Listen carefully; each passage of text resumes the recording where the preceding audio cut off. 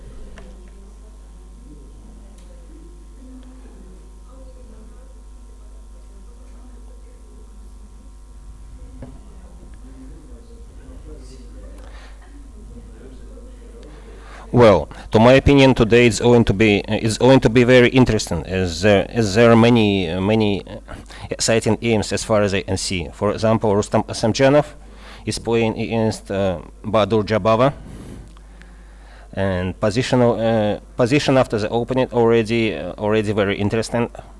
Bahadur played the French defense, but he played very provocative way. So and it's already very unbalanced and unclear position. Rustam sacrificed the pawn, but Black had to stay in the center. There are not so many aims in database with this position, but I think Bahadur takes a lot of risk. By the way, it's as usual. He is always playing this way. So we'll see. It will work for him today. But anyway, position, as far as I can see, position is very promising for Rustam. All his pieces are developed, and Black stuck in the center. So he's got a full compensation for this pawn. And now he think about his move, how to proceed, how to increase pressure. Okay, we'll come back to this aim later on. Now I want to see what's happening in the aim. Caruana Andreikin. This would be very interesting, as just before this tournament in Grand Prix in Baku, Andreikin won against Caruana with white pieces, and today Fabiano has white pieces against Andreikin, so of course he will try to take his revenge. So we'll see if he can do this. After the opening, opening which was played. This is a very famous line, Berlin defense in Ruy Lopez. So this position is always very solid for Black. Although White has better pawn structure. In fact, White has an extra pawn on the inside, but Black has a pair of bishops, which of course we can say it's sort of compensation for this pawn structure. And this was of course played many times. So white chances are better, but Black position remains very solid. So we'll see later on what's going to happen in this game also.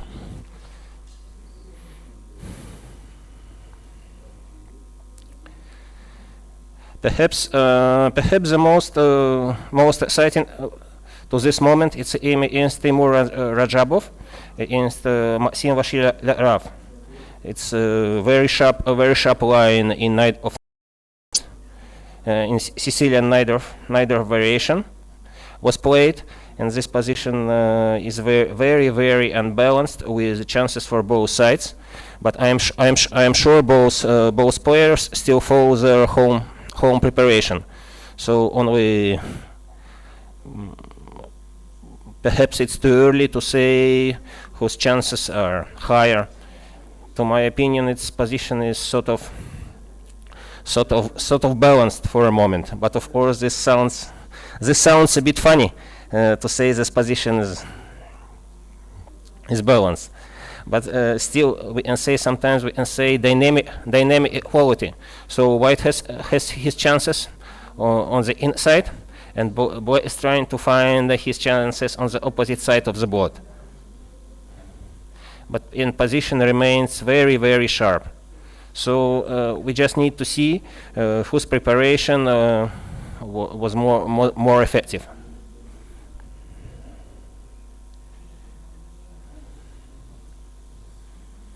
Okay, Nakamura against Giri. This was played very quiet line of Nimzo Indian with for smooth queen c2, and at some point the players arrived to a very well-known theoretical position. And when Hikaru played before, black took c4 pawn with a bishop, then bishop takes c4, d takes c4, queen takes c4, queen d5. This is still theory, and actually in this position black tried both knight d5 and e takes d5. So I'm going to see now what was choice of Anish in this position.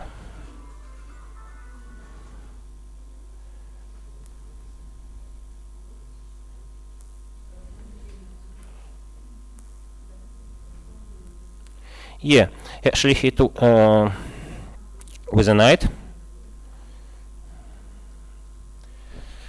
This was played before, for example, in the game Radjabov against Bartel in World Cup tournament in Khanty-Mansi 2009, and this game ended in a draw after only 21 move. But I am sure Hikaru prepared something just to improve white's play. So we'll see what's it's going to be his improvement. I'm sure he didn't come empty-handed to this game, so perhaps we'll see some important theoretical improvement in this position.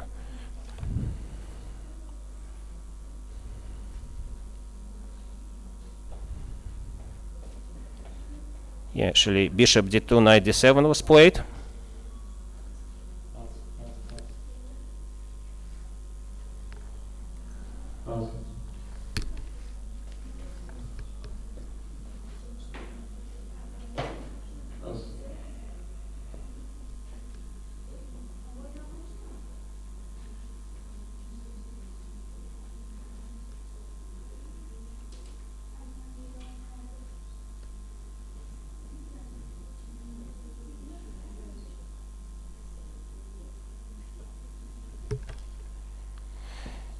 Another very interesting aim of this round, it's encounter of Russian players. White is playing Sergei Karjakin against Dmitry Jakovenko.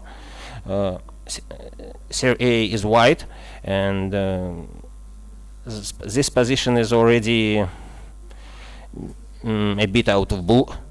So and actually white already spent some amount of time, and I would say position is more or less. I would say position is more or less equal. I don't think white got a lot of out of the opening, so position is still is more or less okay, I would say. So we'll see how it will be continued.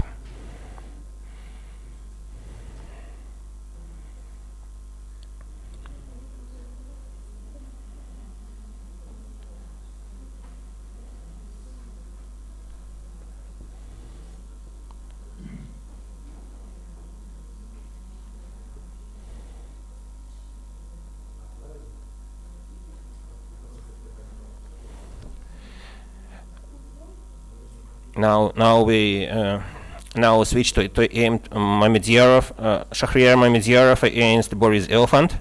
So in this aim we can see this was played in the Indian defense, and Shahryar Mamedyarov he responded with sort of modest e3, as you can see, and then the aim was transposed to sort of Benoni structure with transposition of moves.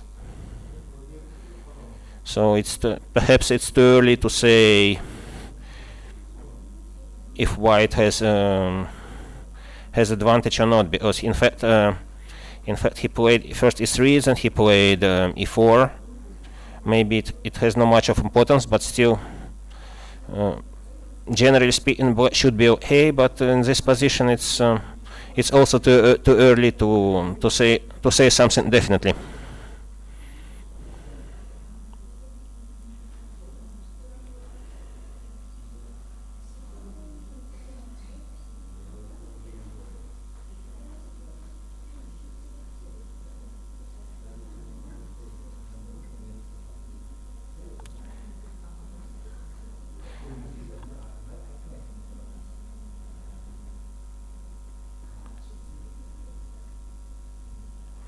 Oh, in the aim of Timur Radjabov against Vachier-Lagrave, it's they continue to play very quickly, both players. So perhaps they're still on their home preparation.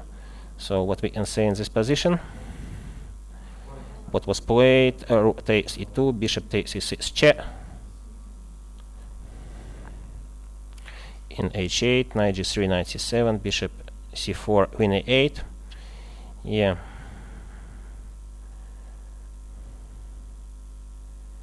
Rook hf1, rook takes f1, rook takes f1, rook a1, in c2, rook takes f1, bishop takes f1, d5, queen f2, g6. So even many pieces were exchanged, so position is still very, very, very complicated, and it's perhaps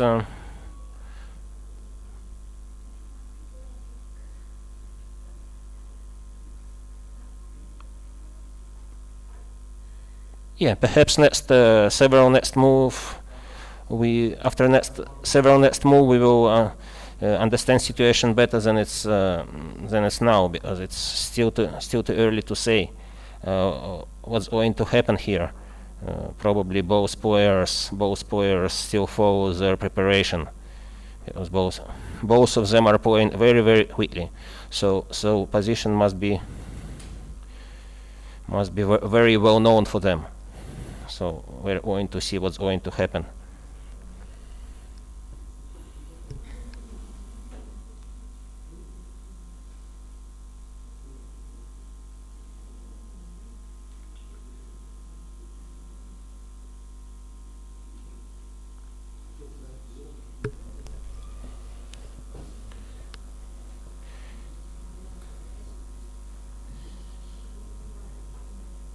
Yeah, and then in the aim of Rustam Kasimdzhanov against Bahadur Jobava, white clearly has a compensation for a pawn, but for a moment I don't see anything decisive.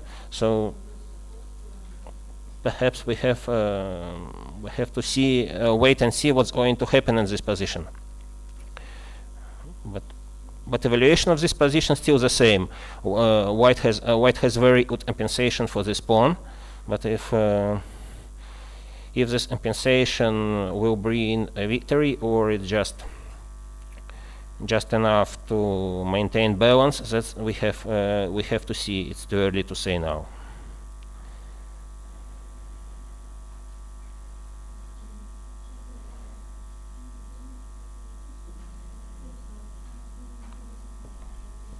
Caruana against Dmitry Andreikin. Now he's trying to open. Position, and he pushed the pawn g4. Okay, from a first view, perhaps it was a bit strange decision, because when your opponent has a pair of bishops, it's not advisable in general to open a position. But maybe Fabiano has something in mind, and because he has a huge experience in this position, he played this position he played this position many times. So I'm sure he knows what he is doing.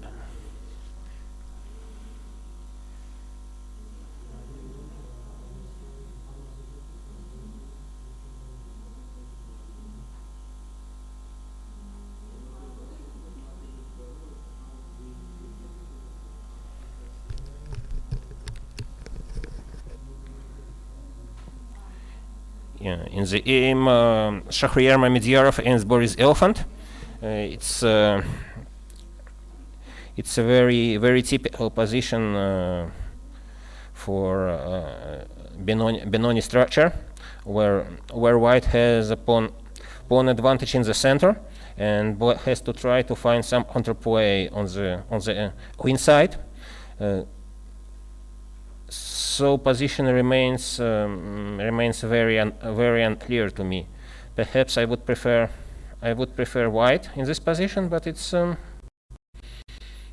still very complicated.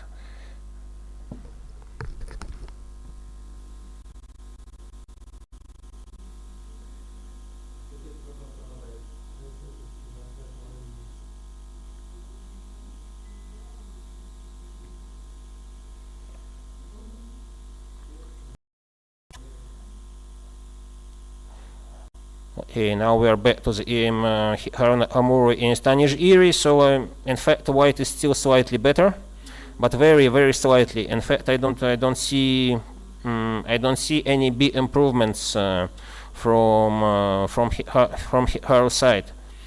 Perhaps White can claim very small advantage in this position, but I am sure Black can hold this position. I don't think it's I don't think White have enough possibilities to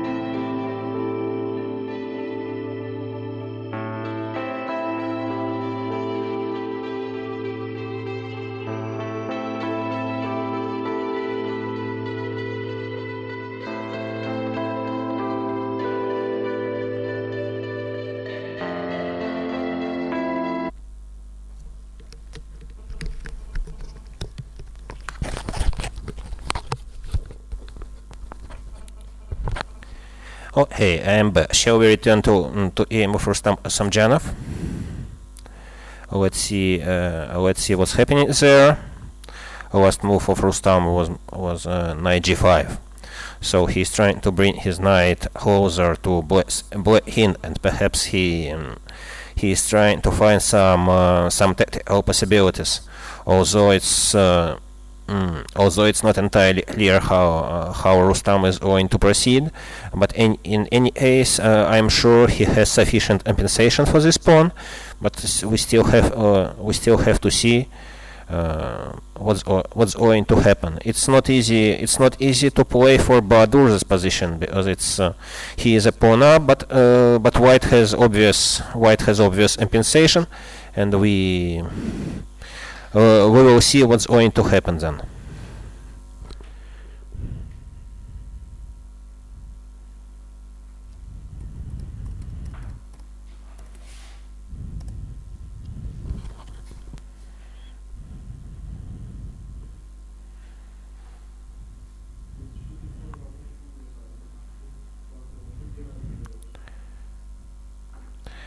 Okay, back to the game of Timur Radjabov against Maxim Vachier-Lagrave. Last move was white move was h4, 27th move of white h4.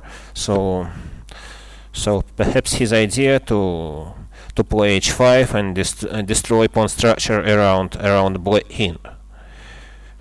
And we should not forget white has a pair of bishops.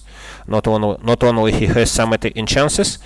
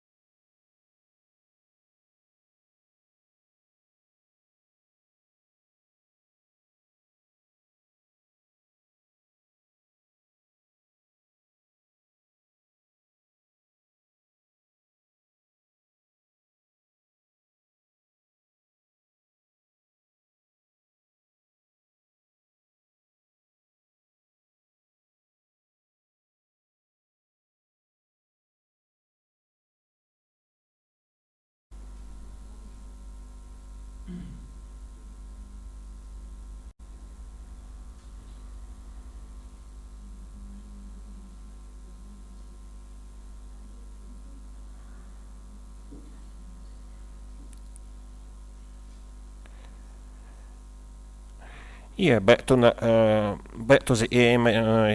Nakamura against Giri. So at some point, white played rook c2, trying to double his rooks on c file, and then black played knight d5 to b6, and black is ready to exchange. Black is ready to exchange all rooks on c file. What will make his defense a lot easier, of course. So perhaps white is still a little bit better, but I don't believe I don't believe it can be won. So black should be able to hold this position. Although Nakamura, he was very confident. He didn't spend much time before he got into this end game. So perhaps he analyzed this position at home, and maybe he knows something about it. Perhaps black has some more difficulties than it seems from the first view. Okay, we're going to see if he was right.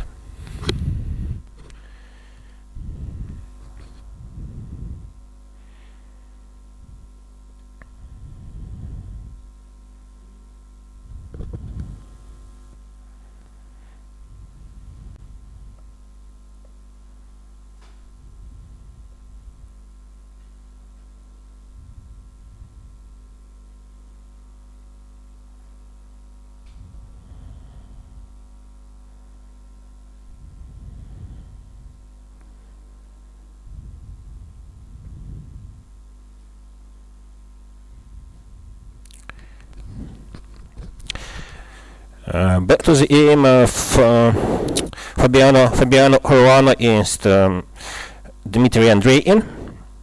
So, as you remember, white played g4 and black to h takes g3, white to f takes g3. Dmitry played knight e7, white played a3, black to bishop takes c3, and white to knight takes c3. So what we can see now, black doesn't have a pair of bishops anymore, but from other side now we can see opposite our bishops on the board, which makes drawing chances very high in this game. So probably I don't think something serious might happen to black in this position. Although perhaps his rook placed badly on g6. Maybe white at some point will try to trap or at least to limit this rook. But the question is if it will work. Or okay, probably this is Fabiano's idea to trap this rook or to limit it in its movements, perhaps. Otherwise, I don't see any dangerous ideas. Otherwise, black's position is very solid. So, okay, white still has pawn majority on the inside. But in this end game, I would say very likely it's going to be a draw, because it's opposite our bishops. It brings many drawing chances for black, and in any case. So we'll see how Fabiano is going to proceed in this position.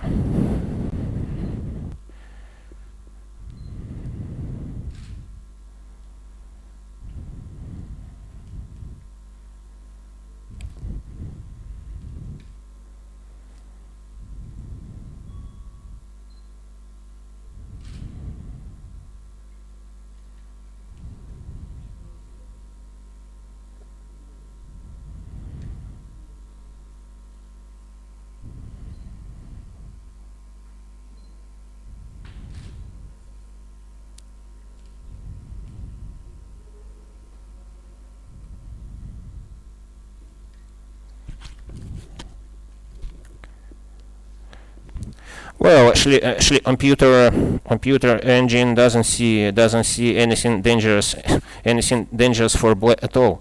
For example, he can proceed now knight d5, and if white wants to play for a win, he must play knight e2, and after knight f4, now finally black can escape with his rook to h6. And perhaps he is not even worse, actually. Perhaps. Of course, white can exchange knights on d5, but then in this case, draw seems to be inevitable. So it looks like to me that Fabiano didn't pose serious problems for Dmitry in this game. Perhaps it's too early to say this, but I don't see anything dangerous for Dmitry right now. We'll bet to this game later on, but probably black is okay already. So nothing. White doesn't have anything special.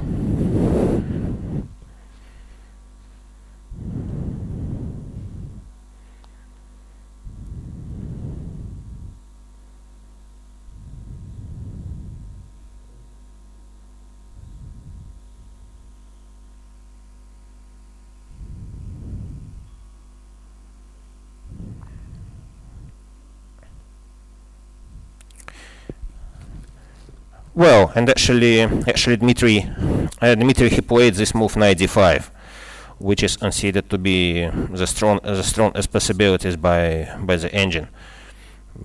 Okay, so let's wait and see for a moment.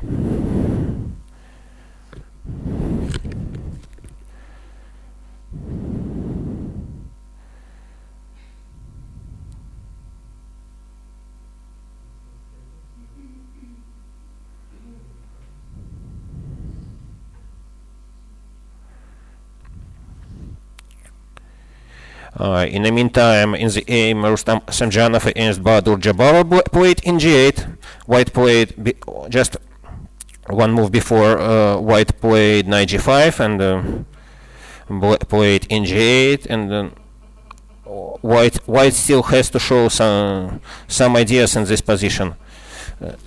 Rustam still has to show something impressive, but I'm sure he's going to find something. Let's just wait and see.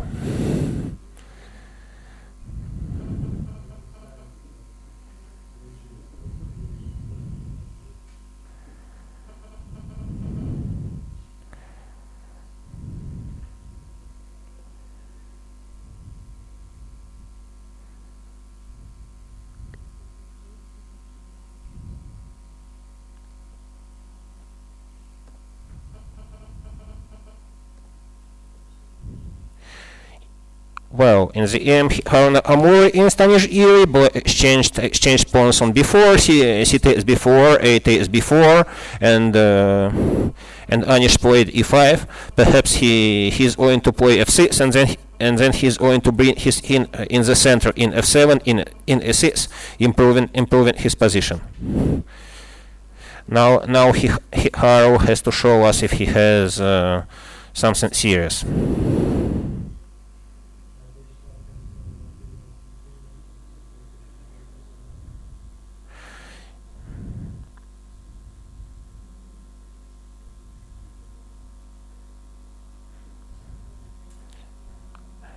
Well, now he has a couple of active possibilities like rook c7, okay, it looks, this move looks very natural to me, and another active possibility is knight g5, trying to bring knight perhaps to e4 and d6, secure c file for white. So probably Hikaru will play one of those moves, rook c7 or knight g5. That's the most likely one of those moves will be played. We will just see which one. So probably white is still slightly better, but I believe black should be able to hold this position. And but perhaps Black's task is more difficult than I thought from the first view. So Black still has to be very accurate. So hey, let's wait and see. We'll be back to this game later.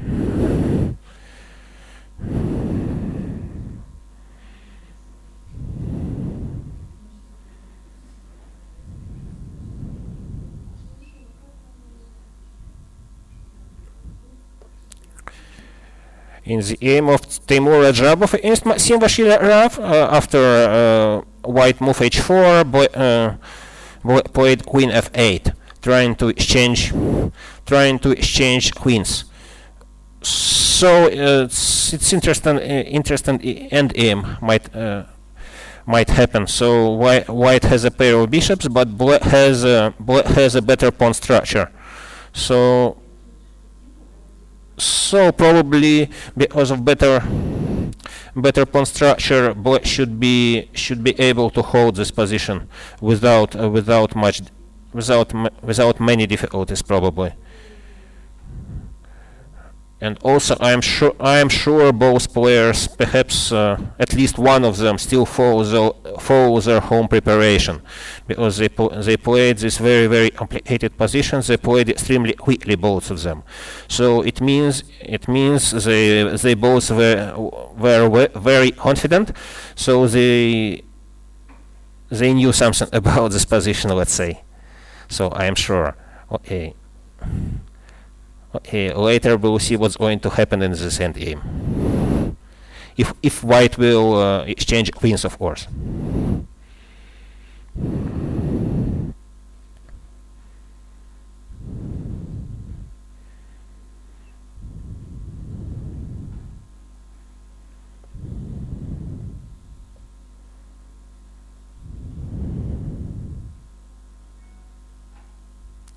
Yeah, after in the game, Fabiano Caruana and Dmitry Andreikin, as we expected, white played knight e2.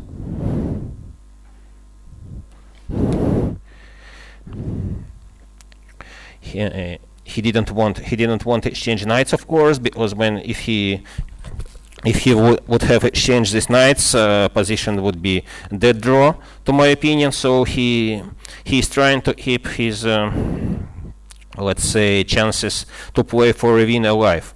But although I'm sure that there is no any real danger for black in this position, so black should be perfectly okay, and I don't think there is any danger for black in this endgame.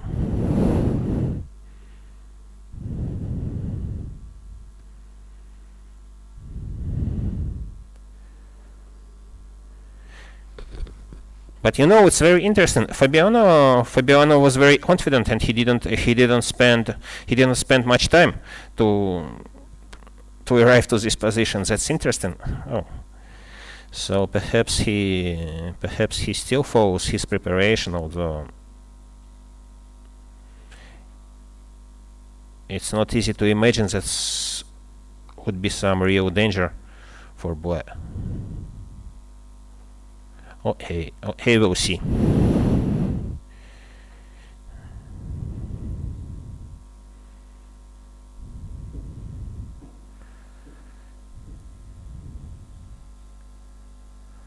Okay, back to the game of Rustam Kasimdzhanov against Bahadur Jobava. As you remember, last black move was in G8, and white played very natural bishop f4.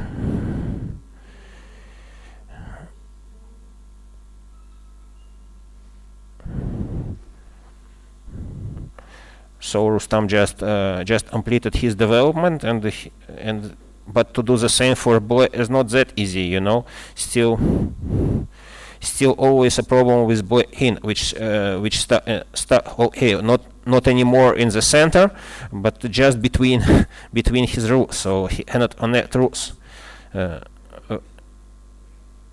very easy. So it will Bahadur has to show us how he is going to connect his rook and complete his development. So I would say evaluation of position would stay the same. White has decent compensation for sacrificed pawn.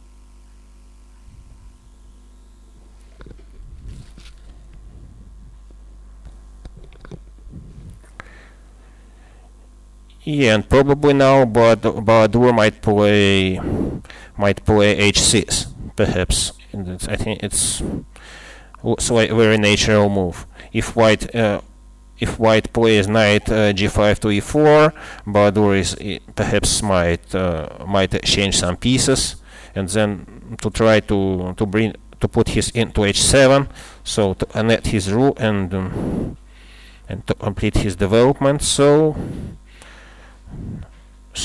hey, probably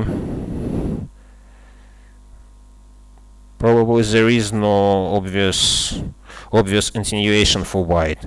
So white of course maintains his compensation, but the question is if it's enough more than equality, you know.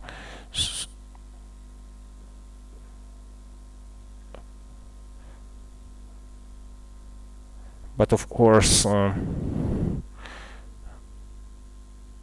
position remains extremely complicated, and it's too early to say that's what's going to happen in this game later on. So in fact, this in this sort of positions, all three results are possible, I would say. So I'm sure we are going to see something interesting in this game later on.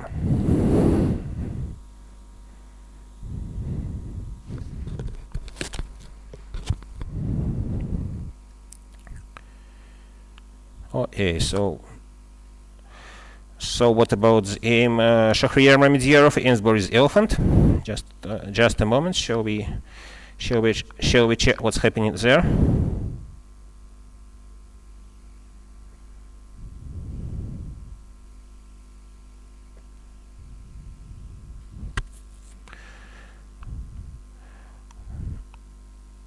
Well, not much changed since our last visit to this game. So still more or less the same pawn structure. Both players spent not so much time, so they both should be. It looks like they are both satisfied with their positions.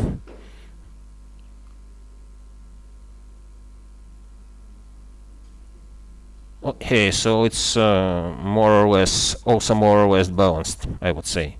Typical Benoni structure.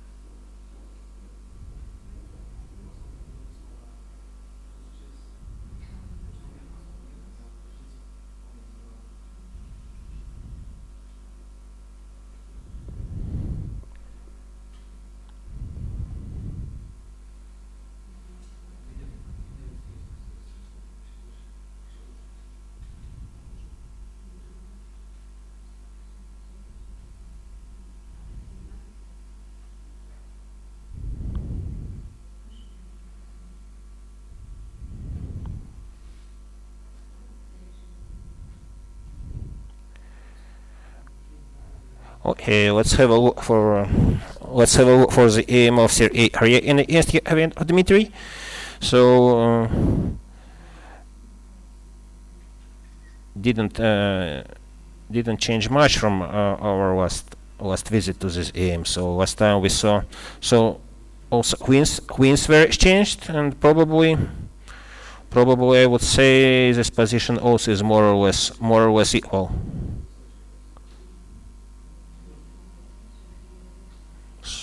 So we can say that's why I didn't get much out of the opening in this game.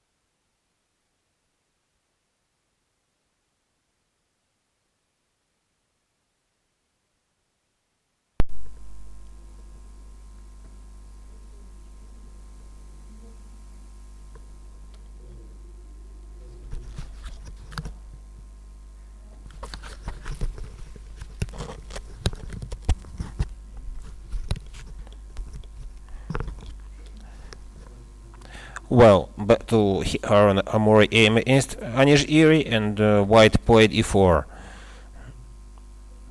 Well, as I told you before, perhaps knight g5 or rook c7 a lot more natural. So now white will not have square e4 for his knight. So it's white cannot transfer his knight to d6 anymore. So I have my doubts about the last move of Hikaru e4. So maybe one of those moves like rook c7 or knight g5 should be preferred.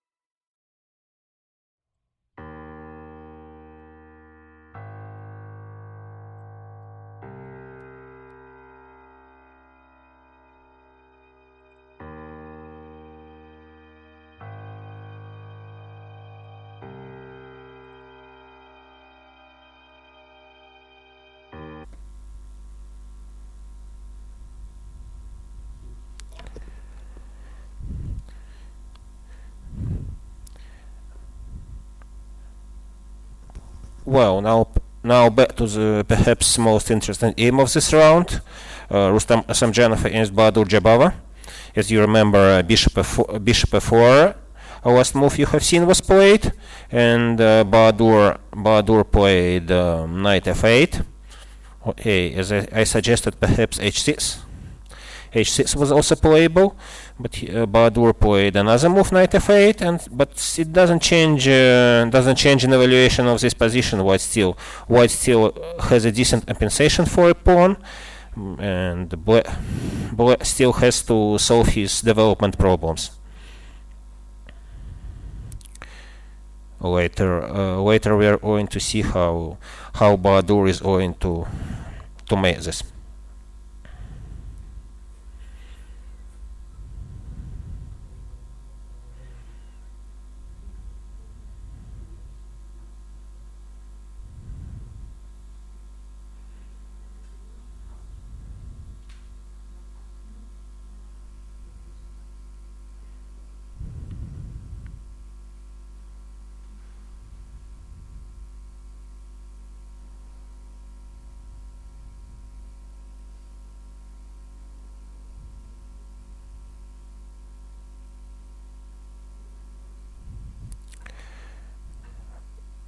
By the way, Bahadur just played the move queen a5. Let's have a look what's going to happen there after this move, after queen a5.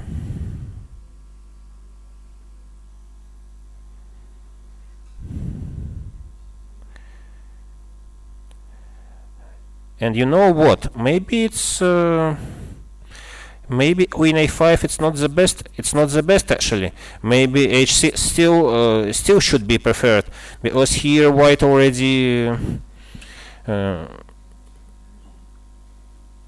white has more compensation, let's say, than before.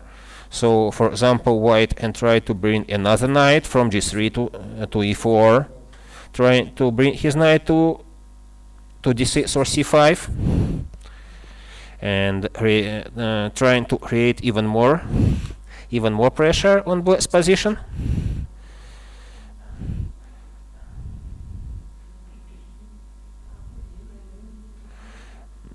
And it's of course it would be extremely dangerous for black to take a pawn on a2.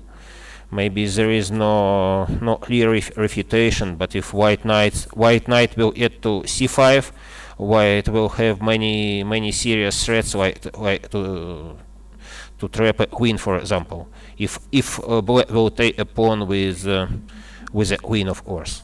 So maybe now knight g3 to e4 deserves very serious attention for white now, for Rustam. And now we can say white has excellent compensation for this pawn, more than sufficient compensation for a pawn, I'm sure. So maybe Bahadur's move queen a5 was not the best, you know.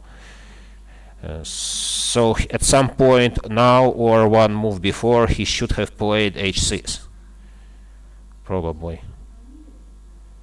So okay, let's see. Maybe Rustam will play this knight g3 to e4, or maybe he is going to find something even stronger than this. Okay, let's see.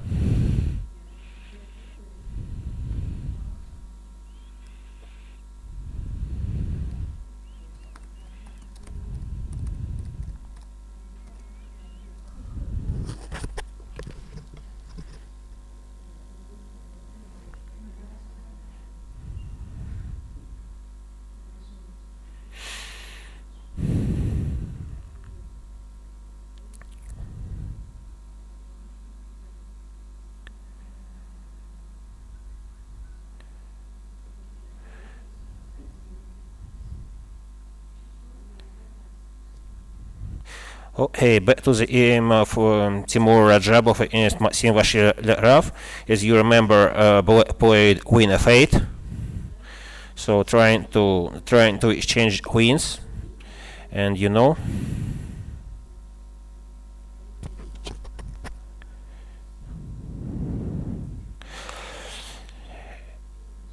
And you know, white decided that he is going to play this endgame, so probably white is still optimistic about his chances in this endgame, mainly due to pair of bishops, of course. Yeah, so what we can say about this endgame? We can say, obviously, as you see, white has a pair of bishops. In chess, it's very important factor, pair of bishops, especially in the endgame. Also, white has some space advantage. So black's position a bit cramped, you know. But on other side, you know, black has a better pawn structure, as his b4 pawn it holds two white pawns, b2 and b3.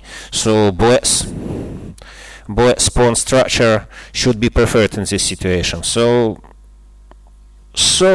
we can say this black's better pawn structure should be, to my opinion, should be sufficient compensation for this white pair of bishops. Let's see what's happened. So white took black's queen takes f8, and black took with a knight.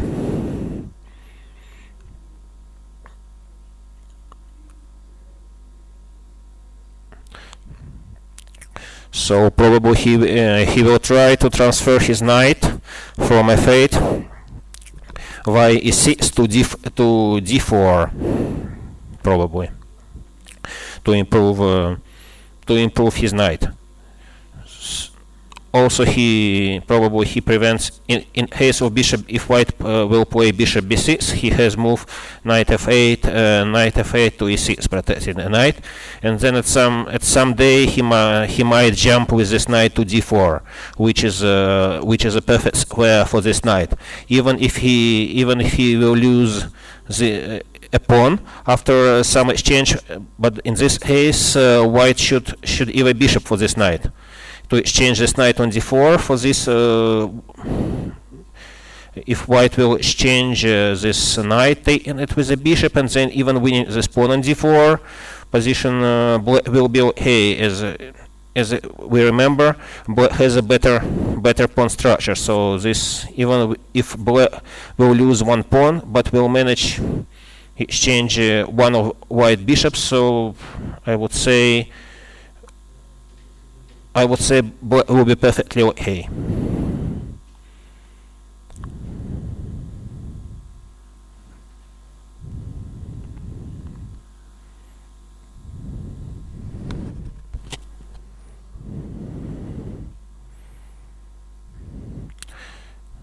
So back to the aim of Sergei Karjakin against Dmitry Jakovenko. So as I told you before, White didn't get anything special out of the opening, and probably at some point you remember Black played knight c6, White played c3, and Black played e5.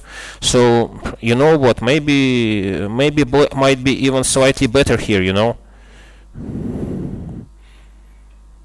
But nothing serious, of course, nothing special. So I would expect a draw in this game. Although maybe it's too early to say, but most likely it's going to be a draw in this game.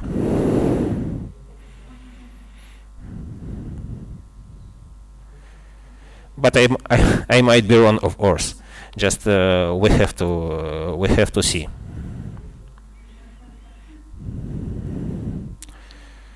So what about Rustam's game?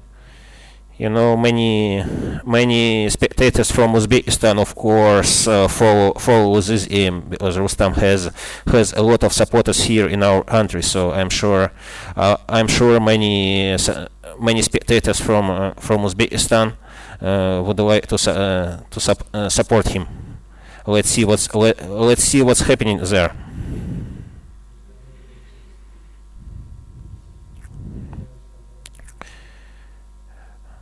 Okay, actually Rustam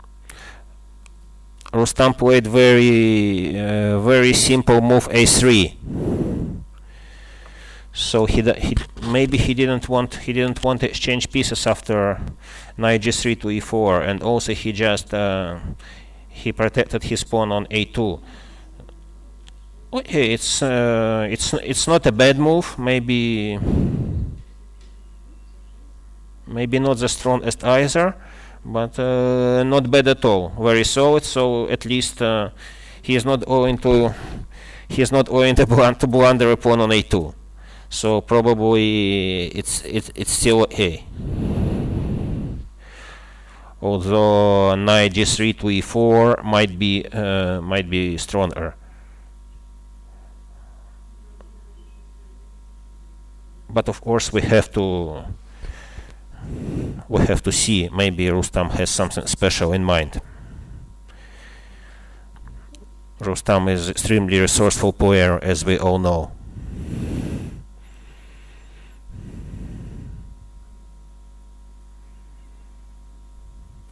Now Black can play h6, trying to bring his to h7 one day, connecting roots, or he can bring his rook a8 to d8, bringing his rook into the center. So okay, Black is still very solid. White has a compensation, but as I tell you, Black still has very solid position, not easy to break. So we'll see what Bahadur is going to do in this position. There is no direct danger for him, of course, but still White has a long-term compensation for sacrificed pawn. So now it's, as I tell you before, it's too early to say something definitively about this position.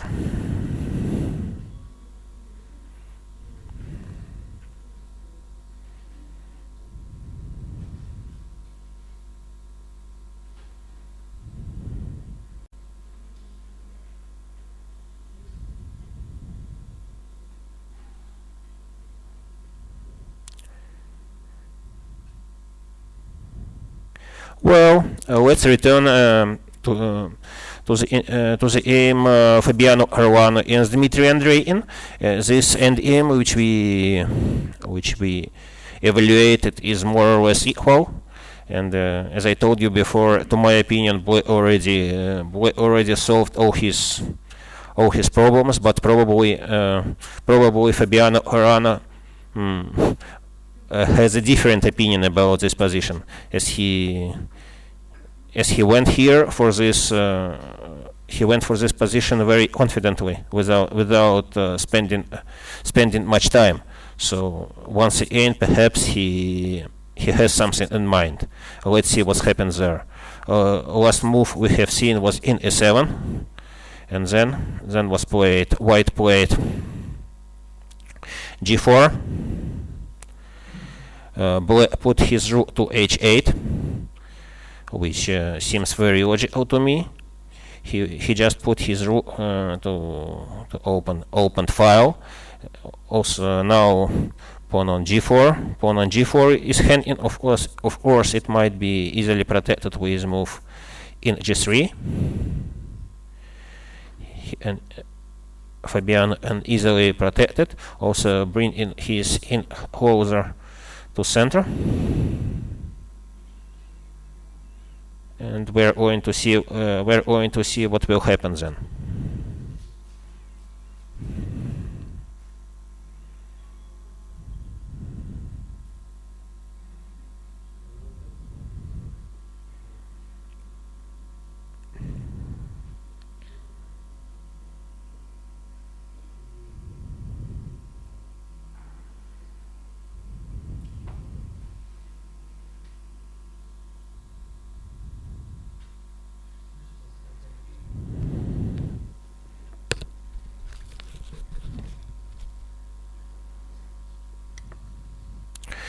Yeah, probably Fabiano will make one of those moves like in g2 or in g3. Maybe in g2 is even better.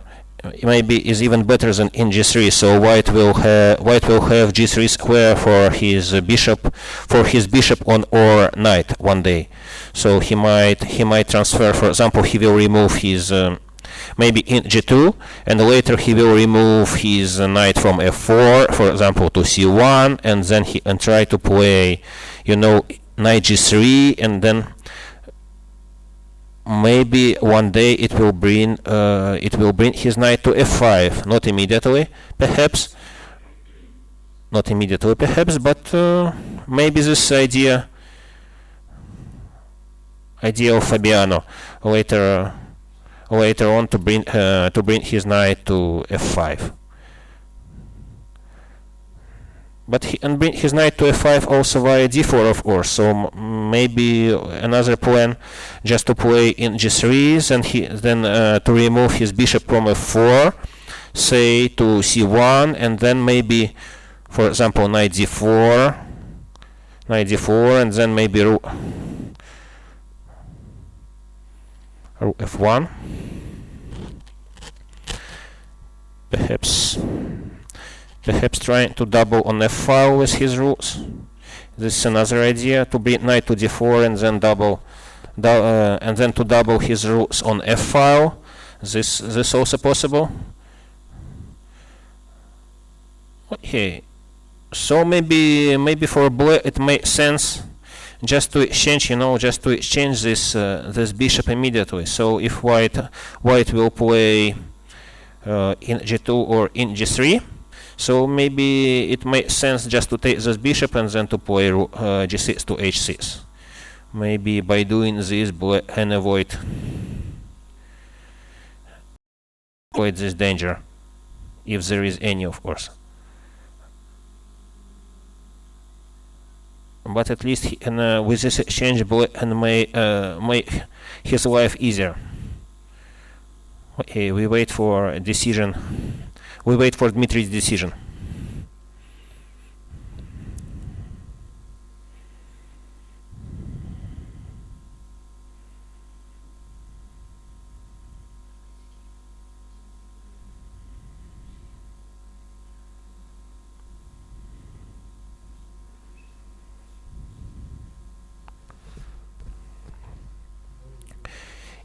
Yeah, actually Dmitri came to the same conclusion. White played in g2 as we expected, and Dmitri, he decided to avoid all these possible potential dangers, let's say, by just taking knight d5. He took this bishop. Knight d5 takes bishop f4.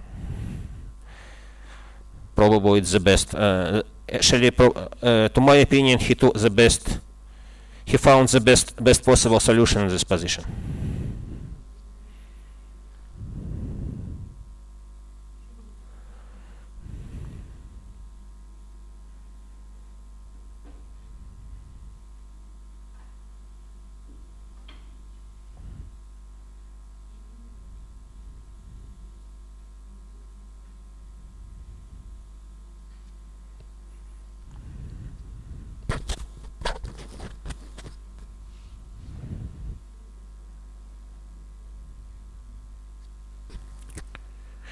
So what we can say about this endgame? Probably evaluation would stay the same.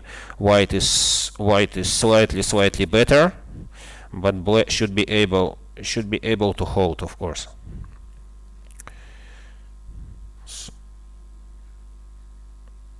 So white still has a better pawn structure.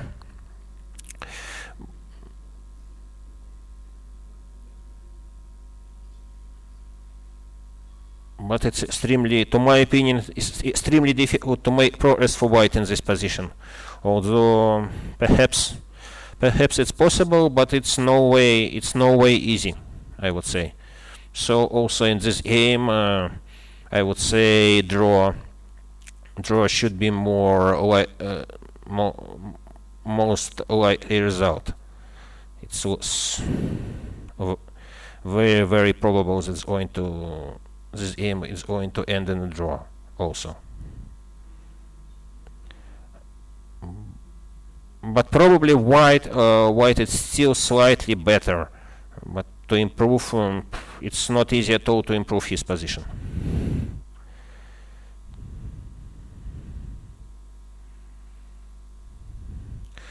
So what about Nakamura? Also end game against Giri. Last time, what we saw last time, this move was move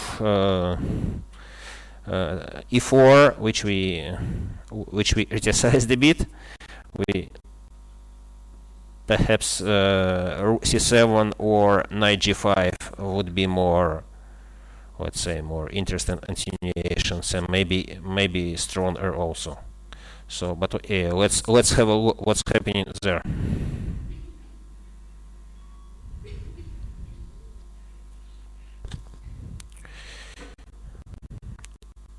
Yeah, after e4, black played f6, bishop e3, in f7, knight d2.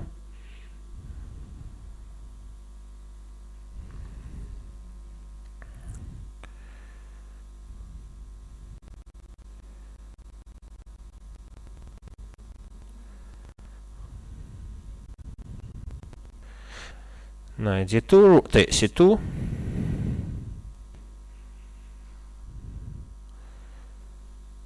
So black managed to exchange one pair of rooks, and black played rook c8, trying to exchange the last pair of rooks. So of course, then it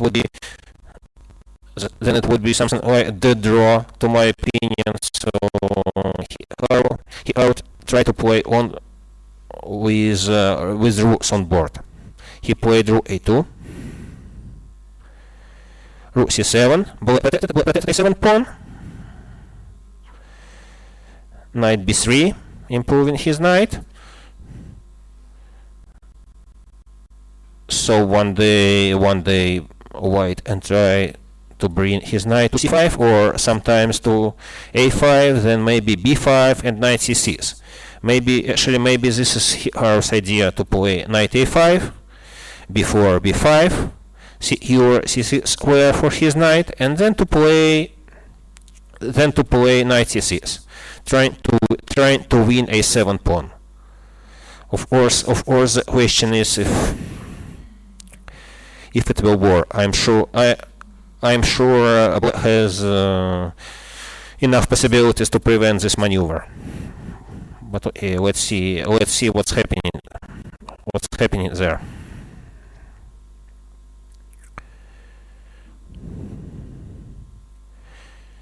And Anish just played in e8. He brings his in closer to this a7 pawn.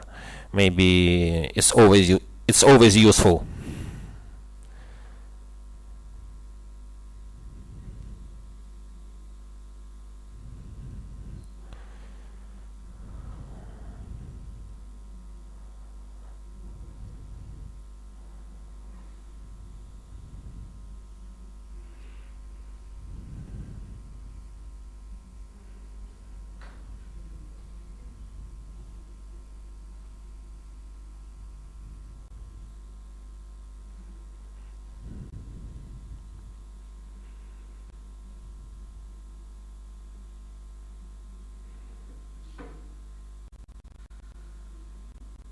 Yeah, so also engine doesn't see any serious danger. Maybe white and first try to centralize his king. For example, in d3, would be logical. Maybe then only then trying to transfer his knight to c6 if it will work.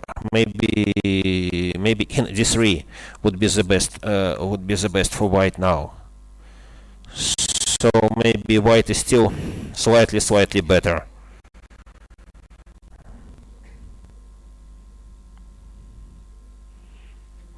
But not much anyway. Black should be able to hold in this endgame.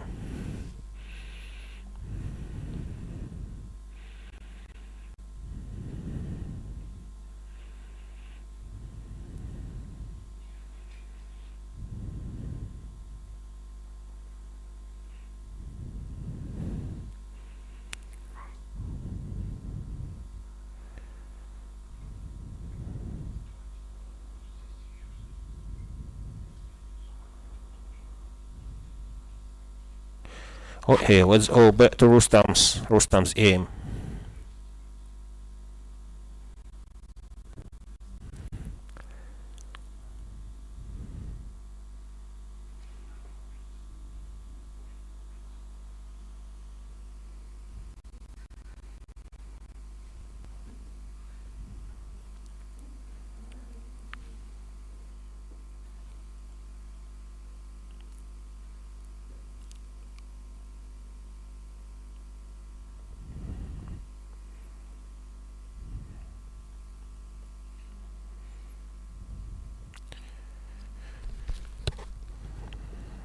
So as you remember, last time we saw this position, Rustam played a3 17th move, and Bahadur played rook d8, which we expected.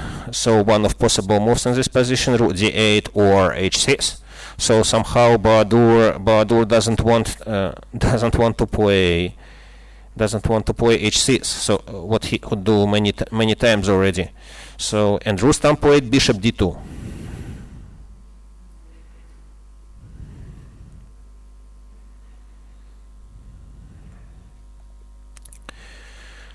So he attacks a black queen, which enroll to b6 or c7. Maybe to b6 was a little bit better, but queen c7 is also playable. So one of those, maybe queen b6. Yes, queen b6 a little bit more active.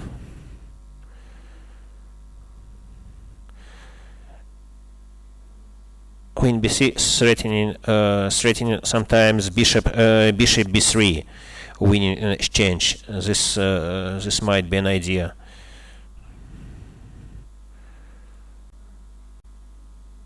So I expect Bahadur to play queen b6 here, and probably it's the best move in this position, queen b6. So white still keeps compensation for a pawn.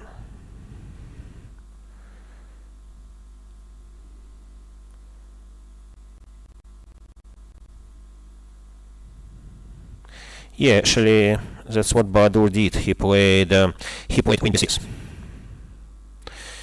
Now Rustam has a choice. Rustam has a choice between bishop e3, attacking a queen,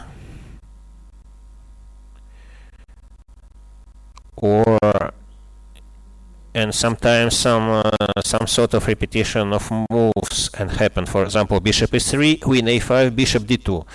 So this would be possible continuation of this game. Of course, I am not sure about players' intentions. If they will be happy with a draw by this repetition, I'm not sure at all.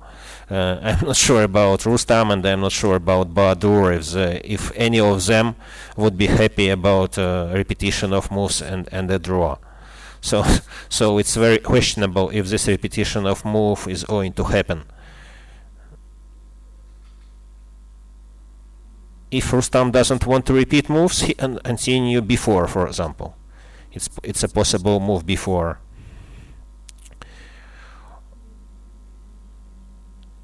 If he wants to avoid repetition, for example. But of course, bishop e3 and b4, yes, probably most logical moves for white in this position.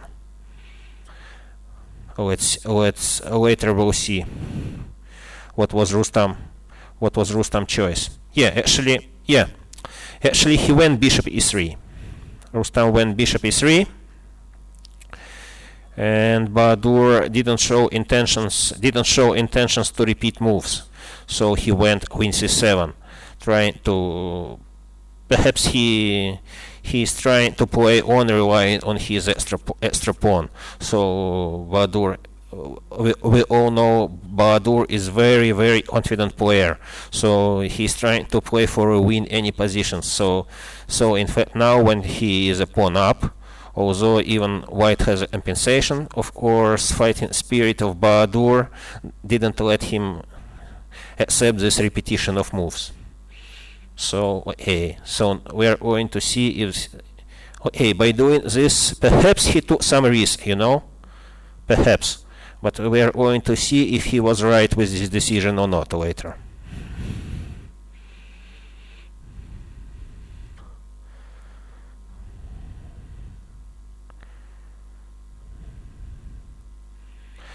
So if your question and what white is going to do here, actually white has a choice here. White has many different moves and many different ideas here, so I wouldn't say what Rustam is going to play here. In fact, he has a huge choice of different moves. So in the evaluation of position, I would say evaluation of position didn't change. Still, black is a pawn up, but white has a positional compensation for this pawn. So we just have to be patient and to see what Rustam is going to play in this position. Choice is B. For example, even waiting h3 move is possible in this position, for example. And of course there are many more other moves. It's very difficult to predict Rustam's choice.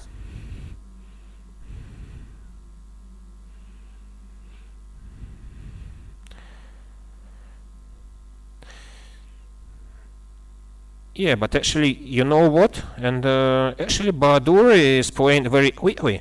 He still has 1 hour and 10 minutes left, and Rustam has only 40 minutes left. 40 minutes. It doesn't sound that that serious. It's still 40 minutes. It's still a lot of time, but for a position like this, even 40 minutes might be not enough, because it's not easy at all to make a right choice in this position. As I told you, white has a huge choice of moves in this. So, and sometimes, in fact, sometimes it's a problem when you have many possibilities. It doesn't make your life easier, So it's easier to make only move or move to play when your choice is limited, and when you have plenty of moves you can do. Sometimes it's very easy to get distracted by choice, and sometimes it's difficult to choose between many possible continuations. So in fact, I wouldn't say that's already 38 minutes Rustam has. That's a lot of time. No, it's not. For a position like this, for complicated position with huge choice of different possibilities, it's clearly not enough. So I would suggest Rustam to play, perhaps to play faster, if I could.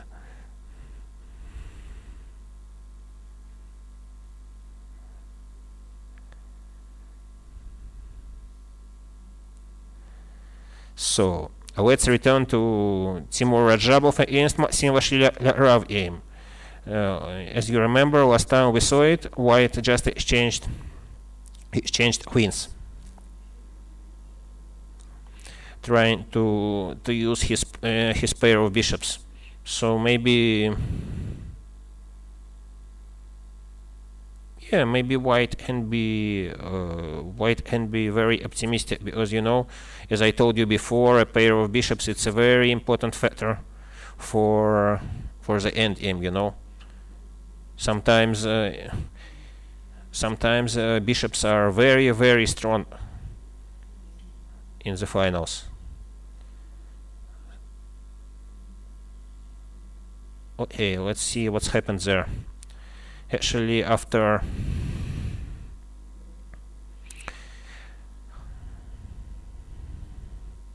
sorry, just a moment. Queen takes f8, knight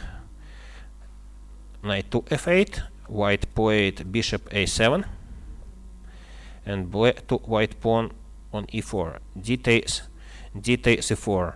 So I expect white to take with a knight, and then the situation which I already told you, the situation better pawn structure for black and a pair of bishops for white. So sort of positional conflict, very interesting positional conflict. Pair of bishops against better pawn structure.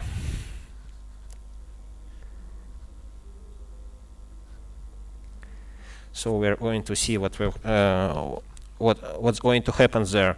Although I would say that draw is still very, very likely in this game. Maybe white is slightly better due to pair of bishops, but black should be able to hold due to better pawn structure.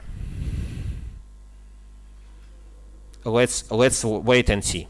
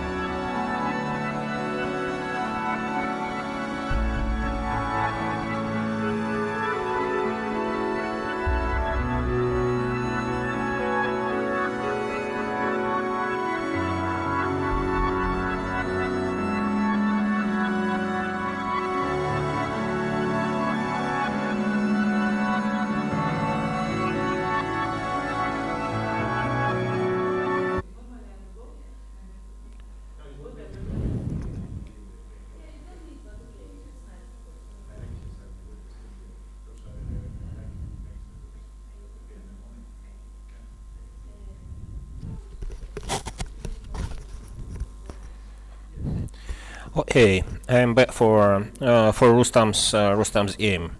Kasimdzhanov Rustam in Jobava Bahadur. So last time we thought what white should play in this position, and actually Rustam he played just waiting move h3. Remember, at some point Rustam played bishop e3, played queen c7, and now Rustam played waiting and prophylactic move h3.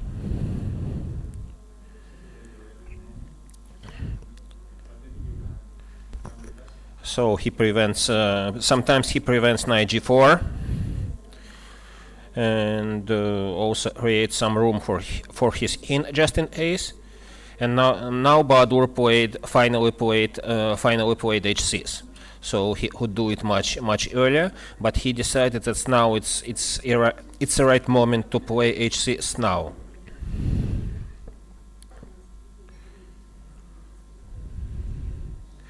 Rustam went knight g5.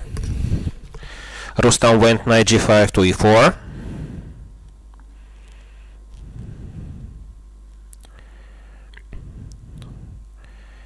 And black played knight e6.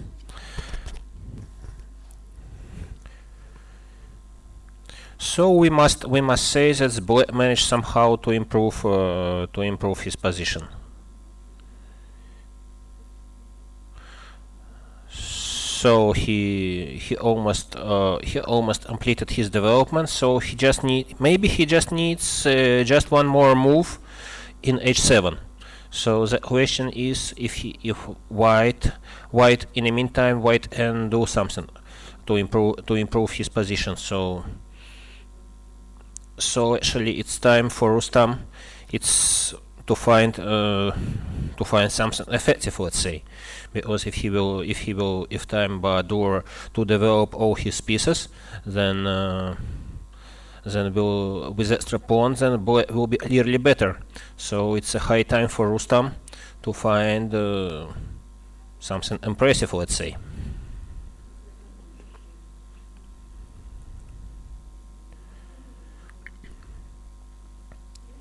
So for a moment doesn't work. That sacrifice knight f6, bishop f6, bishop g6 doesn't work at the moment, because black will take with a pawn, and after queen g6 check, black will have queen g7. So nothing decisive in the moment, as far as I can see, or better to say, I don't see anything decisive for a moment for white, for Rustam. But perhaps, as I told you before, Rustam is an extremely resourceful player, and I'm sure he is capable of many. Just a moment, I want to check some line.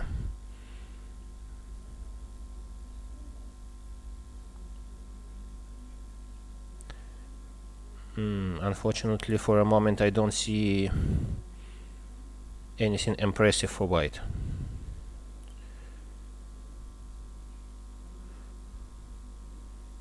Okay, maybe white can play just positional move knight c3, and just at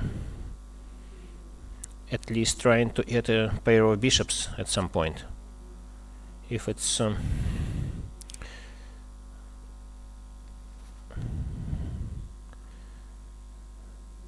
just to play for positional compensation, let's say. As far as I can see, there is no any direct attack, so maybe it's time to play for positional compensation. Knight c3, and then to take a bishop on d5, and then just to continue with pair of bishops, perhaps. Or hey, let's say what Rustam is going to find in this position.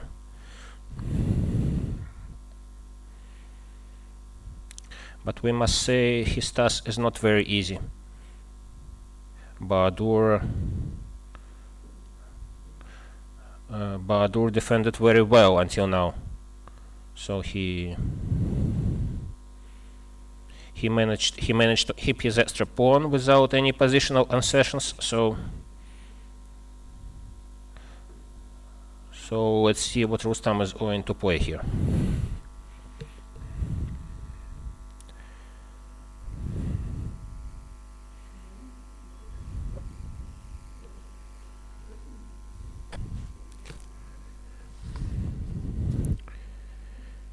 Yeah, Rustam is still, after knight e6, Rustam is still thinking. Yes. So what to play?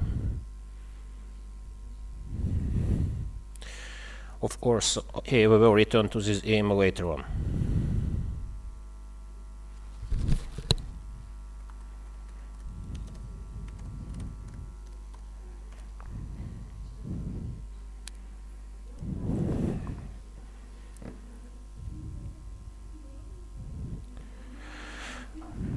Okay, let's return to game of Fabiano Caruana against Dmitry Andreikin.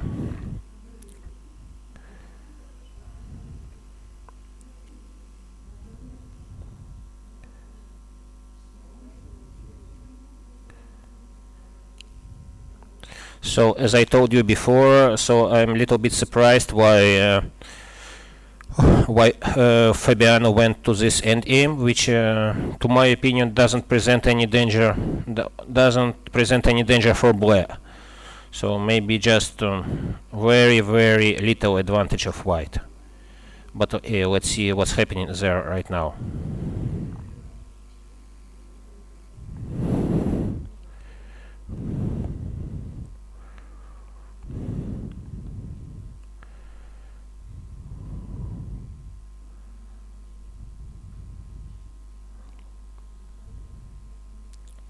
Last time we saw this game, Black just played rook g6 to h6,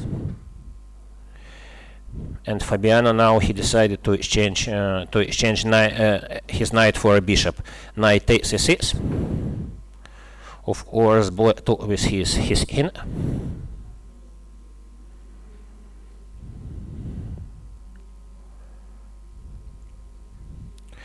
White played rook d3. Black played a5, and white played a4. So what we can say about this endgame? To my opinion, Black is perfectly okay, and it's very difficult to imagine any danger for him.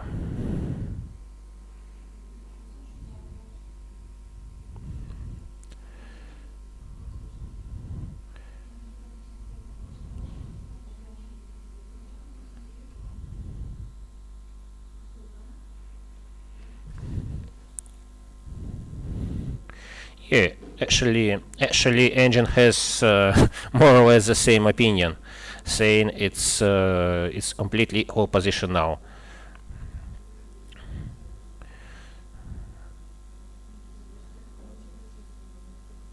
So we can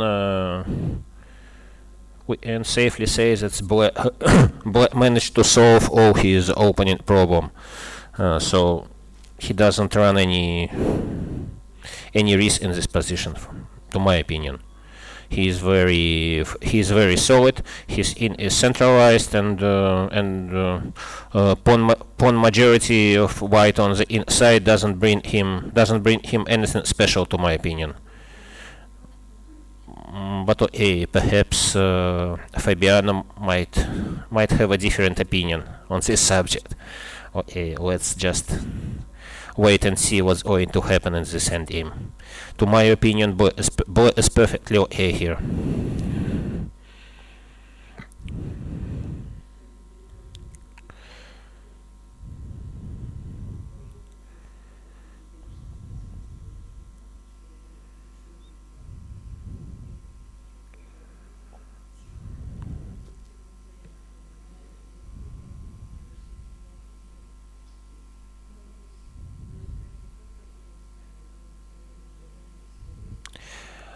In the game, Timo Timur Radjabov against Maxim Vachier-Lagrave didn't change anything for a moment.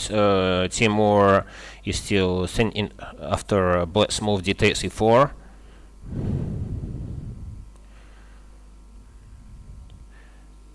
Okay, let's check the game Shahryar Mamedyarov against Boris Gelfand. What's happening there? Last time we saw it, white played rook a to e1, Boris played queen b6, and here Shahryar came up with a little bit surprising idea, rook back to a1, you know. So he just returned his rook in its initial position, but maybe he decided when black moved his in to b6, perhaps his intention was to play a5 instead of playing in the center. Okay, we'll see.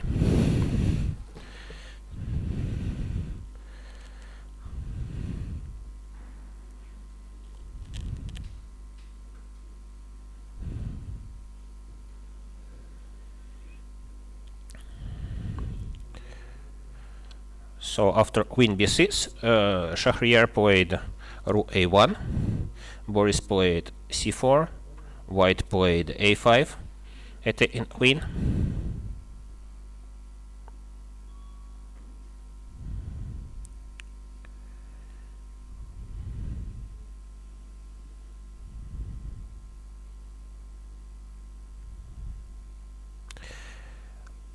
Queen d8, bishop e3,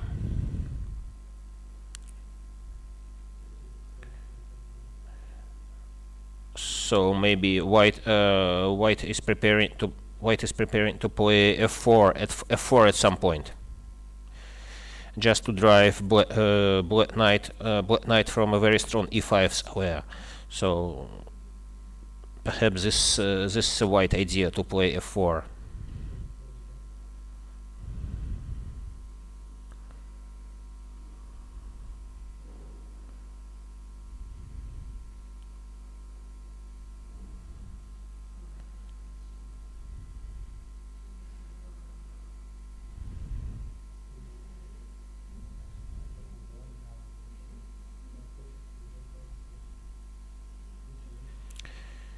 Boris played knight f6 to d7.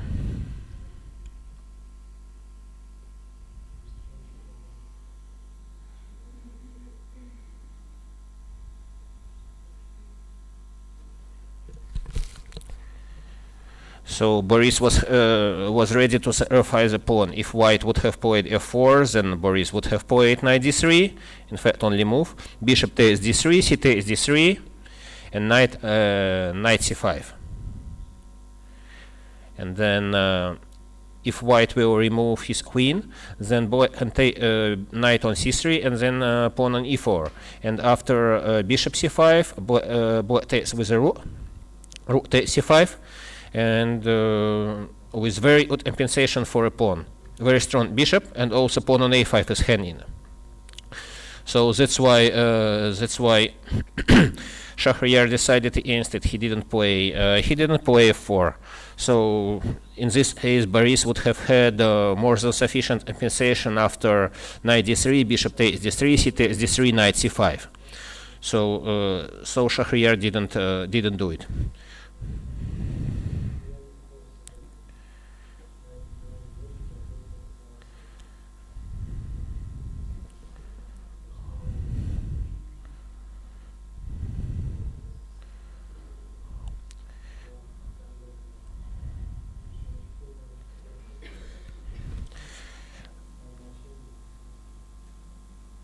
Shahryar played knight a4, so he prevented black's move knight c5. So now black cannot play knight c5, of course, because white will take this knight, pawn takes, and white will take c4 pawn. And of course, very bad for black to take a pawn on a5 now, because after knight b6, and black should lose material after this move. So he cannot take this pawn on a5, of course. So he went h5. White went h3. Boris played queen e7. White played rook ac1.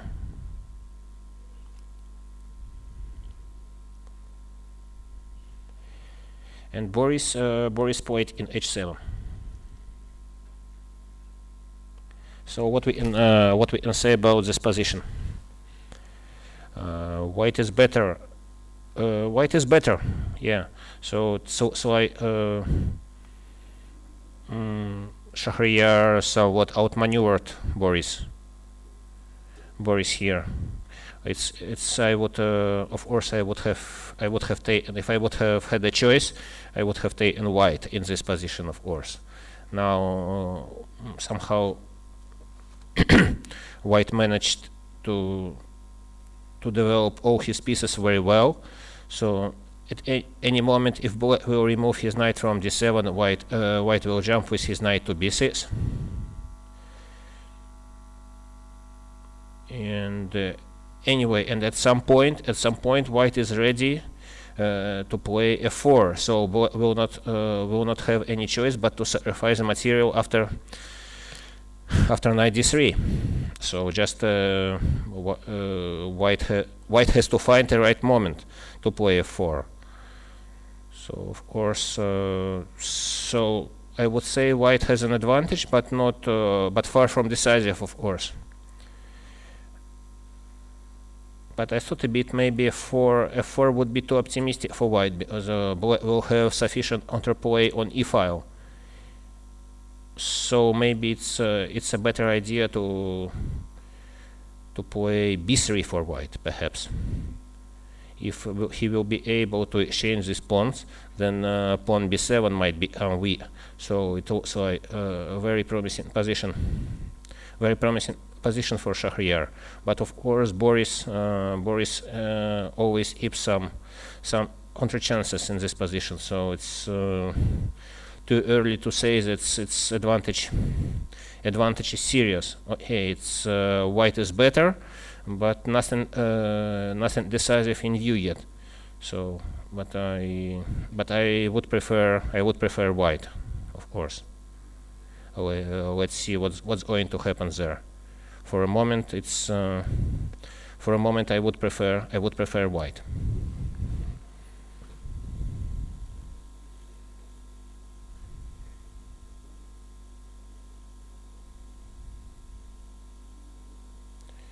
And also I must mention here that Shahryar has much more time than Boris. Boris has only 21 minutes left, and Shahryar has 57 minutes, and still 18 moves to go. Because here, as you remember, time control on moves 40, and there is no any increment. So in fact, Boris only has a little bit more than 1 minute for each move, which is might create some pressure for him in a very complex position like this. Okay, let's wait and see what's going to happen here.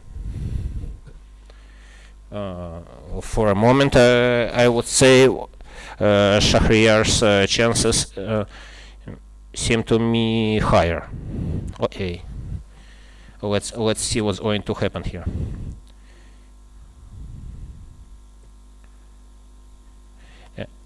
Oh, by the way, actually, yeah. Okay, we will return to this game right now. Shahryar played b3 as we expected, actually.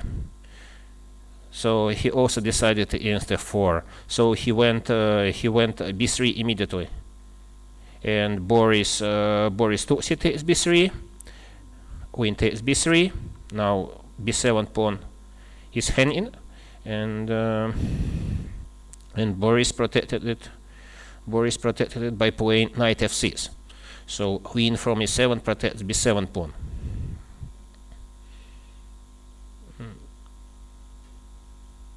But now we can say that it's already maybe Okay, now white can play very logical and white move white f3, just protecting e4 pawn, and then he can try to play knight b6 if he wants, and he will take c file, and at some point he can try to penetrate with his rook to c7.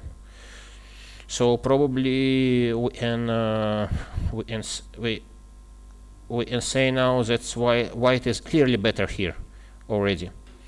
So also not so easy for Boris to find something impressive. But okay, let's see what will happen. For a moment, yes, for a moment it's evaluation is the same. So white is better, and maybe even much better. We'll see. Okay.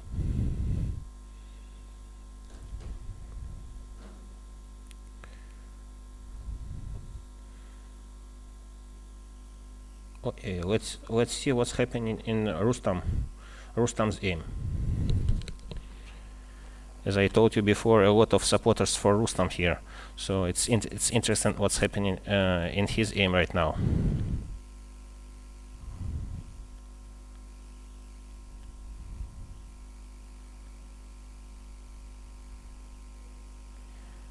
Okay, Rustam took knight e4 takes f6 check, bishop takes f6, and the bishop e4.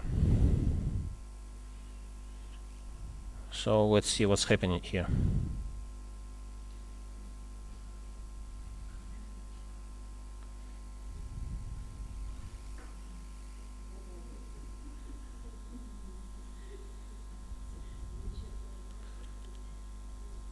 Of course, if black will take white's bishop, white will take with a knight, and then black doesn't have time to bring his king to g7 or h7 because bishop is hanging. So maybe the best way for Bahadur to proceed is just to play in g7 immediately, what would be very logical to my opinion. Of course, then in this case maybe Rustam wants to exchange his bishops, and maybe he can take, sometimes he can take a7 pawn, you know, but at the same time b2 is also hanging. So maybe he doesn't have time to win a pawn back after in g7. But anyway, after in g7, white still has a compensation because Rustam has excellent development of his pieces, and he still has some pressure. But of course, for a moment there is not anything decisive for him. Probably now we can say that his compensation is just perhaps it's just sufficient to maintain balance, you know. Probably it's sufficient, but not more than that. This I would say. Perhaps to maintain balance, but hardly more than this.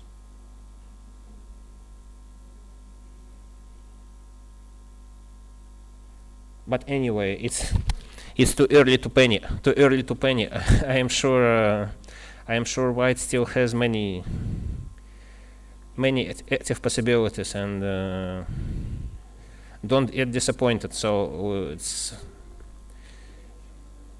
as I told you, it's too early to panic. White still has some compensation for a pawn.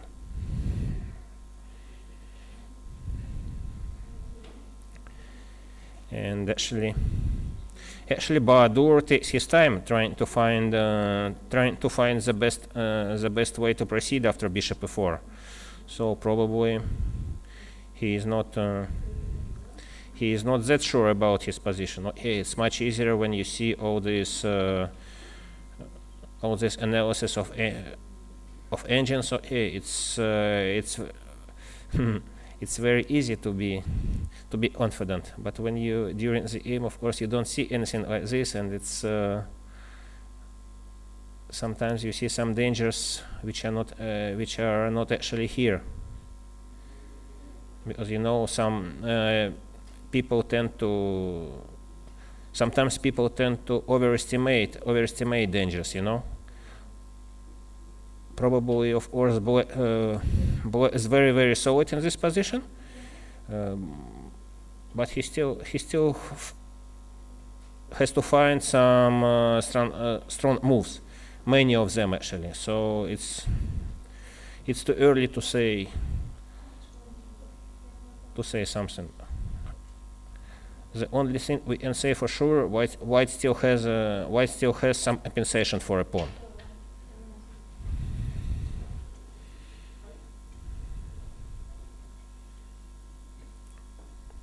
Okay, let's go back to the game of Timur Radjabov against Maxim Vachier-Lagrave. As you remember, last time we saw black to white pawn d5 takes e4.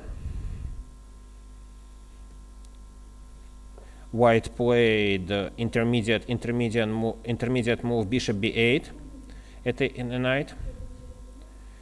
Black played knight f8 to e6, protecting this knight. Now white took a pawn with a knight takes e4, and black played h6, trying to exchange some pawns and to reduce material, so it can secure a draw for him. So probably it looks like black already solved most of his problems, and draw is very likely in this endgame.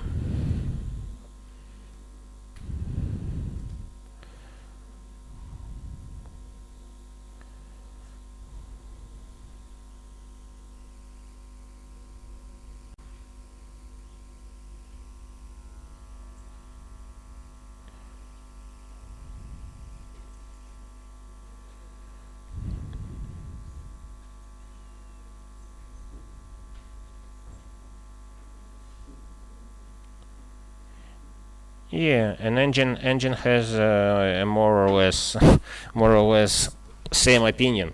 Its end aim should be draw.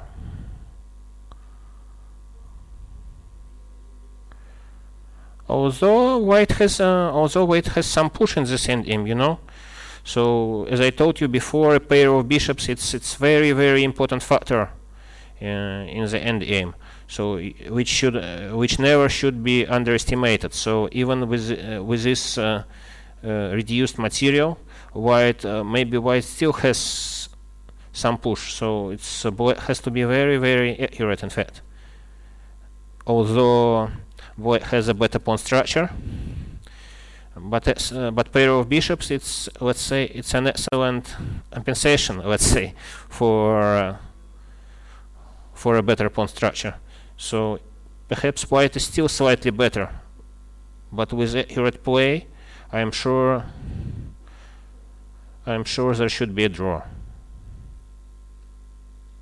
But anyway, okay, we'll see it. We'll see what's going to happen later on.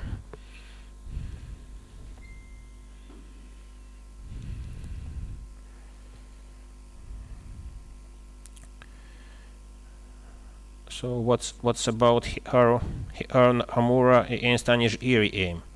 Let's see what's happening there.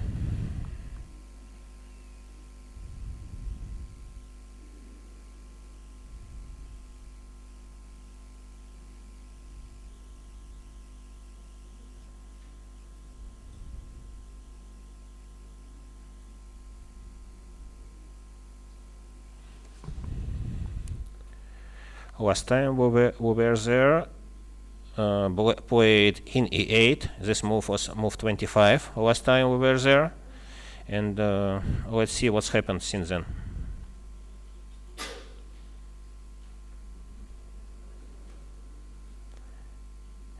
Actually, white played in d3. Black played knight c8.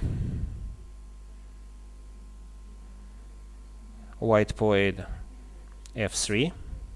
Black played rook b7. White played in c3, protecting a b4 pawn. Black played rook c7 check.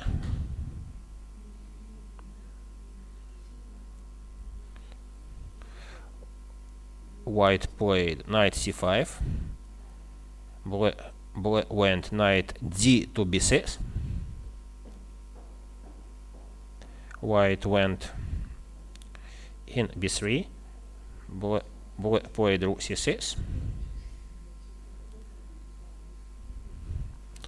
White played knight d3, and black played rook d6.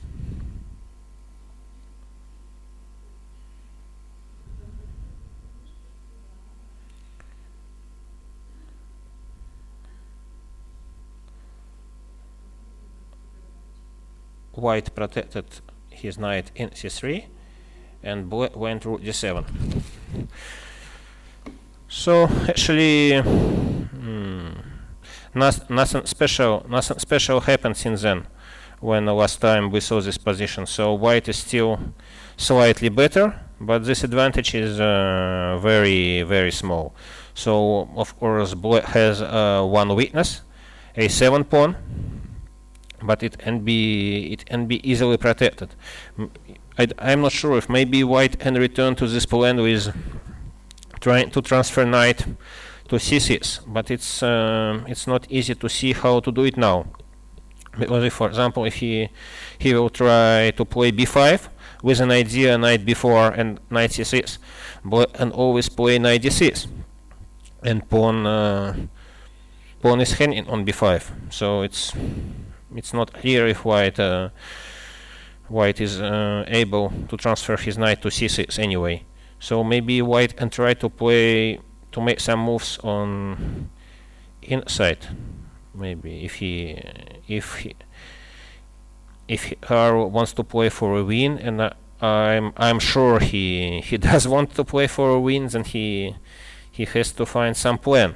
What would be this plan? It's very difficult to see now what white should do. As I told you, this plan with b5 may be not very effective now, because black can always play knight d6, and b5 pawn is hanging. So maybe for white, maybe he can try to push some pawns on the inside. Maybe. Okay, let's see what's going to happen here. Probably it's still also evaluation remains the same. Some small advantage for white, but nothing special, and black should be able to hold it. Okay, let's see what happens there later.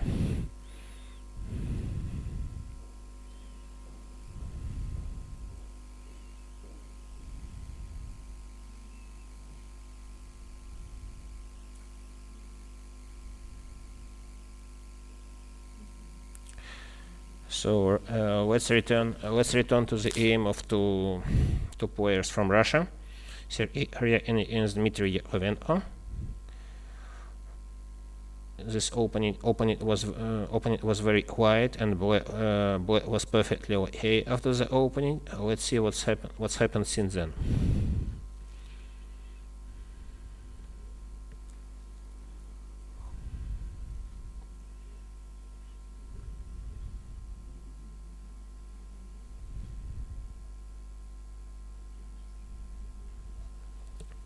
As you remember, last time we saw this game, white played c3 and black played e5, and I said perhaps black is already slightly better here, and in fact yes, black is already slightly better here. So, but okay, let's see what's happened. Actually, white played bishop e3. Okay, it's logical. He developed his knight. Black played f5. Okay, black takes even more space.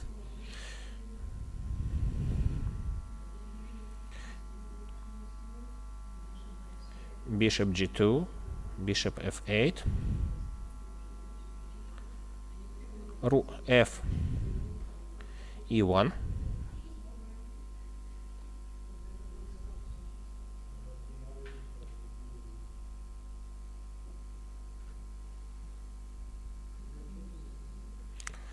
Bishop e6.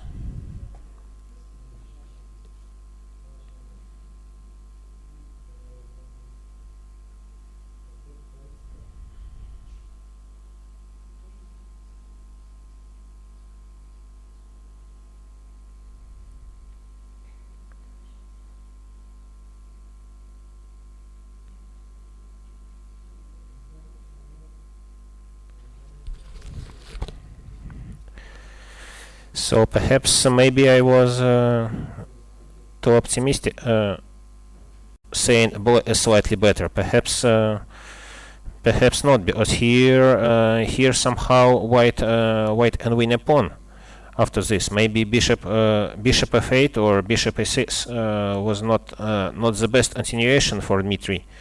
This we have to check later on. But for a moment, let's see what's happened here. After bishop a6, white actually played bishop g5, black played rook e8, and now white decided to win a pawn, but pawn e5. But to win pawn e5, he had to take a knight and to either pair of bishops for black. So here it's another interesting situation. White can win a pawn, but he can either pair of bishops for it. Let's see what's more important here. Bishop takes e6, b takes e6, rook takes e5, bishop g5, bishop d5.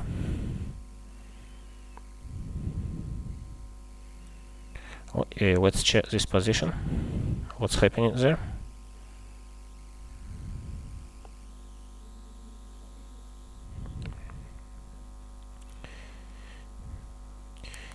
Yeah, thanks to this pair of bishops, black has more than sufficient compensation for a pawn, but probably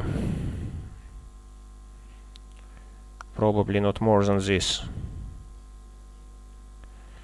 So we can safely say that compensation is sufficient to make a draw, let's say, because it's another example of how a pair of bishops, how strong it is. In fact, in some positions it can be extremely strong. And for example, look at this knight on d5.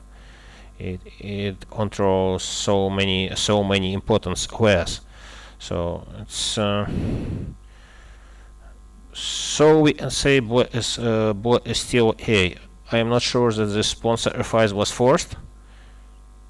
I'm not sure about it, but still maybe it's not bad at all.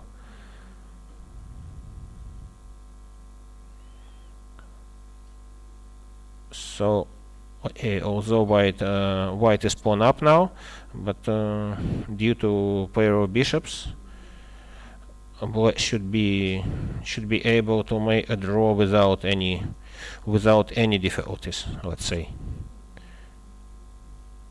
So I'm very optimistic here for chances of black. So I would say most likely result here it's a draw. This would be most likely. This is going to end in a draw, this game.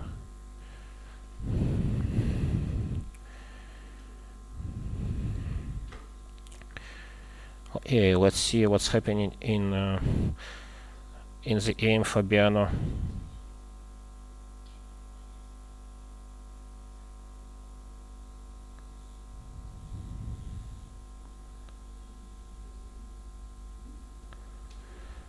Caruana against Andreikin game. What's happening there? Let's see what's happening there.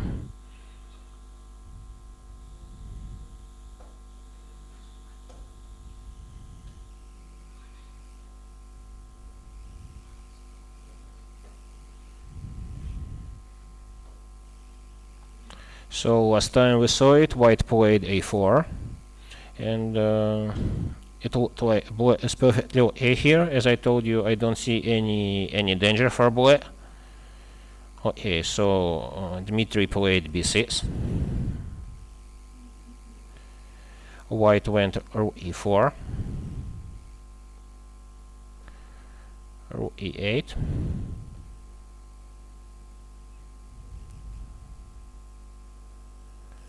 white went rook e4 to d4, black played c5, and white went rook f4. So what's happening here? Let's say.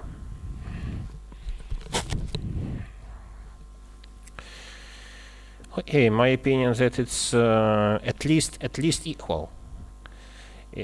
At some point it may become even better for black, but okay, it's no, probably not. Probably this is already far too optimistic to say that it might be better for black. But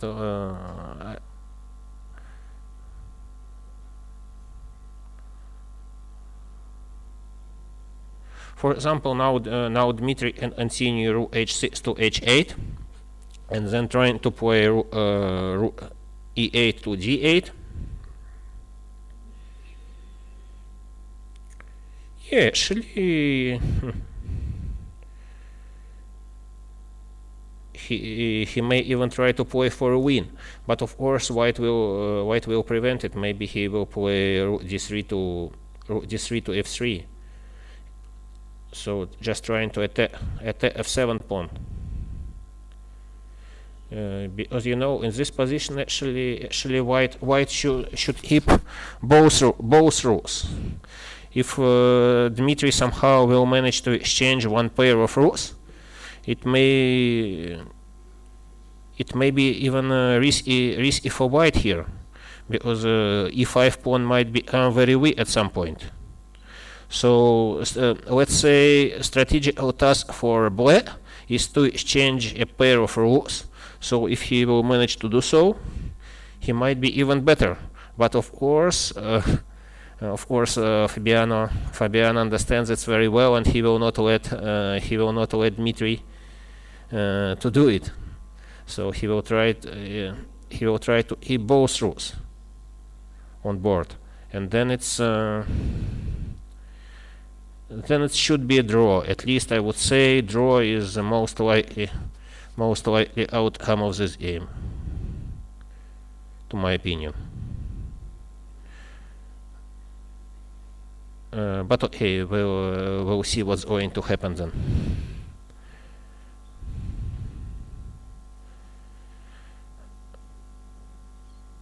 By the way, Dmitry doesn't have so much time here. Only 12 minutes left.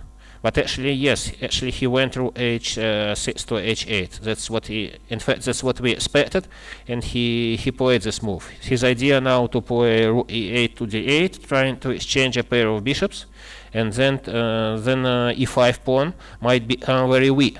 So this is a strategic idea for Dmitry. He just have to mind his time, because you know. I have to remind you that here we have a time control on move 40, and there is no increment.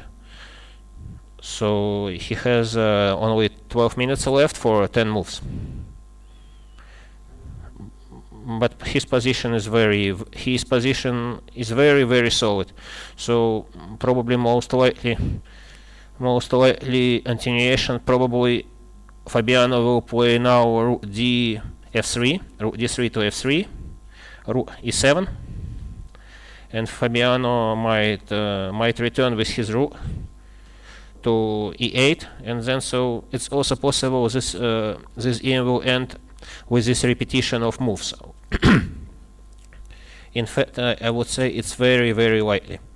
I don't see anything impressive for white here, rather than to go for this repetition. Rook d3, rook e7, rook d3.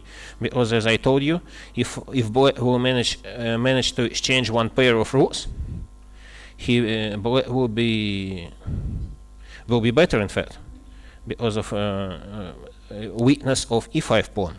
So white should prevent it. That's why I tell you this very likely continuation: rook d3 to f3, rook e7, rook d3 b, just to prevent rook d8. So white has to keep two rooks, not let Dmitry exchange one of them.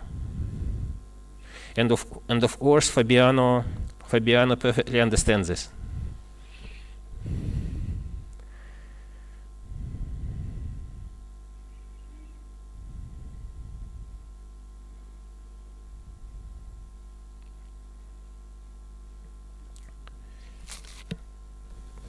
And in fact Fabiano still has 38 minutes, so I'm sure he going to perhaps he will try to win this game, but it's this would be already risky. To play for a win, it's already some, I would say there is some strategic risk in this decision to try to play for a win this position. So maybe the safest continuation for white, as I tell you, this rook d3 to f3, rook e7, and rook d3 b. Just trying to repeat, just to all for repetition. And we'll see if Fabiano will take this decision or not.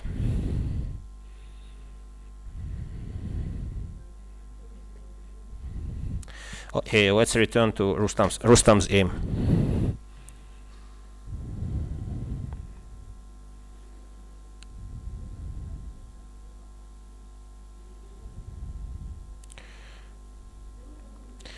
Okay, actually, yeah, after bishop e4, Bahadur played what we expected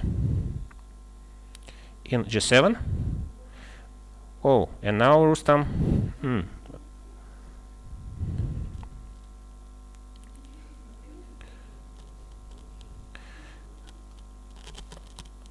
Rustam decided to take a pawn on a7.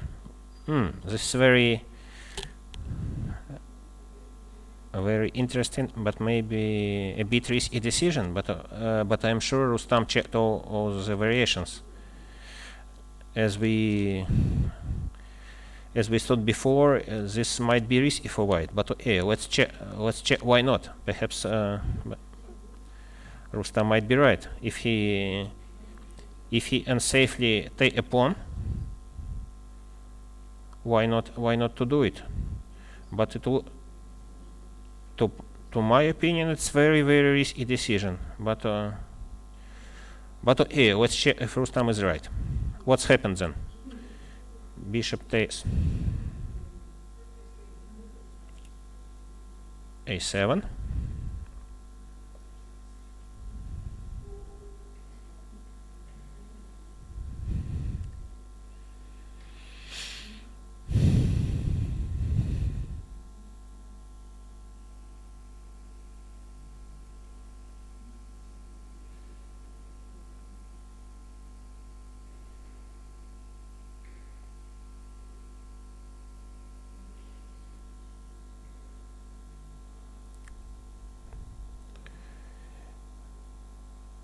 I'm afraid Rustam missed b6 here.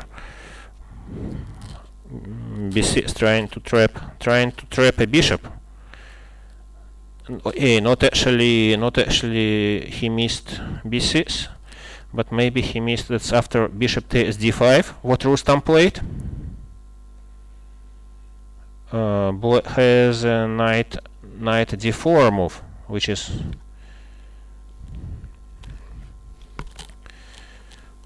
probably this was underestimated by Rustam. This move is very strong, and Bahadur played it, of course.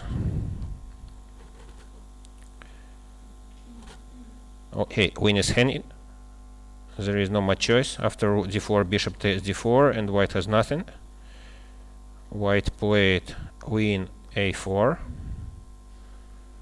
Black played rook takes d5.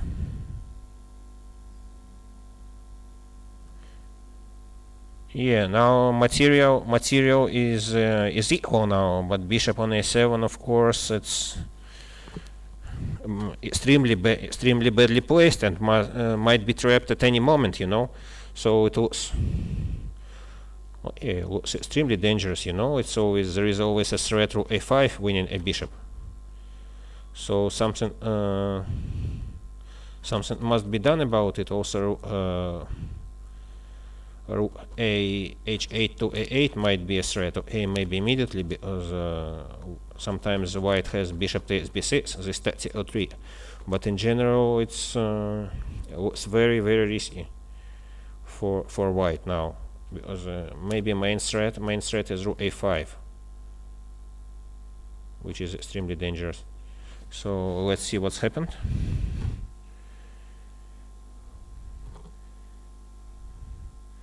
Queen a6, attacking b6 pawn.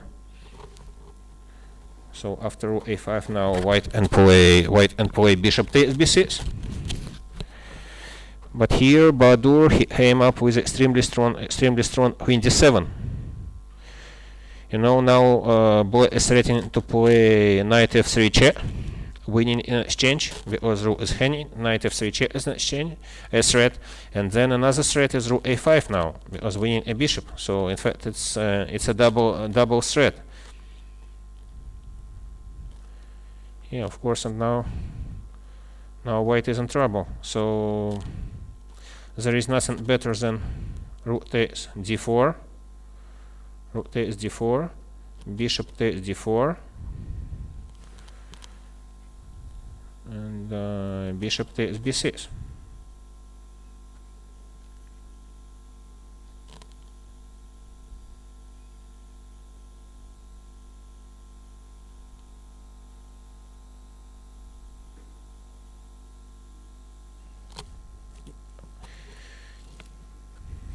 Yeah, it doesn't look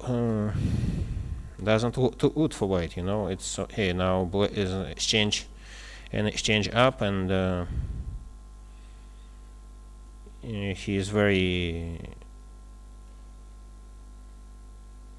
well centralized, and I don't see any compensation for white for an exchange.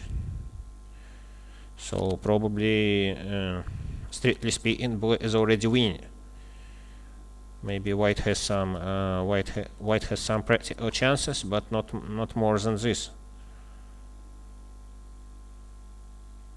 If black will not any further mistakes, then he is going to win it, of course. Black has more material and in fact better position of his pieces. So looks very unpleasant for white. Probably at some point white went wrong when Rustam played bishop takes a7. Probably this was far too risky. He missed something in his calculations. I would suggest it's he missed something when he played. Okay, after the game, we can of course we can ask him what did he miss.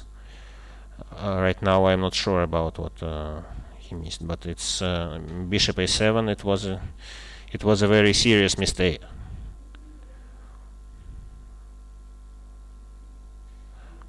Okay, let's see. It's not finished yet. It's not finished yet anyway. So okay, black played right now. Black played c5, which is strong. Well, now bishop on d4. Bishop is very strong on d4, and also now bishop on b6. Okay, it's badly placed. In fact, it's very difficult to suggest. Very difficult to suggest something for white right now. It's very unpleasant for white. But okay, it's. Let's see what's going to happen. It's not yet finished anyway.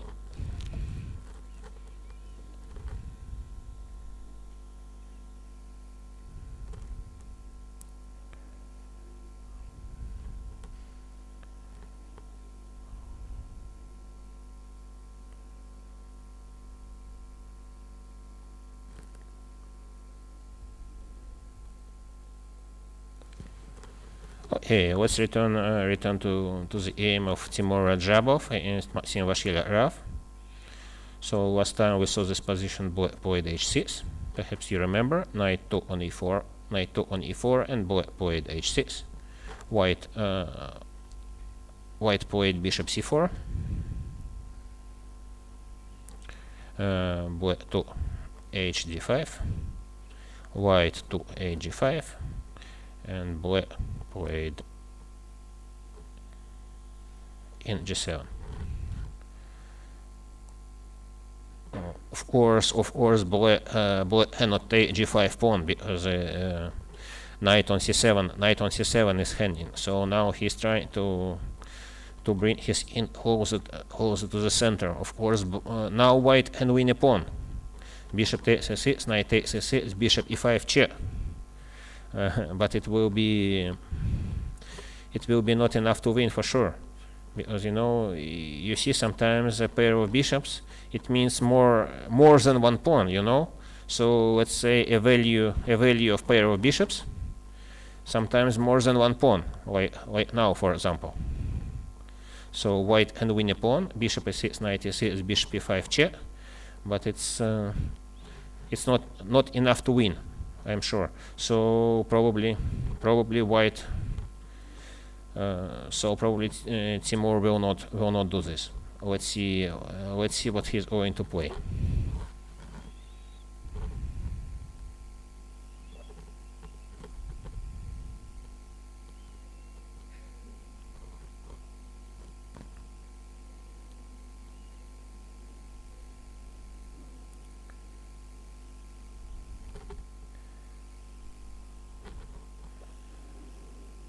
Okay, just we return for a moment. Rustam, after Bahadur played c5, Rustam went bishop a5.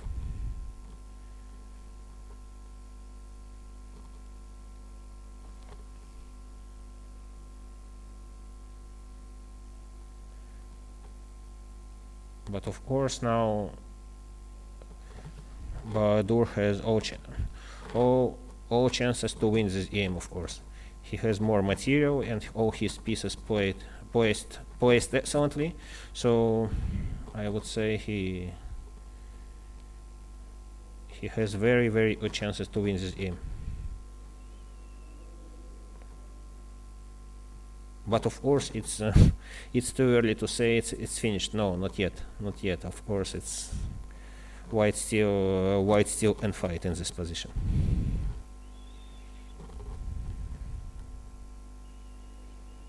Okay, what about Nakamura Giri aim? Let's say let's return to see what's happening there.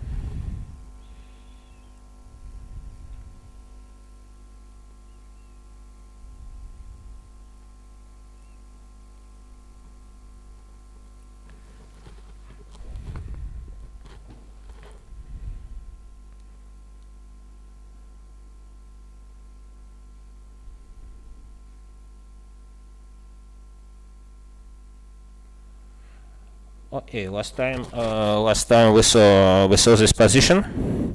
As you remember, black played rook d7, white played bishop c5, black played king d8,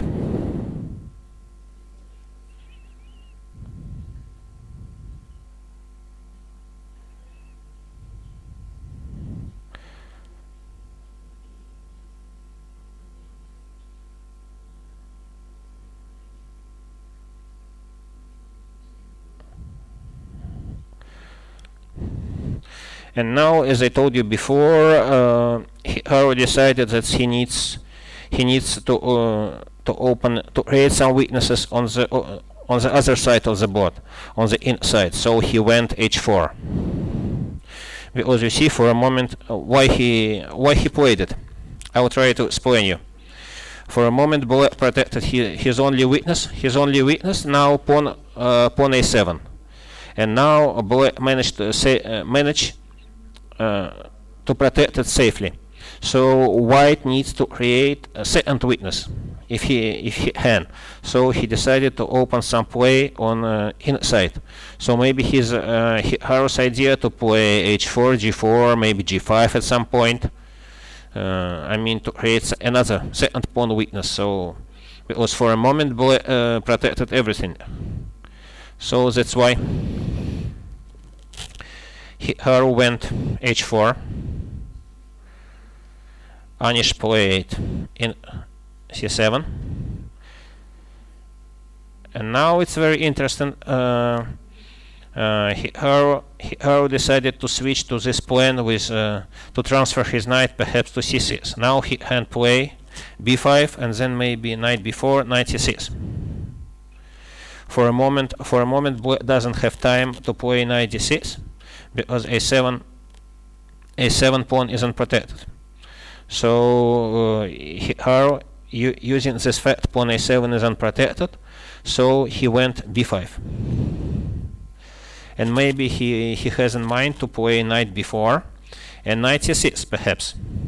So he improves position of his knight, and perhaps he's trying to attack a7 pawn.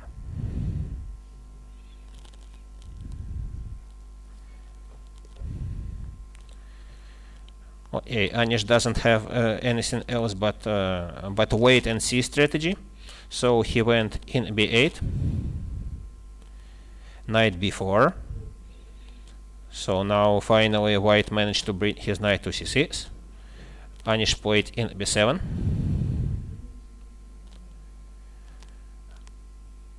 White played rook a1.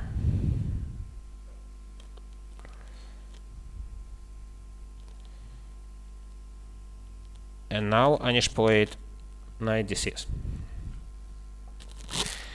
So now he's trying to take b5 pawn, which now under attack.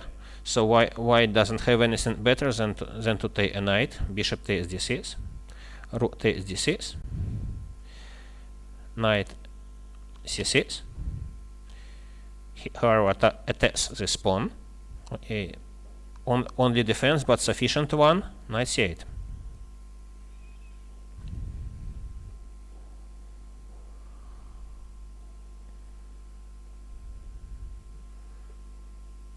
Knight a5 check in b8. So opponents made 40 moves. Now half an hour added to each of them. So white has time to try to find a plan how to improve a position if he wants to play for a win.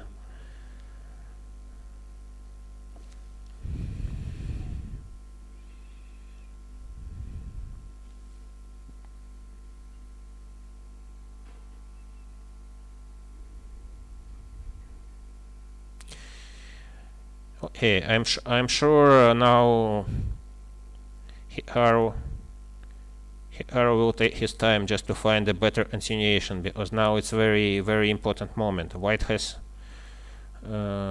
needs to find a plan here how to try to improve his position. He is better, of course. He managed to improve his position, but still it's still very difficult to win it. And I'm still sure that it's with accurate play, Black can hold this position. Let's see what Nakamura is going to find here.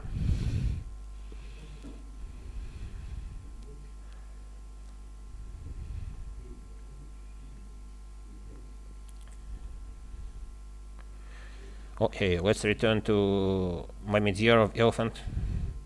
Let's see what's happening there.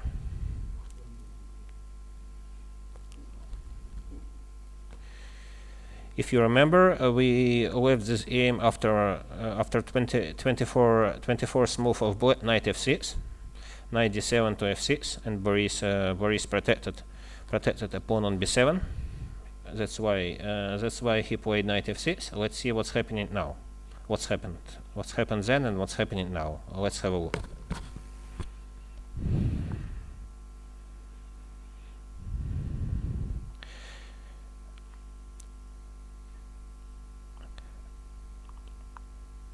Okay, now Mamedyarov, I expected him to play f3 now, but he found maybe even better move, win before. He didn't play f3.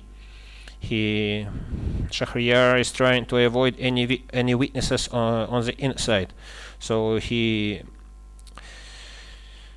decided not to play f3 at all.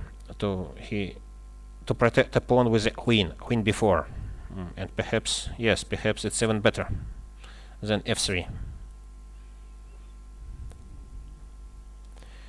Queen before.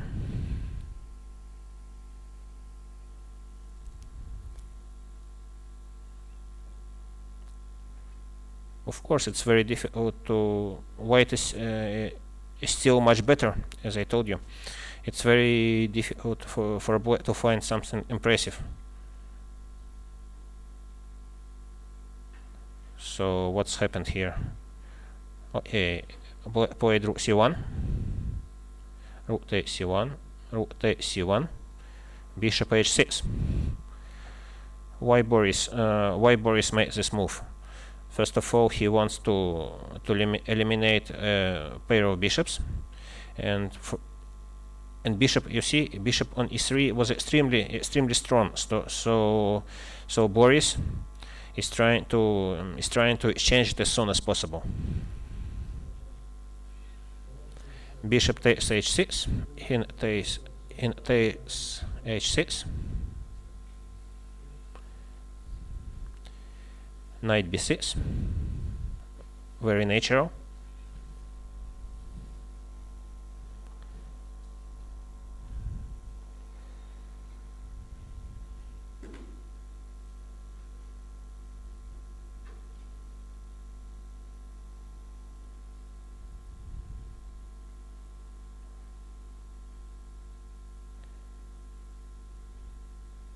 And played knight e5 to d7 in this position.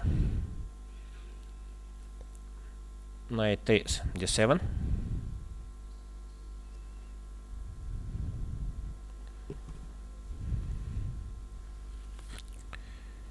And Boris took with a knight here. Maybe was also playable. Queen takes d7 was also playable. And of course it was even more natural to take with a queen.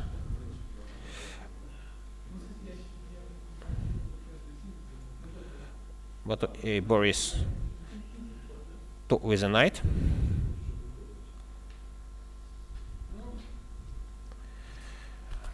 Okay, we will take a break just for press conference, because right now the game Kasimdzhanov Jobava was finished.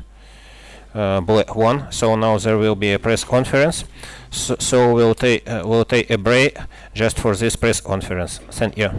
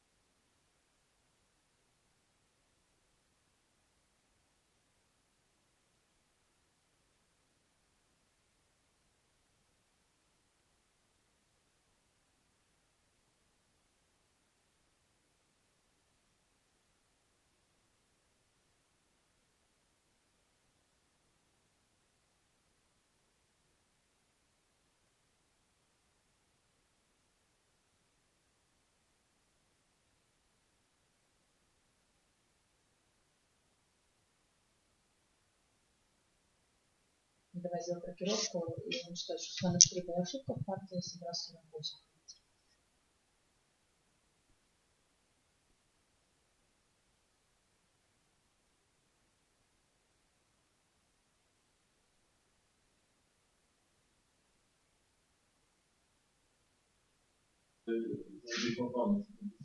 Maybe C3 before. I think like to place like this positions before A4. B4 также было возможно, либо играть позиция B4, A4. I think it's perfectly okay for white, please. Yeah, okay, this is sure. And D5 is principal, sacrifice red moves XM, ED, check, evade. And some played CD along the version, Karjakin should knight b4, and something like this, king g8, like we played I think knight c6, check, bishop e3 maybe, and knight f8, and okay, the game ends in draw, but in one moment we get almost no position. С Карякиным партия протекала по-другому, потому что Бабок показал, и партия завершилась ничью, но в какой-то момент он говорил. Okay, CD. I'm not sure about this move.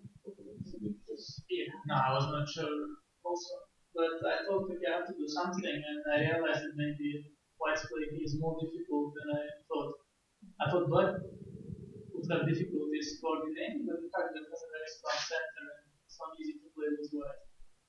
But I think I played pretty sensibly all the way up to the point when I got rid of this. So I think it was okay. I think it's about equal. It's whole position. На самом деле, Руслан сказал, что ему казалось, что эту позицию сложнее играть черными, но у черных довольно сильный центр, и оказалось, что не так просто играть ее белыми, как он думал. И до момента, когда он не изменил фигуру, считать, что играл довольно разумно, логично и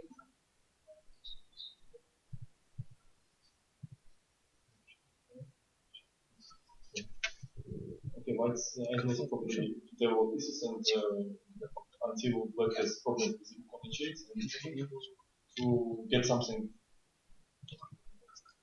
very fast. Okay.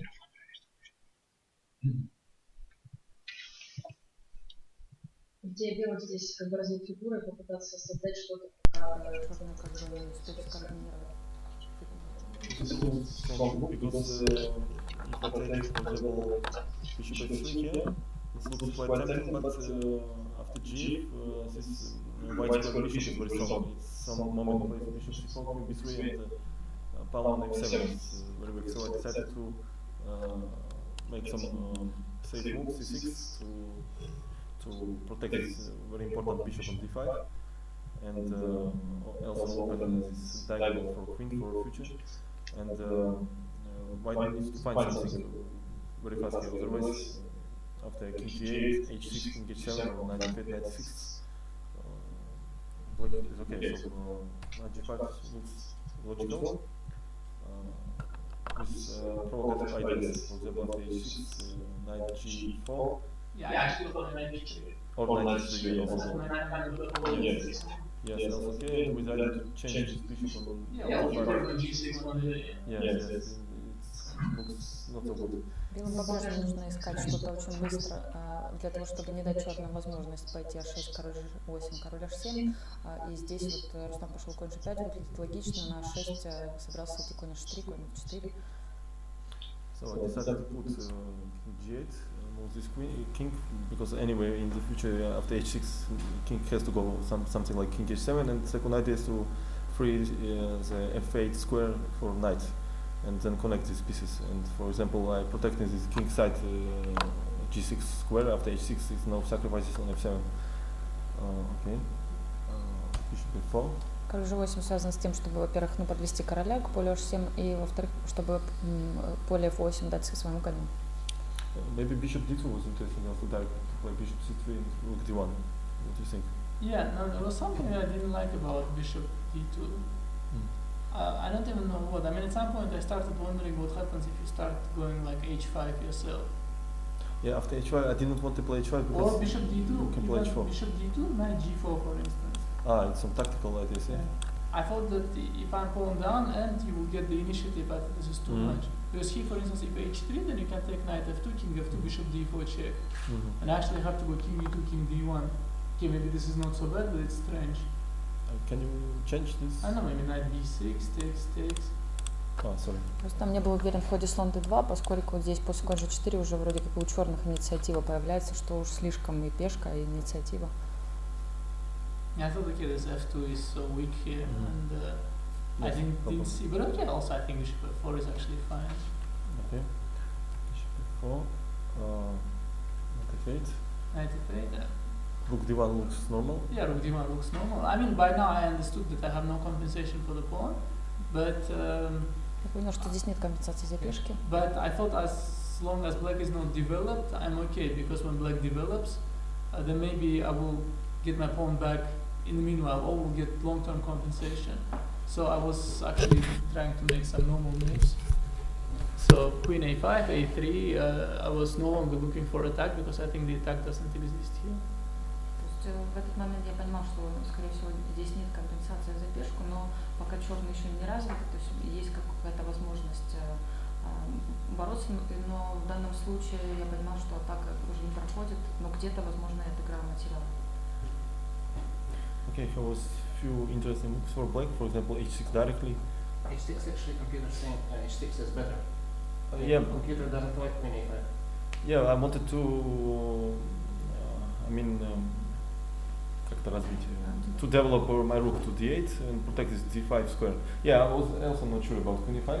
Queen a5, white should play knight g3 to e4. Yeah, I was calculating this. In fact, it's very clear position after knight g3 to e4. Yeah, knight e4. I did not see this at all. This, in fact, it looks very dangerous. Yeah, besides after Okay, this, I was calculating this. Okay, Also. it's very complicated. Knight f7. Even with a computer, it's very complicated. Yeah. But I mean, it looks like white is okay here. Yeah, rook d8, something like this. I was calculating even bishop c7 and rook d5. But Actually, case black holes after this move, I think. Computer prefers white after knight g3 to e4. Okay, maybe. Okay, maybe I miscalculated something. Yeah, so h6 was there. I didn't check all the lines, of course. I mean, So after h6, knight 5 e4, what to play here? I didn't like this because after knight e6, white has bishop e5, very implicit move here. Yes, this move. Yeah, no, I thought something like this I was calculating, yeah, but queen a5, I didn't look at this knight e4 at all, maybe I was... knight e4, knight e6. Knight e4, knight e6, yes. h6. And after bishop e5, what black has here? I didn't find any move. For example, if knight e4, bishop e4, bishop e5, bishop d5. Black is, white is maybe even better here. Take and rook e6. Yeah, this is probably around equal, you know? Yeah. Knight e4, yes. Knight e4, bishop e4, bishop e5, bishop d5, and more or less equal.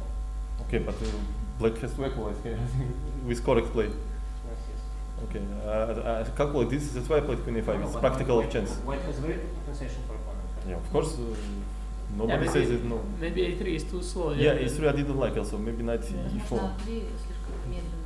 Yeah, by now I probably already resigned to the fact that I don't have attack, maybe this is too early, yeah. Может быть, я слишком рано сдался, может быть, я слишком рано понял, что у меня здесь нет атаки, может быть, это было преждевременное решение. So, how you say, knight e4, which knight? 3? Knight 3. Yes, knight This 3. move. But I'm afraid it's very complicated. I'm also was going to play something like this even here, to waiting. And then maybe knight c3. No, Yeah. this I like for white. h6 and something. I think when I can take on d5, I'm already always with long-term compensation. Yeah, yeah, okay, knight e4 was better. Knight e8, you see? No, I mean something like this was, but it's too slow probably. Yeah, but okay, guys, this is not an Yeah. analysis. Yeah, it's a press Yeah. conference, so maybe we Okay. can. Yes, well, I would like to see what you were thinking during the game, but not computer analysis. You know? Thank you. You don't mind. Okay, after h3, rook d8, and idea is, for example, if white plays rook e7, then I have rook d7. And after change, I think this change for better for black, yes? I was not sure, but I think black is a bit better by now. Yeah, I have to be careful with white to equalize. Yeah, now h6, king h7 comes in. Yeah, but I think I played very sensibly. I mean, this is okay, bishop d2, queen b6, bishop e3, queen c7. You cannot play queen b3 Yeah, because it's, bishop takes g6. I like this, but okay, I think h3 is okay. h3, h6, knight e4, knight e6, and here I think any move, like rook d2 for instance, or b4, and I think it's still... Maybe knight c3 trying to play. Yeah, but at knight c3, king h7 I was going to play.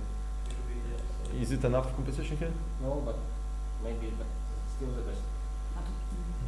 I know, maybe h4 now, h4, h5. h5, yeah. h4, h5, yeah. No, but I think, I mean, if I just play, for instance, rook d2, for instance. Rook d2. And then, okay, rook c1, and okay, you still have this rook on h8. But then, okay, king h7, maybe. But okay, the point is that I thought, okay, this is already solving my problems, because I thought king g7, bishop a7 is just a draw. And this was interesting also, b6. Yeah, but b6 I thought, okay, no, rook c1, I thought I will draw this somehow. Yeah. b7, this I was calculating also. And also this endgame was not sure for me. If you take suddenly here. Yeah, this I was also thinking. Takes, bishop d4, d4, yeah. And I need to take and rook d7 will be here first. And yeah. then king g7, rook d8, but you have good chance for draw. Yeah, now I was also thinking here king g7, rook e7. King g7, I have rook f4 maybe. Yeah, rook e7 and then rook f4. After knight b5, rook f4, yeah. Okay. I thought, okay, I have very good drawing chances here. And king g7, I just thought is a draw after bishop a7. But as a matter of fact, I should probably go bishop takes d5 here. Yeah? Bishop d5, rook d5 is strong here. Yeah, rook d5, rook takes d5, queen c7 takes. And rook a8 for a very strong move here. I think bishop b6, knight e6, I was going for this. Because after rook e2 I have d4 and this bishop after rook e6 is... Well, a4, a5 I'm saving the bishop, yeah? How? No, I'm winning pawns and... you win it, sorry, yeah, something like this. I was calculating. So I thought that I'm better and with good chances. Yeah. No, but I thought just bishop a7 is a draw, and I even rechecked a couple of times, but I just missed this knight d4. The problem is that after rook d5, cd, queen c7, take, rook d7 is very strong, I think. And if you go with bishop, rook b8, and if you take after rook d8, I think it's practically winning for black. I think all of these positions are winning. Yeah, bishop b2 change rooks and... Yeah, with the knight on g3, I think f2 pawn is zero chances. No, but also here, I was still thinking that it's okay, because I saw this line with queen a6. Bishop d5. Where I saw some fascinating lines, but not the correct one, yeah? So queen c4, for instance, here rook d5, knight e4, then you just go rook d8, I think, yeah? Rook d8, for example, yeah. Yeah, knight f6, king f6. Yes, this was... Probably just winning for black, yes, yeah? knight f3. So, I mean, I was... here, I just didn't see queen d7. Okay, by now I saw it, of course, but when going for this, I didn't see it. And then I thought your idea was maybe something like this, rook a8. Bishop b6, queen g3. Bishop b6, yeah. So if queen b8, then bishop c7. Which I thought was cute somehow, but then I also saw this. But queen a8 and nothing. Queen a8 and there is nothing. Yeah, there is nothing. Knight f3, king f1 is just some sort of a draw, I think. Yeah, it's funny draw. So I was trying to find your idea, and I thought, okay, maybe rook b5, then a4. Yeah, a4. F rook takes b2, a5.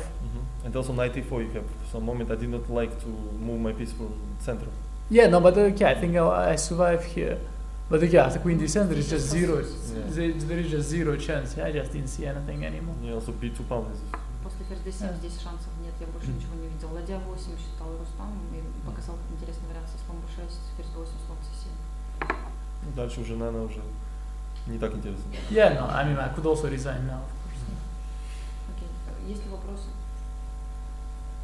Спасибо. Thank you very much. Спасибо.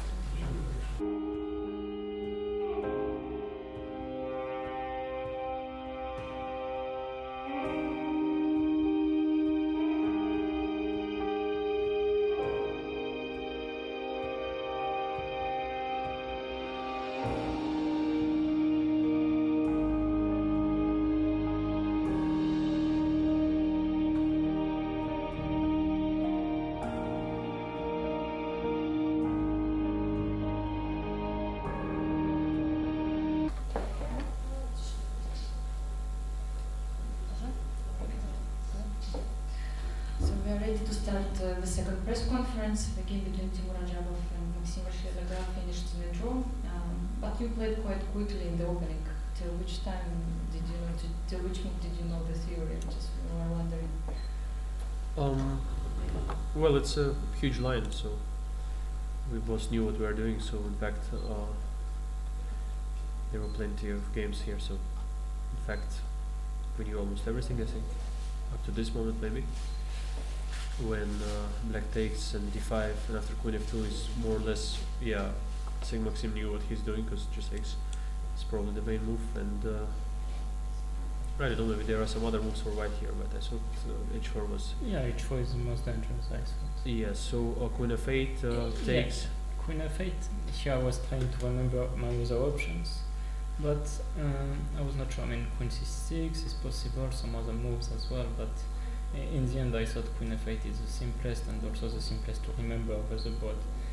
These endgames are a bit unpleasant, of course, to defend, but... So bishop f8, maybe king d3, huh? Yeah, bishop f8 is a bit dubious, I thought. I mean, actually, I mean, I was going for knight f8, I mean, from what I remember, but... Okay, bishop f8 was an option, but also, I mean, my idea was also to play with h6, so, I mean, in this respect, knight f8 makes more sense. Yeah, so knight f8, I don't know, bishop a7, I mean, there are some moves. I think it's probably bishop most a7. unpleasant. So this maybe is the move also possible. Yeah, king d3. Yeah, king d3. I was a bit... Yeah, knight b5. Bishop b6, knight d7, and bishop a5, and some other king is coming to... Yeah, king c4, king d5. Yes, I thought about this, but I mean, after... Okay, bishop c7 might not be... knight e3, king d5... Say bishop c7.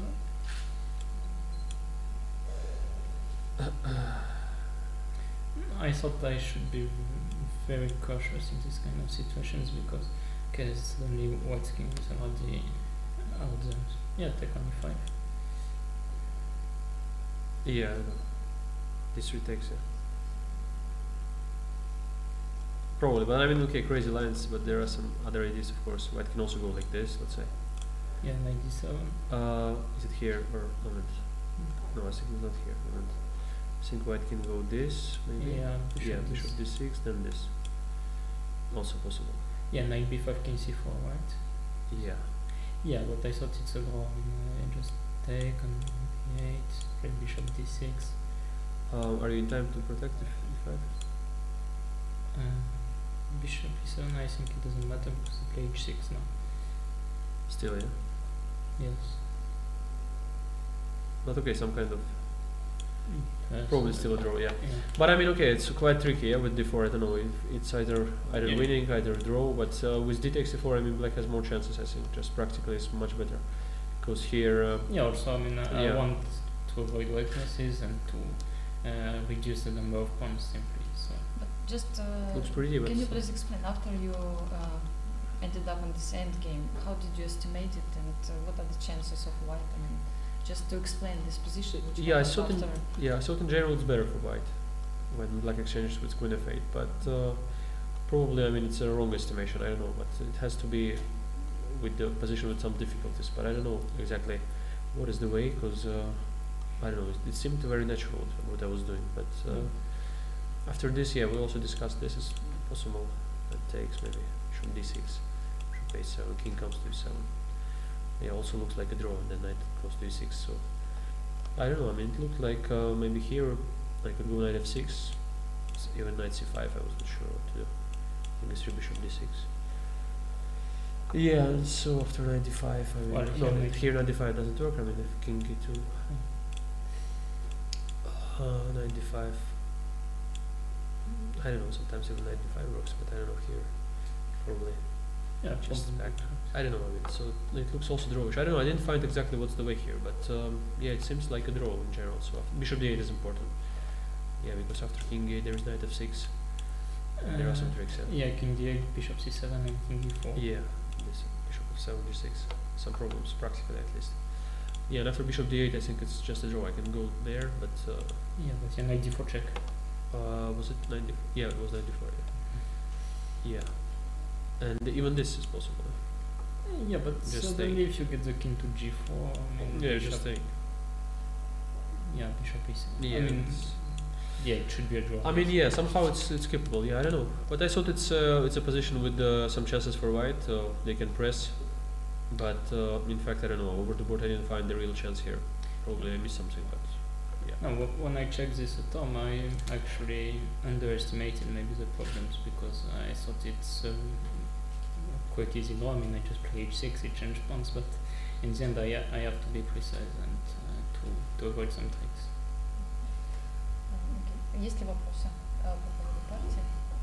Может быть, Тимур, ты кратко просто какой-то итог подведешь на русском языке, чтобы для зрителей было понятно, что сегодня случилось? Итог, в общем-то, теоретическая партия, сложный очень, известный вариант в Найдорфе с движением пешек на королевском фланге и на ферзевом здесь А4, то есть очень много разных вариантов, которые остаются, естественно, за кадром, и, в принципе, в теории они довольно известны.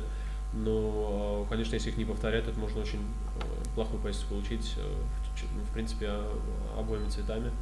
И, то есть пришли мы к этой позиции, которая была нам обоим известна в целом, и она была уже сыграна не раз. Но в этой позиции мне казалось, что у белых есть шансы для того, чтобы поддавливать, и, в принципе, в партии так и получилось, было определенное давление, но, в общем-то, точными ходами похоже, что черный держится. Но здесь надо, конечно, проверять, может быть, я где-то в какой-то момент упустил сильнейшее продолжение. Но в целом, я не знаю, мне казалось, что партия довольно логичная, как мы сыграли, потому что я не видел, в общем-то, каких-то сильных ходов или каких-то упущений по ходу партии. Я думаю, что это как раз то же самое, что Максим тоже сказал. Но он сказал, что он недооценил немножко шансы белых, потому что ему казалось, что это легкая ничья, а в практической партии довольно неприятно играть всю черную. Спасибо. Есть ли вопросы? Спасибо.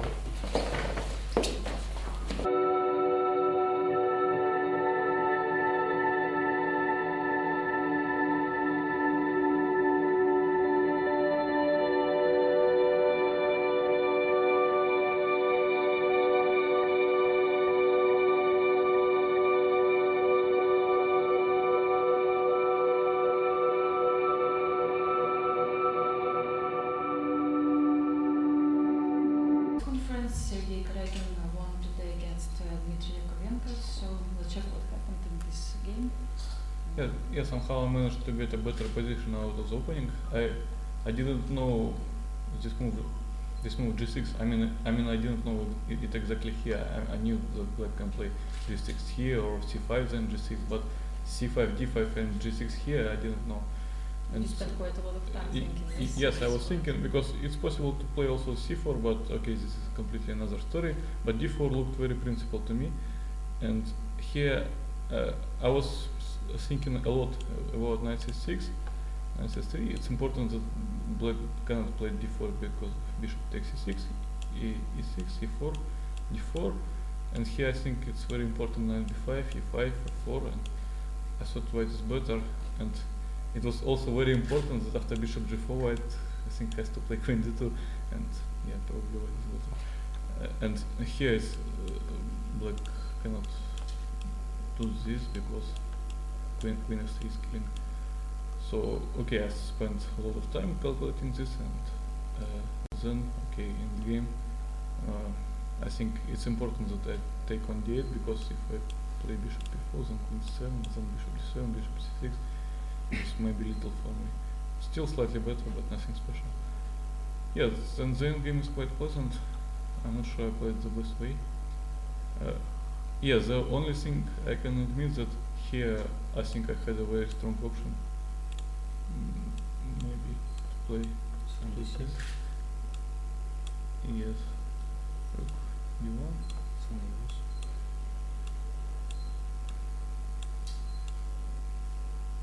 Rook a8 and rook b8.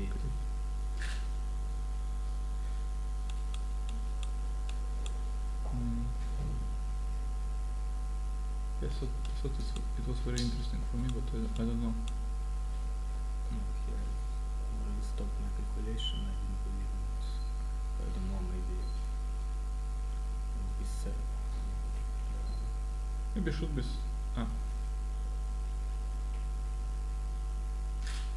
Yeah, it was actually a very interesting option. I'm not sure in this moment. Yes, and here was I wasn't very happy at this moment.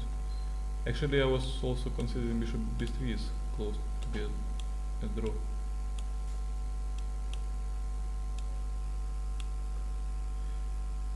B7 or b2. Yes. I just haven't seen it somehow. This possibility. Okay, I can play rook b7, bishop c5, bishop s3, but this is don't really believe. Okay, white is slightly better, but I just missed. Honestly, I thought that after bishop d5 I have no such big problems, and I underestimated the danger of my position. yeah, I mean, it should be, of course. But does black really need to go to this position given up the pawn for two bishops? Yeah, but Civilization. the problem And is there was any other choice or not? the problem is after rook e1 it's not so easy to make a move because okay, I'm threatening bishop g5 and somewhere I want to take on c6 and then knight a5 and not easy to find a good move. Is enough compensation to bishops here? Yes, yeah, it should be enough, but I mean, what is pressing a little bit, but it should be enough. This is very, very much like in Marshall, where black is giving up the pawn, but gets a good compensation. I have this terrible pawn on f5, that's my problem. Yeah, the pawn on f5 is terrible. I don't know. Well, here maybe I should have just played bishop f6 and just g5. I don't know. Still worse, of course, but maybe here it's possible just a defense like this. Okay, it's possible. h4 king g7. I don't know. Yeah, then h6 g5. Okay, wait, it's slightly better. It's very hard to win. We should check if bishop g5 works. Maybe even bishop f5. Look around bishop f7.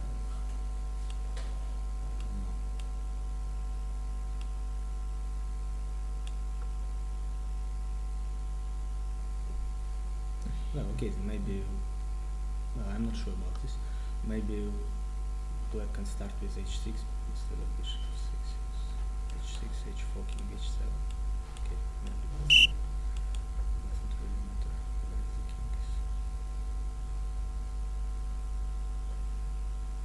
Yeah, okay, so. Oh. Shows and gives square on d4. Bishop f6. Oh yeah, g5. Take. Bishop s3, a6. I think it should be defendable, but still worse, of course. Knight f3 and bishop g4 maybe. Some play for what is. I have g4 after bishop. No, not here. G6. Okay. Maybe rook d1. Yes, my bishop on f7 is not so good as it should be. Yeah, because in Marshall normally there is no pawns on c4 and c6, and black has square for the bishop on d5. It's much better. So where was the mistake of black, or could they play? Well, first of all, I've got bad position from the opening. That was I just somehow missed during my preparation. Somehow missed this knight b3 line completely, and okay, very bad preparation from. And here I don't know. It's even hard to say what I miscalculated. Maybe I underestimated this before b5. Yes, maybe at this moment black should not take. Yes, maybe immediately play h6, h4, rook e7. But then I'm a bit afraid of taking on f4, but okay, rook e7.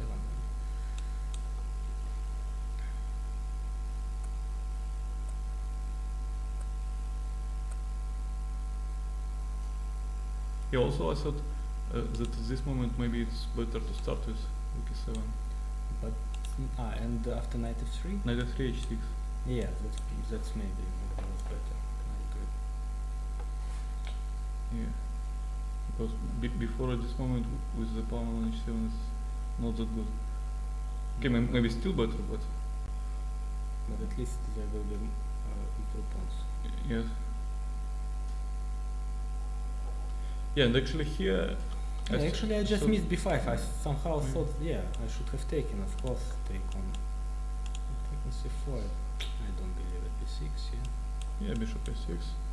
Takes c5. I consider it, but I decided that it's much just hopeless. I think, honestly. Okay, bishop goes on e3, then rook goes to c5. Yeah. I don't believe it. Well, maybe I should have just taken d2, taken b5, and play h5, and maybe this it's still not so easy to win. Maybe put my bishop on b7. Yeah, actually with the bishop on d5 here, it's never easy. My bishop on e4, and just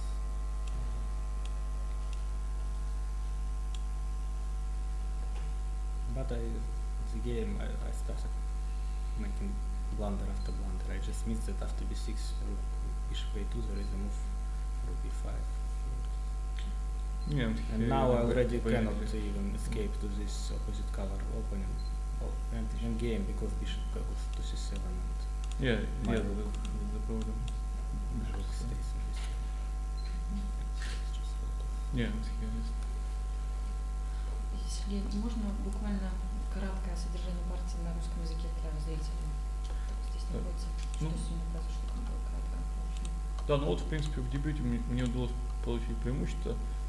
Вот я в этот момент уже в принципе на пятом ходу задумался, мне кажется, нашел интересный способ борьбы за преимущество. Вот пошел конь b3, с идеей вот конь c3 e4, и ну и вот я показал варианты, что конь c6 было как бы с одной стороны принципиально, но видимо объективно не очень хорошо. Вот, то есть здесь перевес убило после f4, а в партии в итоге возник эндшпиль, то есть важно, что я побил ферзь d8 именно потому, что слон 4 ферзь не так ясно, а ферзь d8, слон 4, ну эндшпиль плюс равно как бы, то есть приятный эндшпиль, его неприятно играть черными, и то есть здесь был уже слон c6 интересный момент. Ну и также в партии, то есть возник здесь эндшпиль, здесь единственное нужно брать слон b3, с идеей соскочить как-то сразу попытаться форсированно, а вот после слон d5 как бы, ну здесь с одной стороны у черных компенсация, конечно, с другой все-таки шансы у белых на победу сохраняются, и ну как-то удалось, то есть выиграть, ну, то есть естественно, что черные могли сопротивляться лучше, но в целом позиция неприятная черных. Особенно она стала неприятной после того, как не удалось поставить c4, b3 здесь, ну здесь уже. То есть мы вот обсуждали, может быть, h6 здесь нужно было пойти, либо АБ было d7, может быть, сильнее, а в тот момент, когда я пошел b4 и b5, здесь, наверное, уже совсем плохая позиция. Спасибо вам огромное.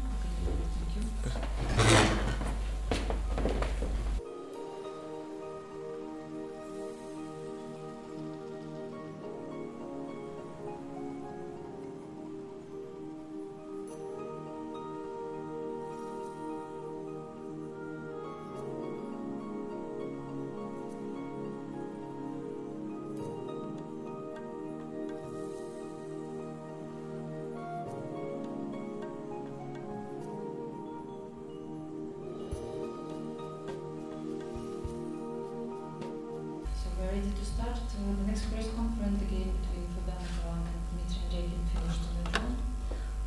But you played quite quickly today, so it seems like you knew the position quite well. Yeah, I played this variation a number of times. I played nearly all moves, bishop g5, rook d1, mainly against Karjakin. Yeah, okay, knight e4 is kind of new. I played g4 recently against Nakamura. I just think, yeah, I think h4 is not a good move. But, I mean, it's playable, but I feel like it's under some pressure after this. Yeah, I can only remember that once I was looking at this version, probably h4. Maybe it's a better version than what I got in the game. Although I wasn't sure here. If I should take or play first rook e3. But then I was thinking maybe bishop c8 and I might regret not trading Because okay, g5 somewhere and bishop comes back. I didn't see a next move. But anyway, it looks normal what I did. Just here, rook d4 is a very stupid move. Maybe b3. Maybe g5? How? g5. g5 here? Yes. So let's say rook h8. h4. Rook d8, king g3. g6 possible. g6, rook d f3.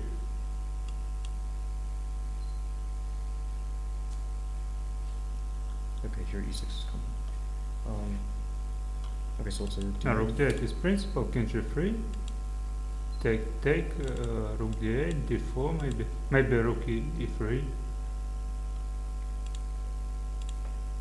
But, no, here I play d4 just possible? yes. Yes, d4. Yeah, d4 is normal. Okay, but let's say g6 again. g6, rook f4. Okay, let's say king e7.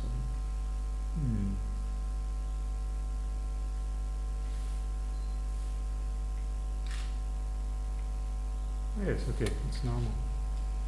I don't know. But I think it was the best chance for white. Yeah, it was probably a good chance.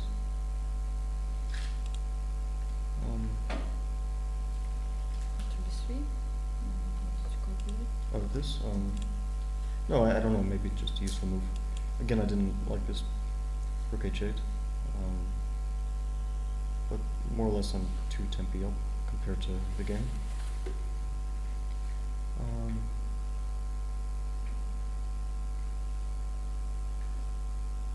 Still, it's not easy to find a move.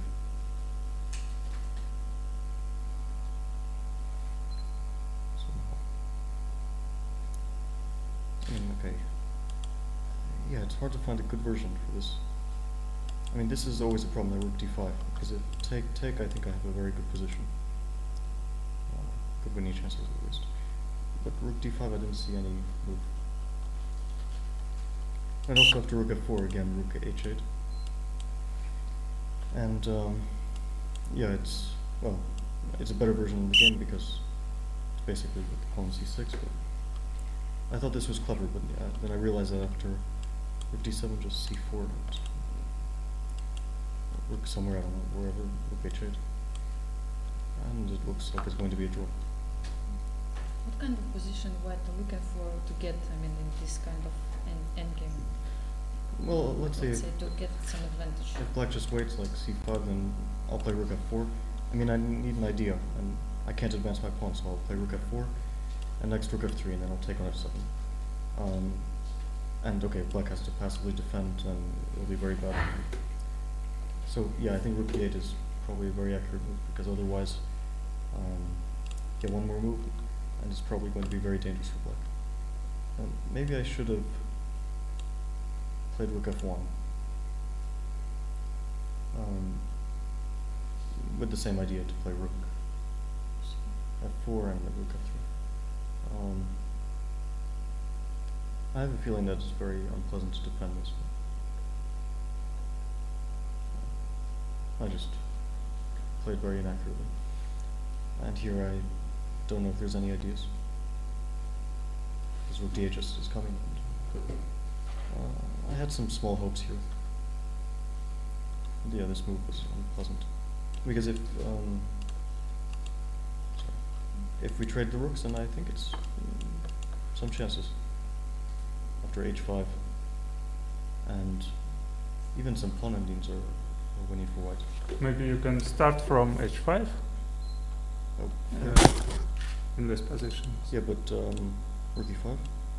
King g4. I was thinking at f5.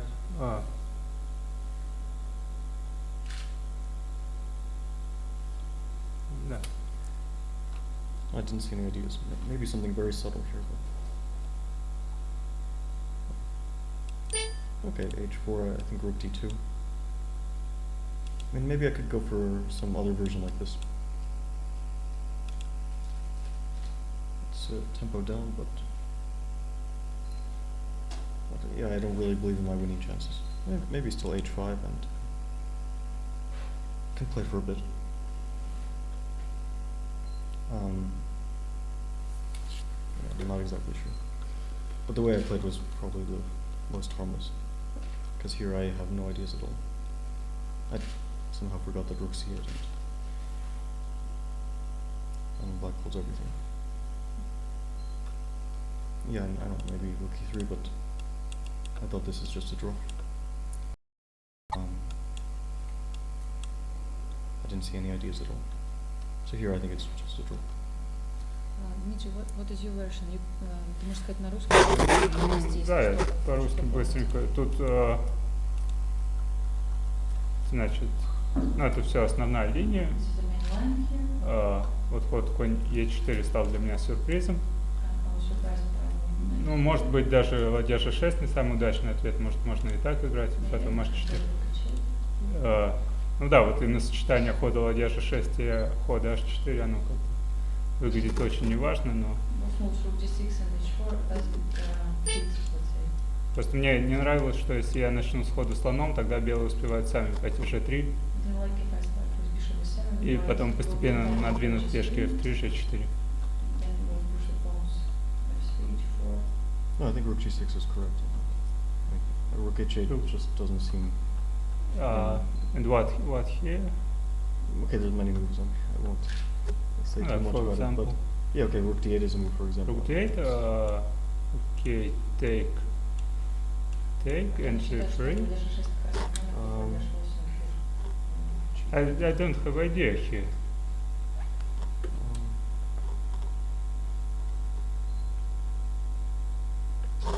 Okay, let's say king c8. c8, rook b1.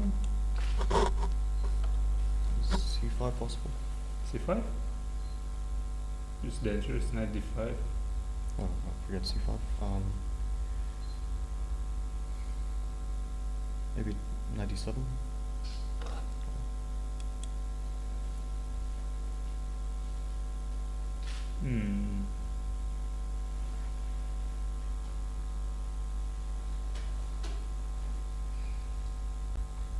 I mean, maybe some move like b6 is possible, because white also doesn't have any clear ideas. No, b6, you have bishop c1 and knight e2, knight f4. Yeah, but knight e2 somewhere bishop d5 will come. Also, I'm not sure about, yeah, even something like this. Around here, knight e2.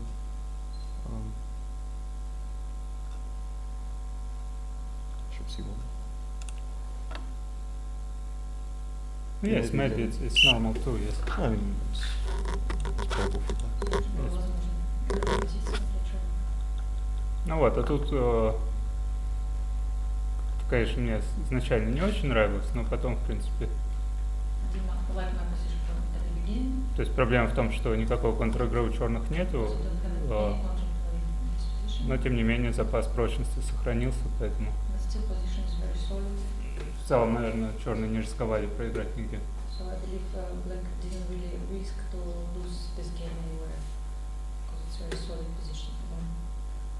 Есть ли вопросы? Thank you very much.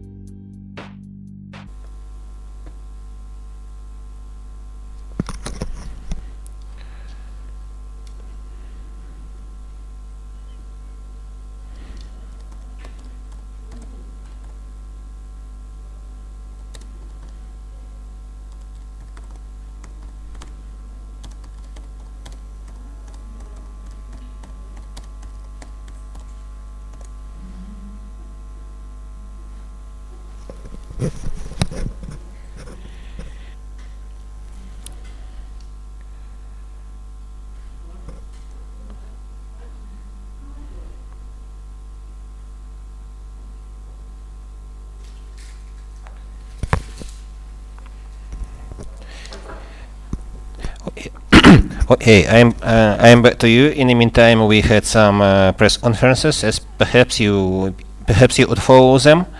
So now I'm back. In the meantime, 4 EMs already finished.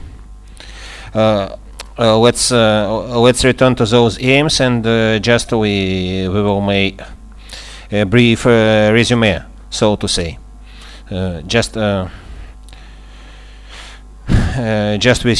We see what's happened in those EMs.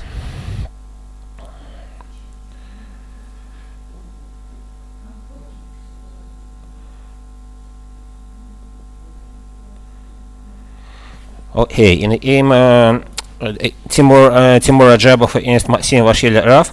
This end EM ended in a draw.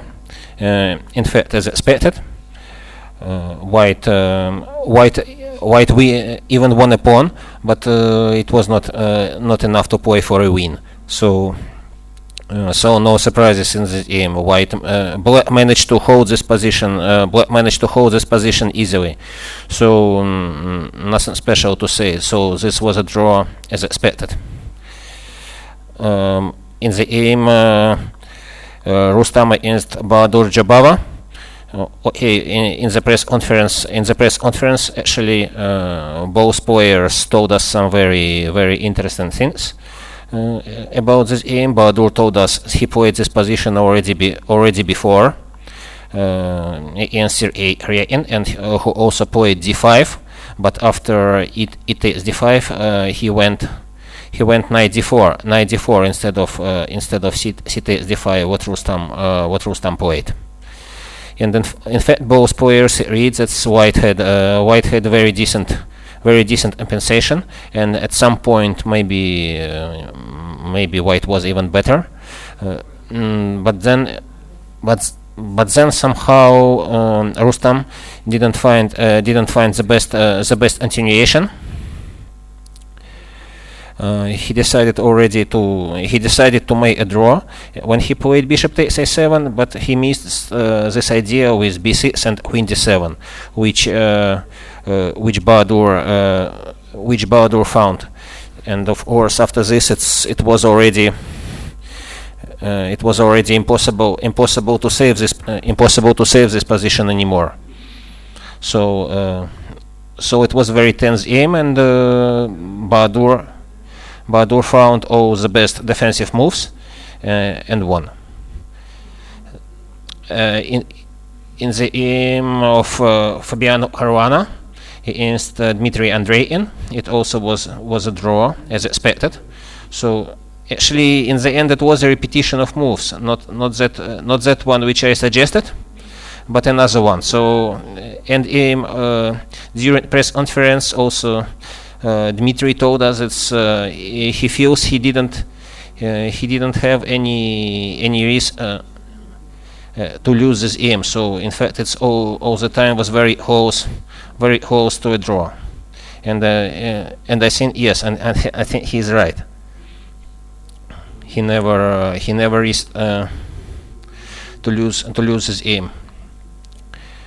Okay, and let's return to game of Sergei Karjakin against Dmitry Jakovenko. Somehow Dmitry didn't play this end game the best way. I think maybe he underestimated his chances. I think he had a very decent chances to save this end game with pair of bishops. But somehow he let his opponent to put his pawns on b3 and c4, and then to organize a pass pawn, and then it was very easy for Sergei Karjakin to win this game. When he created a pass pawn b, he just pushed it forward, and at some point it became completely completely hopeless for black. So Karjakin, he won this endgame against Dmitry Jakovenko. Although I think it's after the opening Dmitry was okay, but he thinks he was slightly worse after the opening. But maybe that's what I'm saying. Maybe he just underestimated his position a little bit, and of course he would put up much more stubborn defense in this endgame when he had a pair of bishops as a compensation for extra pawn of Sergei. But anyway, this was very interesting game. Now still two games. There are two games in progress. It's the game of Shahryar Mamedyarov against Boris Gelfand, also end game, and also in progress the game of Hikaru Nakamura against Anish Giri. So it's an end game in both of these games, and if in Mamedyarov Gelfand, I believe it should be a draw, but we will see, of course. But in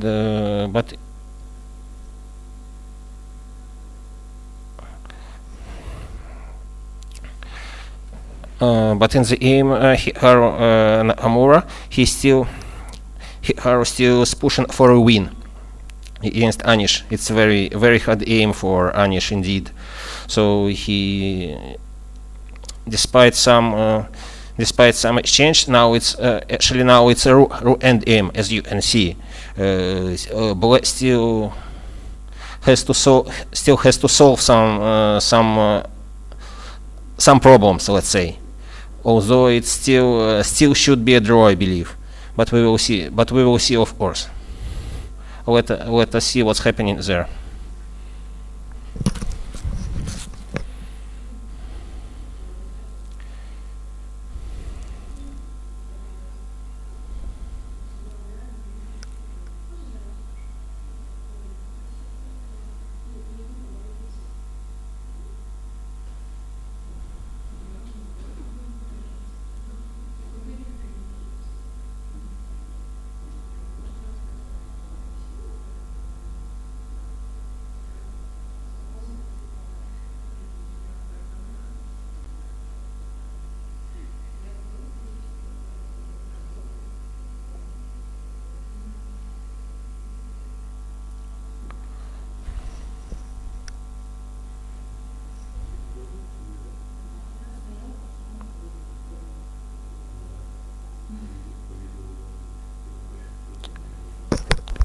So let's return to the game of Shahryar Mamedyarov against Boris Gelfand.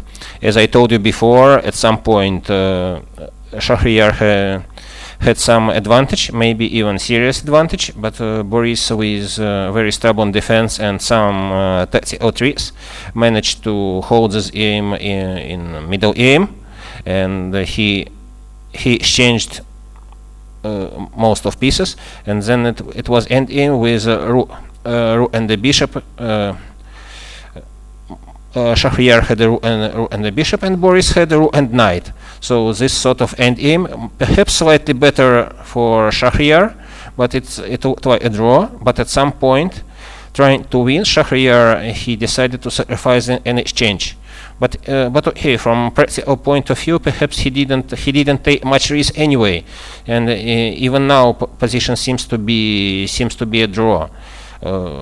Perhaps Boris still have to find some accurate moves, but in general,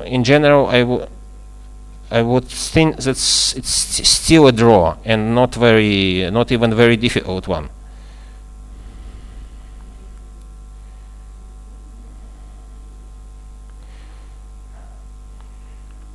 Although Boris still has to find some good moves, in fact, to make a draw. But I'm sure for such a strong player like Boris, it will not present any particular difficulties. He just has to pay some attention for white threats, let's say.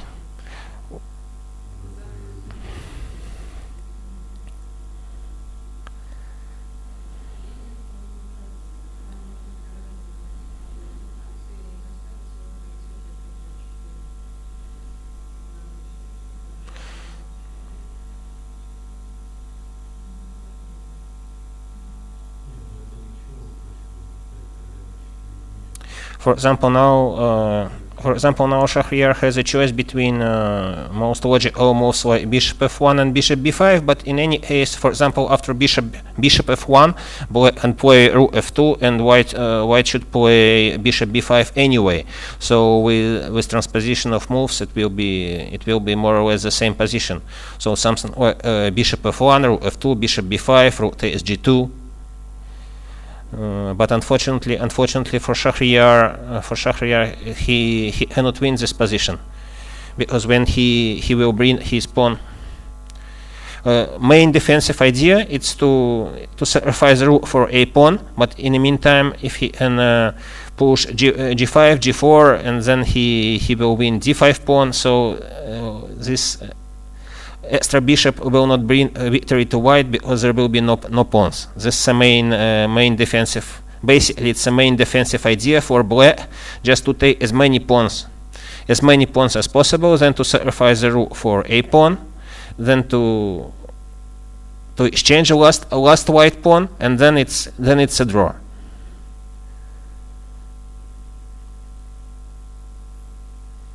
For example, if white is going to play bishop f1, then black simply play rook f2, bishop b5, rook takes g2, a6 in d6, a7, rook a2. So looks like a draw to me, and and perhaps it is, yes. So still should be a draw.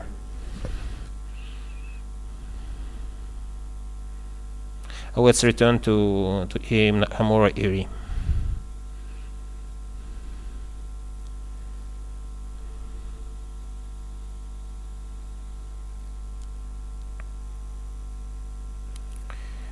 Okay, as you can see, there is the rook end aim 3 and 3, even with symmetrical pawn structure. But black king is far away from his pawn, so perhaps white is still and try to play for a win. If he can win, I have my doubts if he can win this position.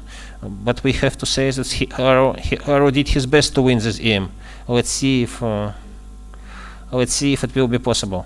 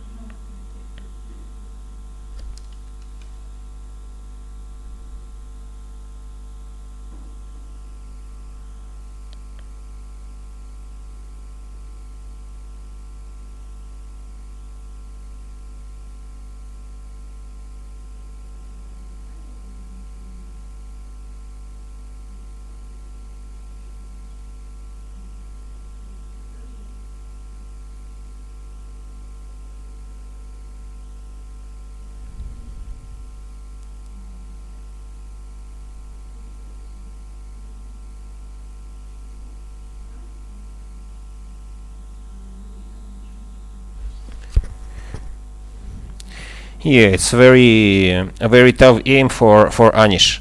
So Hikaru he's pushing from the opening until the very end game. You see, so it's not easy at all. Still, I think Anish will be able to hold it, but you know his task far from being easy in this game, because you know Hikaru he is pushing, and we have to admire his will to win. But we also have to admire patience of Anish, who conducted this very difficult defense, and he still can hope for a draw in this end game, although still some precise move must be found.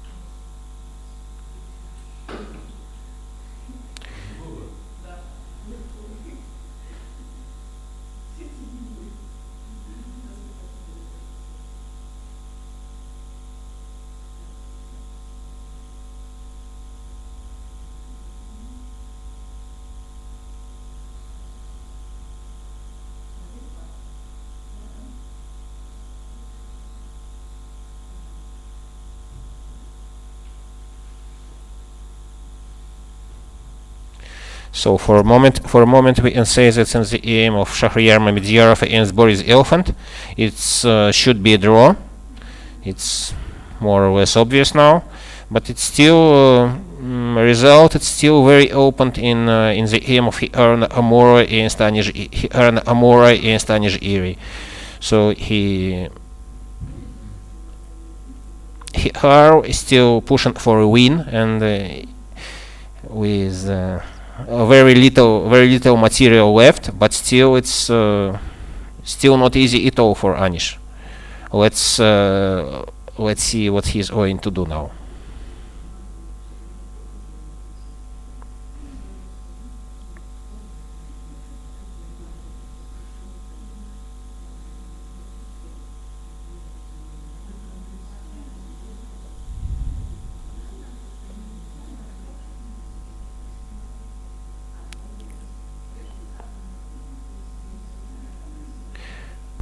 Okay, the question is what's going to happen if he will take a pawn?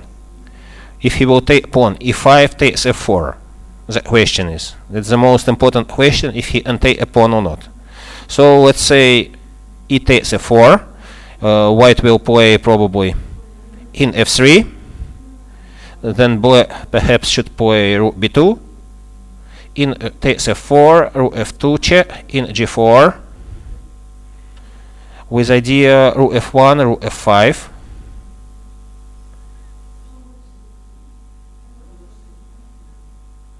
It's in fact it's not easy to say if it could be held in this line. It's clear white already has some practical chances to win in this position. But the problem is it's not very. If he will play rook e6, for example, protecting a pawn on e5, it's not a very pleasant move to play, you know, because at some point white might play f5, you know, and then in this case both f6 and h6 pawns might become very weak, and it's yeah, we have to say that now Anish, he faces a very difficult choice, because, you know, it's, as I told you, rook e6, it's to play move rook e6, it's very unpleasant to play a move like this, creating potentially this rook e6 creates two weak pawns, f6 and h6, if at some point white will play f5. But, you know, from other side, if black is playing e takes f4, then white can easily penetrate into black's camp. For example, in f3, in f4. Imagine in f3, in f4, in f5, in g6. If white will able to do so, then of course white is going to win.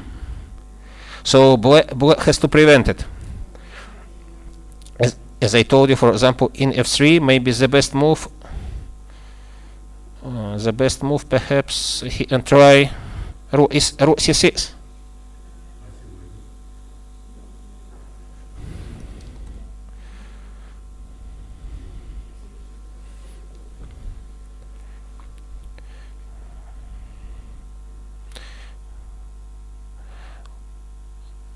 Okay, what I mean, for example, if you play rook e6, protecting e5 pawn, then white can try to play in f3, for example, with an idea to play in g4, in f5, and perhaps at some point white will force black to take on f4 anyway.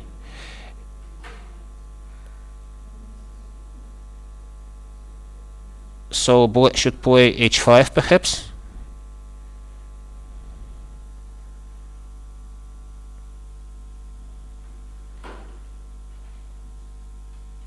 Yeah, maybe still could be black is okay, as I don't see how to penetrate now. Perhaps rook e6 is the most safest approach, let's say.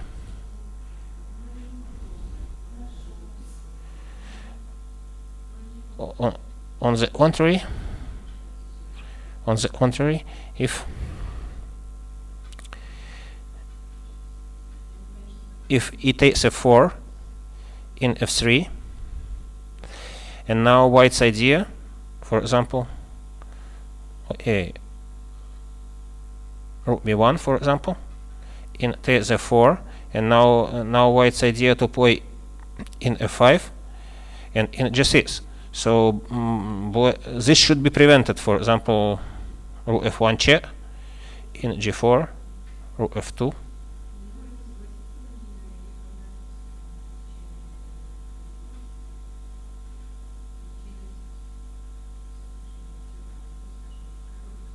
And here we have to we always have to check pawn endgame, something like rook c1, for example, in b6, h5, in b5, rook c3 with idea.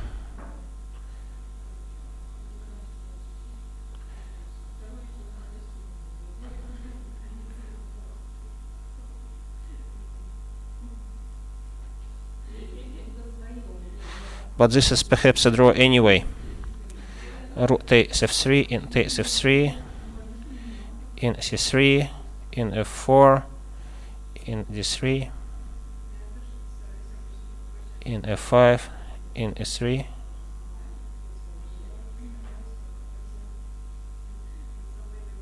Yeah, it's a looks like a draw.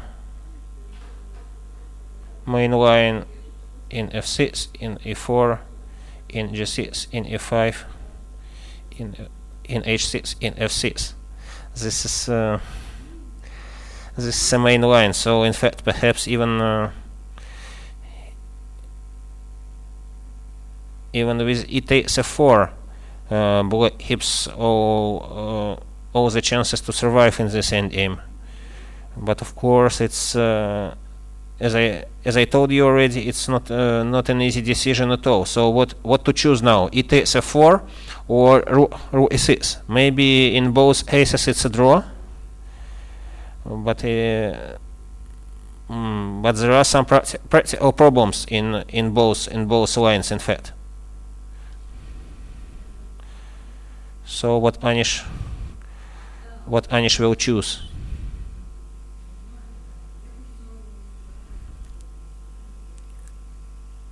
Okay, Anish's choice was rook e6, you know.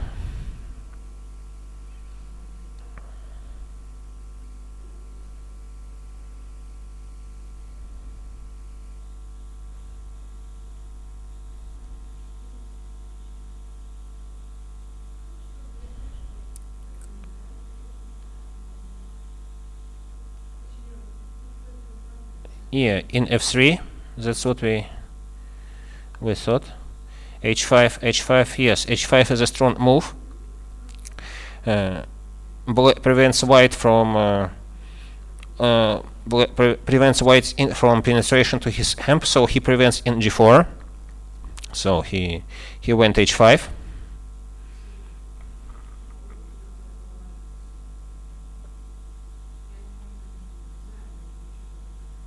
Rook d5 in c7.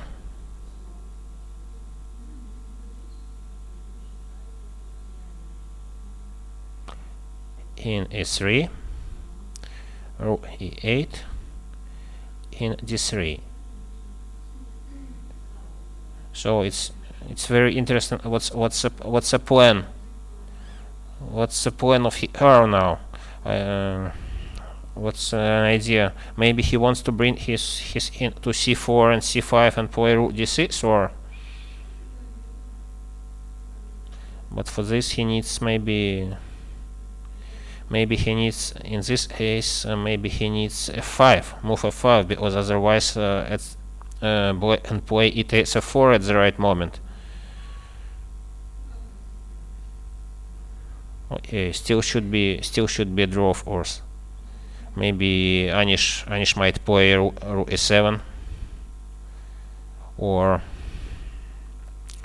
rook e6. Both moves should be okay, in fact.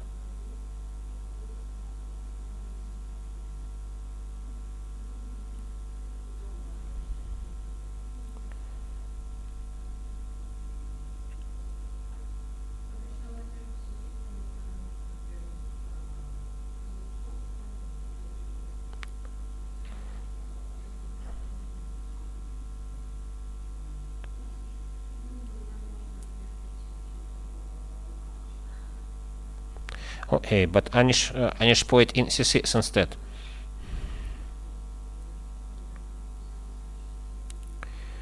But it's still okay. Should be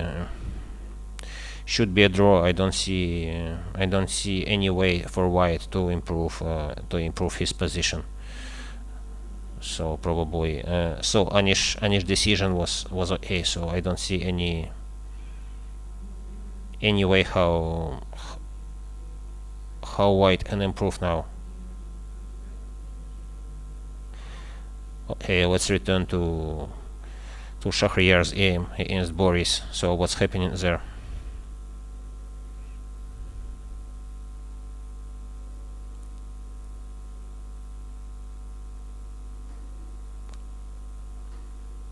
Okay, Shahryar played bishop f1. So we expect Boris to play now rook f2 with an idea bishop b5, rook stays g2, a6, in d6, a7, rook a2,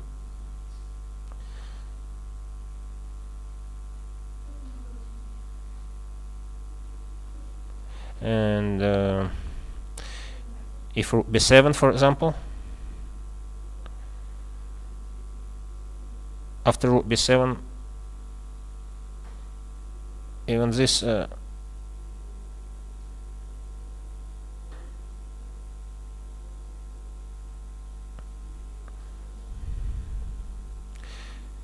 a7, this is also a draw, because in a7, g5,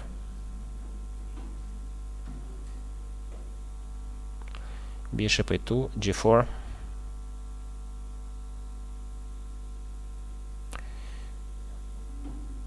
okay, this is the main defensive idea for Black. Maybe it could be played with a different moves order, but in general, this is the main defensive idea for Black. And of course, it's not difficult at all for Boris to find it.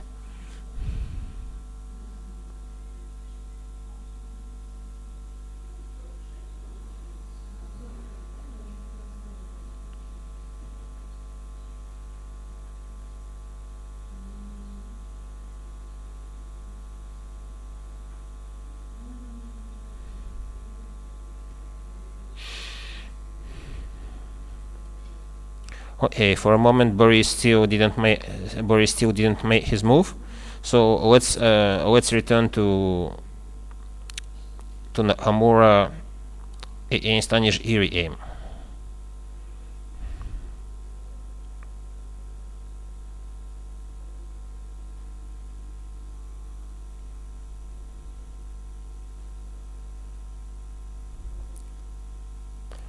White took a pawn.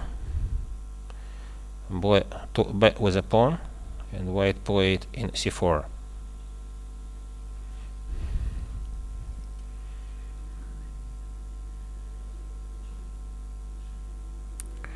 Okay, still not easy to see what how White can make any progress here. Black can just play rook a7. Or rook is also possible, and just wait and see if White removes his rook from the fifth rank, then Black just will activate his rook. For example, rook c5 check in d6, rook a5, rook c7 check in d3, rook b7. So if black pawn e5 is not hanging anymore, then Black just will activate his rook. So now draw seems to be very easy.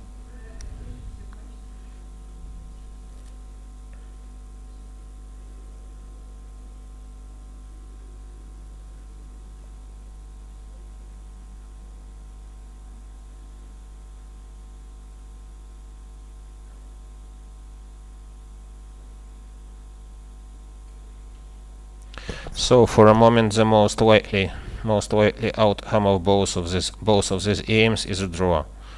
Actually, it's some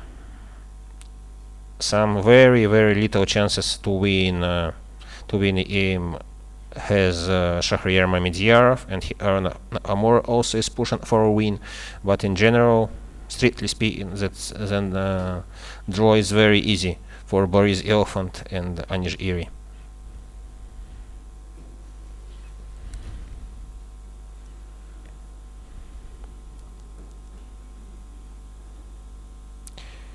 But of course, you know, in chess anything can happen, because people already they play already a lot of time. They play in fact already 5 hours.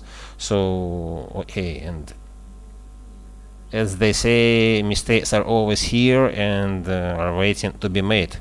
So in both aims, black should be very accurate until the very end.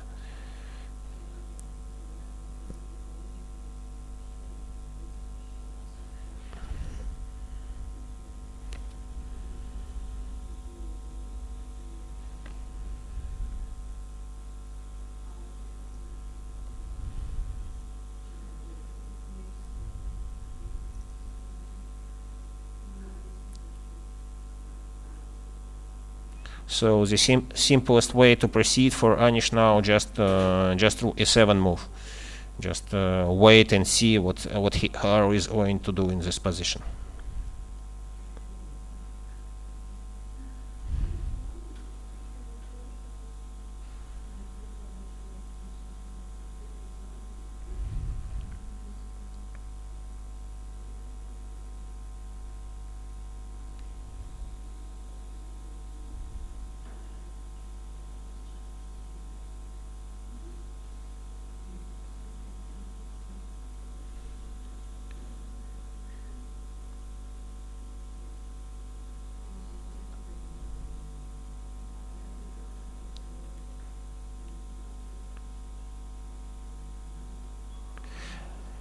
Okay, actually, Anish Giri, he made another move. He decided to make a draw with active play. He went rook g8. His idea, if white is going to play rook e5, then he will play rook g4, of course, and if white will take h5 pawn, which he will not, of course. He will take this pawn. But to my opinion, Hikaru will proceed something like rook e6 check in d7, in d5. Actually, that's what I expect him to play, with an idea rook takes h4, rook h6, trying to push his pass pawn. But this should be a draw anyway. For example, rook h1, rook h7 check, in e8, in e6, threatening mate, in f6, in f8, sorry.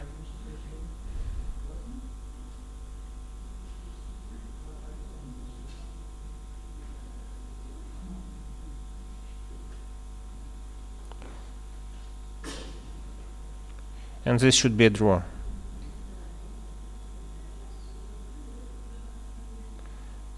Okay, let's see what's happening there.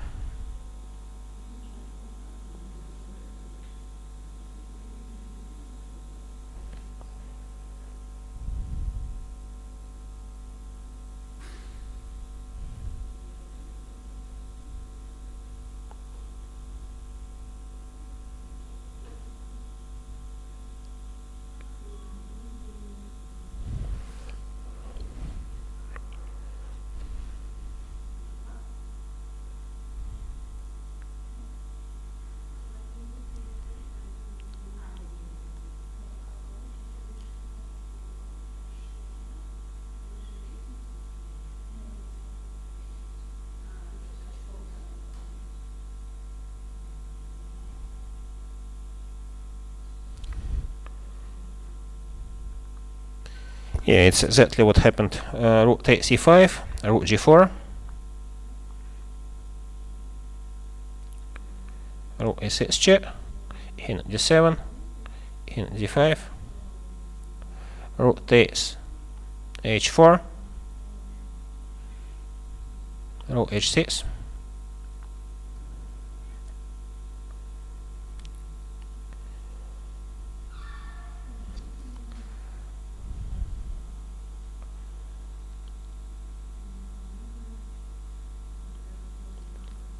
rook g4,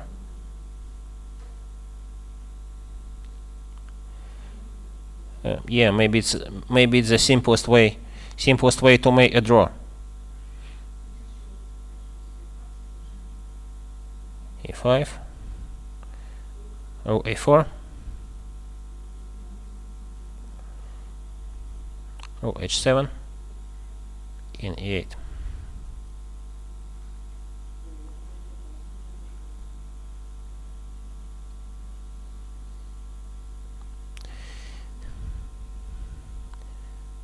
Yeah, so people they achieved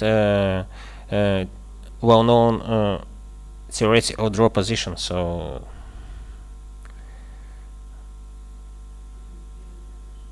I expect the draw will be read very soon.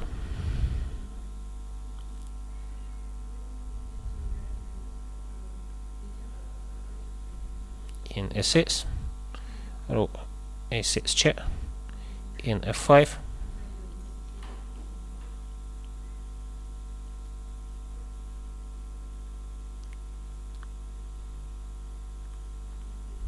rook b6, rook takes a pawn, rook a6,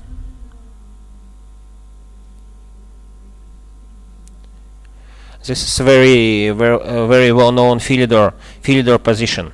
Actually, Black's main defensive idea, for example, Black is just waiting for White will push pawn to e6, and then he will return with his rook.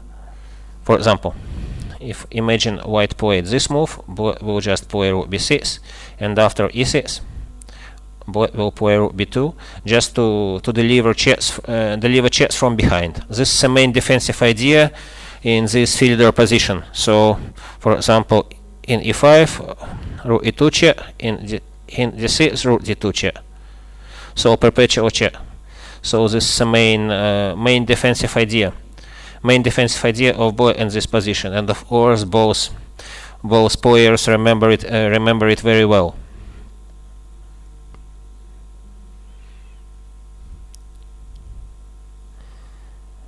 Okay, actually draw read already. So let's return to game of Shahryar Mamedyarov against Boris Gelfand. Yeah, bishop f1, rook f2. That's what we expected.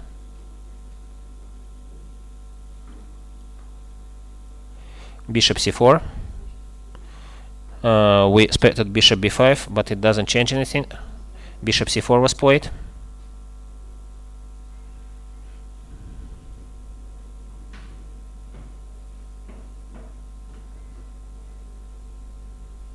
Rook takes g2.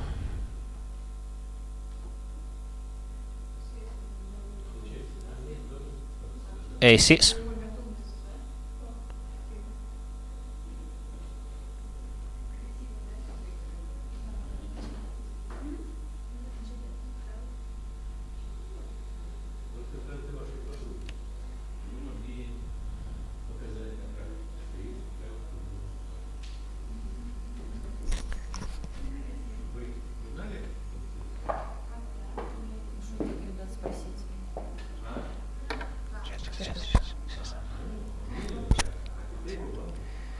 Okay, just a moment. We will make a short break for press conference, and then we will return to this last game. Just a moment. We'll be ready for just just maybe in 1 or 2 minutes there will be a press conference of Haron Amura and Anish Giri.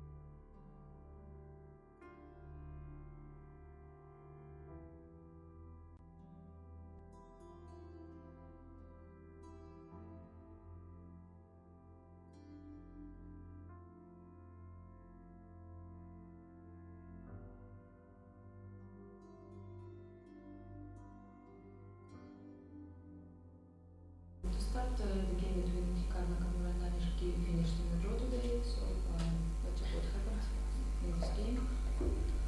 Yeah, the opening Hikaru surprised me. I mean, I was expecting Queen C2, but I did not expect the move E3, which of course, I mean, is one of the moves. And okay, generally it should not be too dangerous.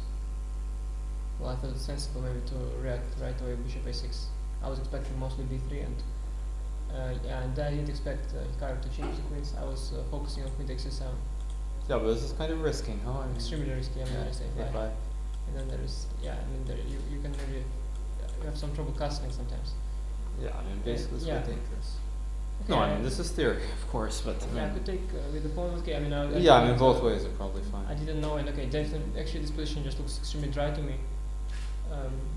Yeah, I mean, I think okay, white is slightly better here, but I think E5 felt like a good move because it's stopping knight d4, and I mean here I thought it's completely equal already, but Okay, king f7. Yeah, I mean, the question is, can I go knight e1 maybe? Because I think in the game, I actually think the knight's better on d3 than b3. This is, I mean, but somehow I thought you could take and go a5 somehow. I don't know. If you can't go a5, then I probably should have played like a5, this. rook c7. Ah, wait, in this one? No, the second one never do it. Ah, wait, no, in this one, yeah, no, this one doesn't, no, but king f8? But rook b7? Ah, yeah, no, Rook rook b7, yeah, no. No, I mean a5 is always risky. Okay, I cannot. No, then I should play knight e1, of Yeah, course. you could, Then it's probably just much better for Yeah, white. I mean I cannot free myself from the a pawn, but that is not enough to be worse. It's just, I mean, yeah, but somehow maybe I should play here king to e7. What's the difference? Maybe king here. Ah, to go for this right away. Yeah, makes But sense. okay, The knight king is- c5? Yeah, this is kind of one of the. Yeah, and then king 696. I mean, okay, king is a little bit exposed, and there are some tricks connected. Well, actually, I just maybe misevaluated the position. Probably just white is better. Okay, I mean, I tried to regroup the knights, but somehow there was no ideal way of placing them. So I don't know. I was jumping around, but I thought, for example, here maybe I was a bit worried of Knight b2. d6? Which one? Knight d6? Knight d6.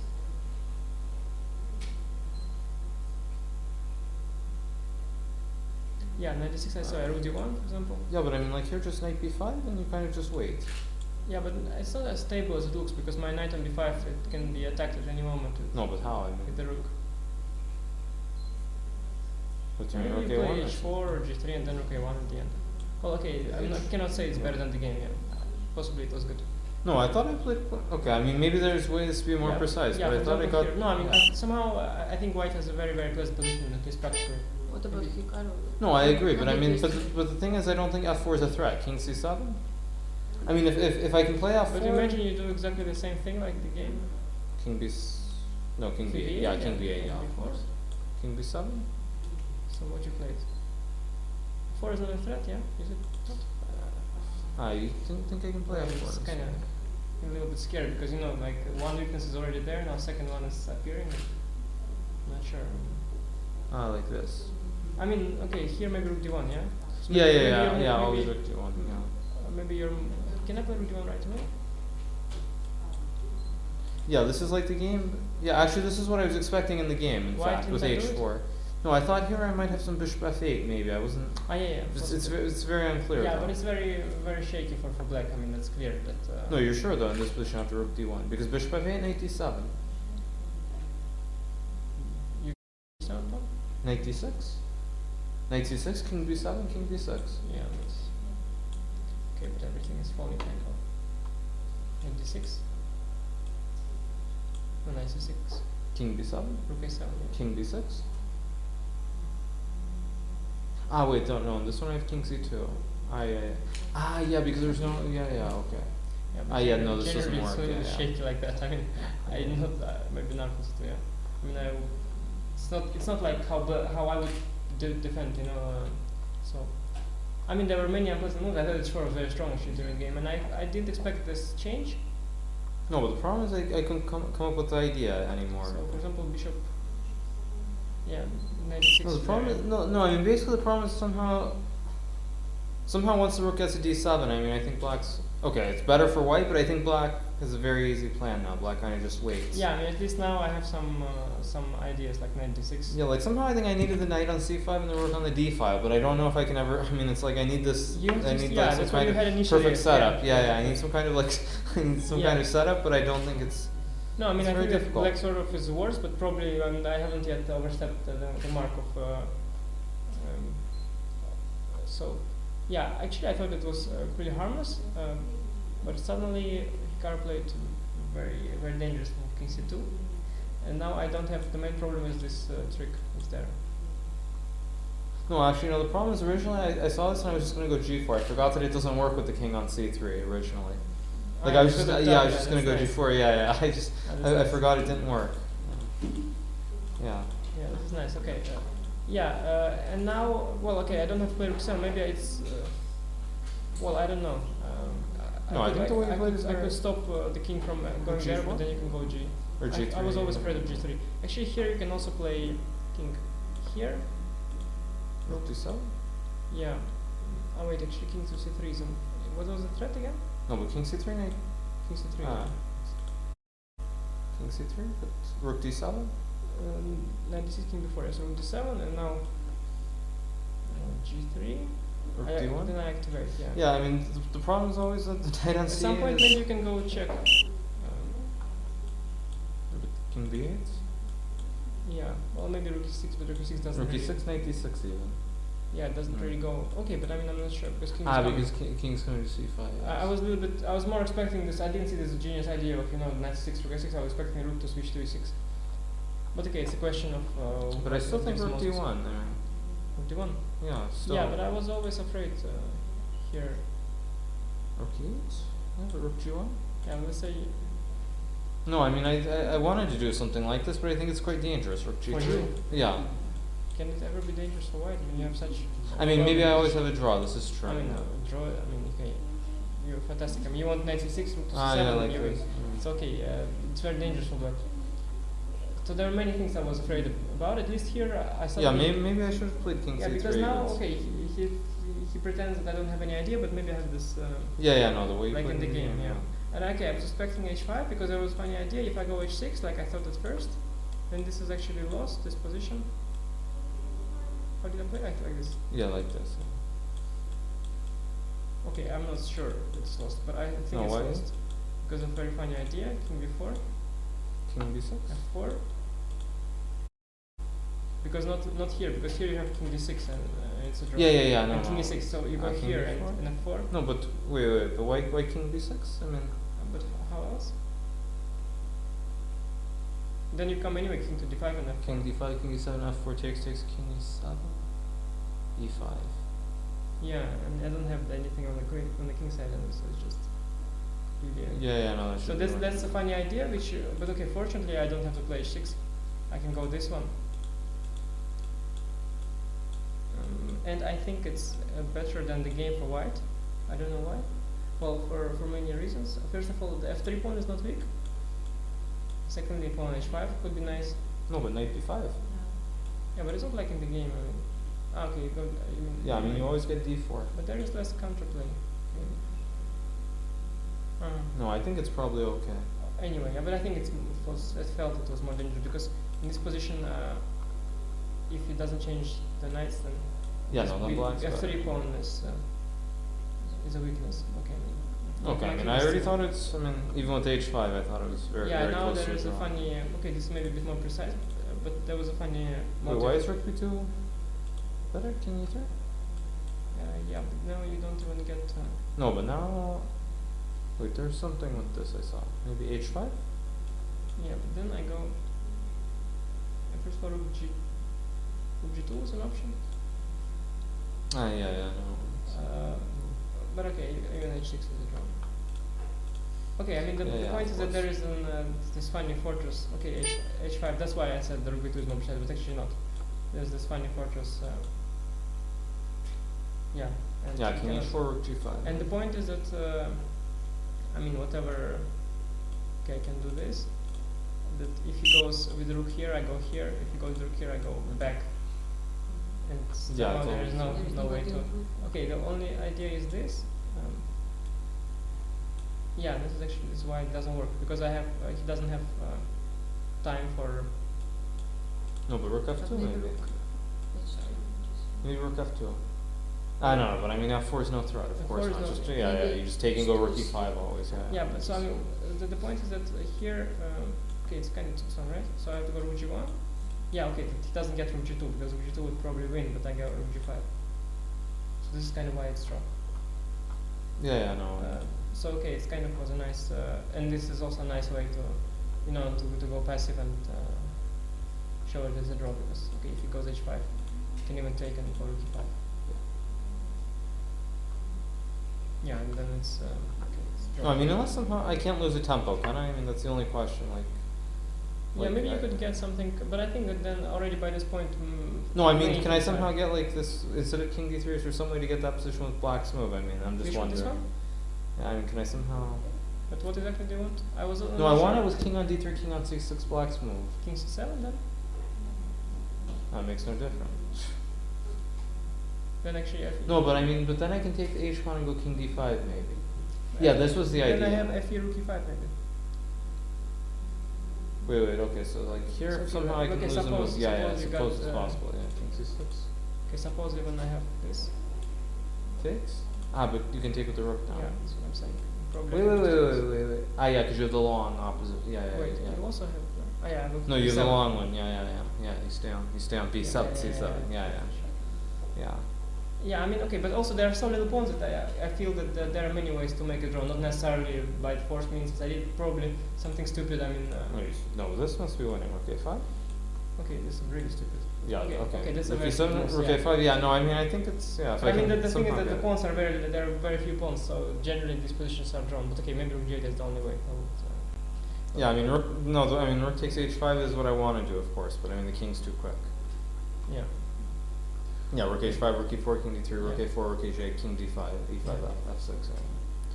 There was a moment after the first time control, we played knight C6, I think, but maybe you could have tried knight C4. This is actually what I expected, but I was expecting knight C4, yeah, but I think I should play King C7, by the way.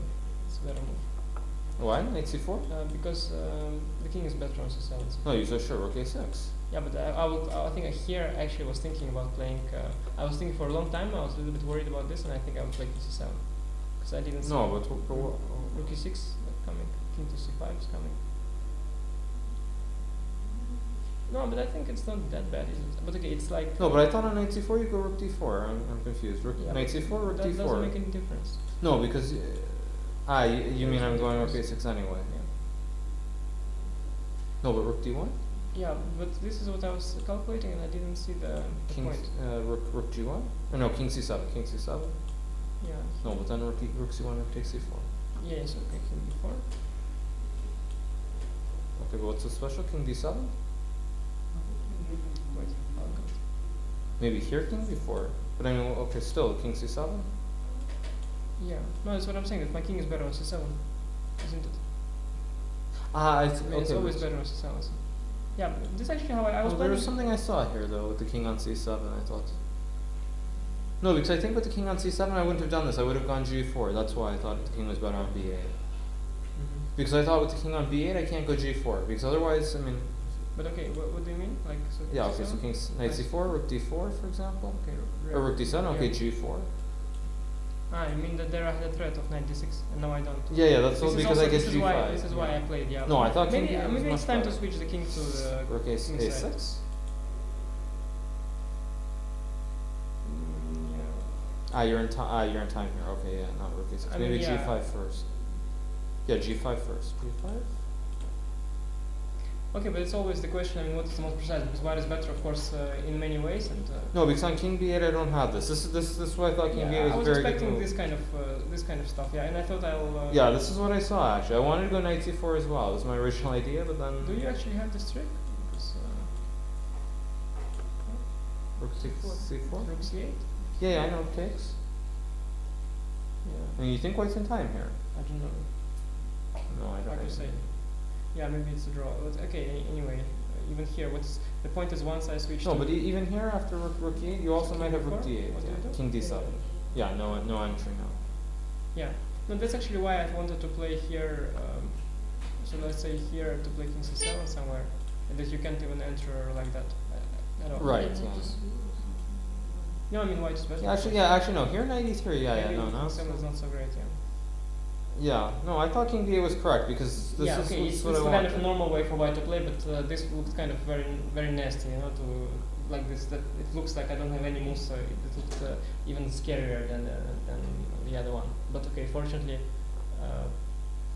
although yeah, I'm not sure if it's off. I mean, here I'm not sure it's good for black. I mean, I'm not sure I can hold this position.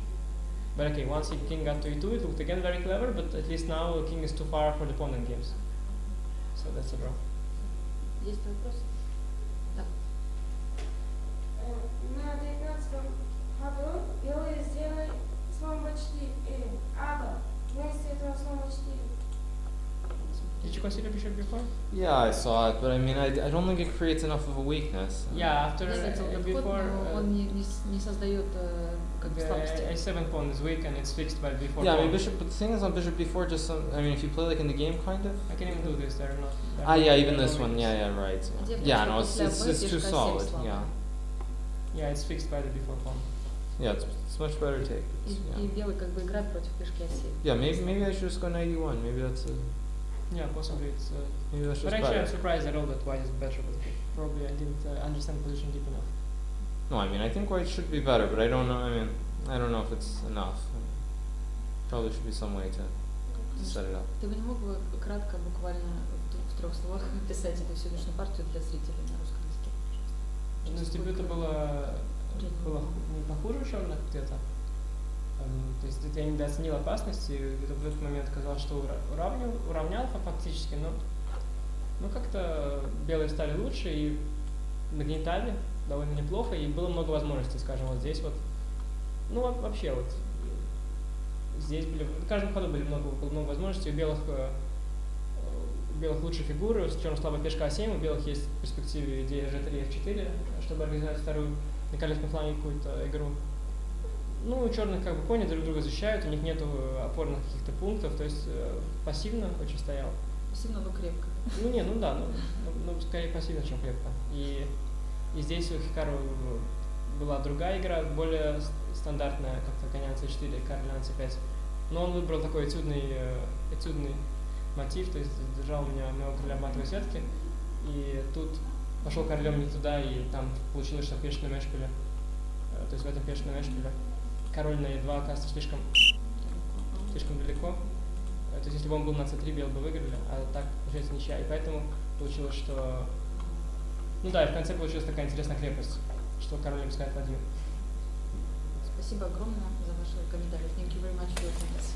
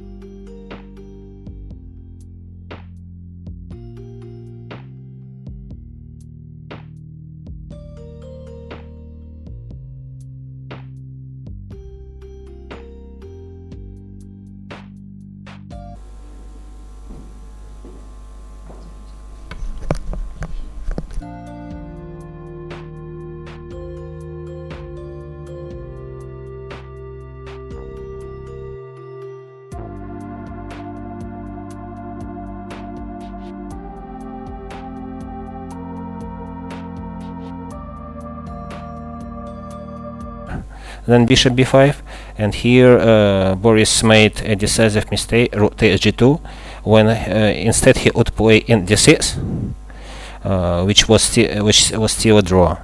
I will show you some variations later on. Thank you.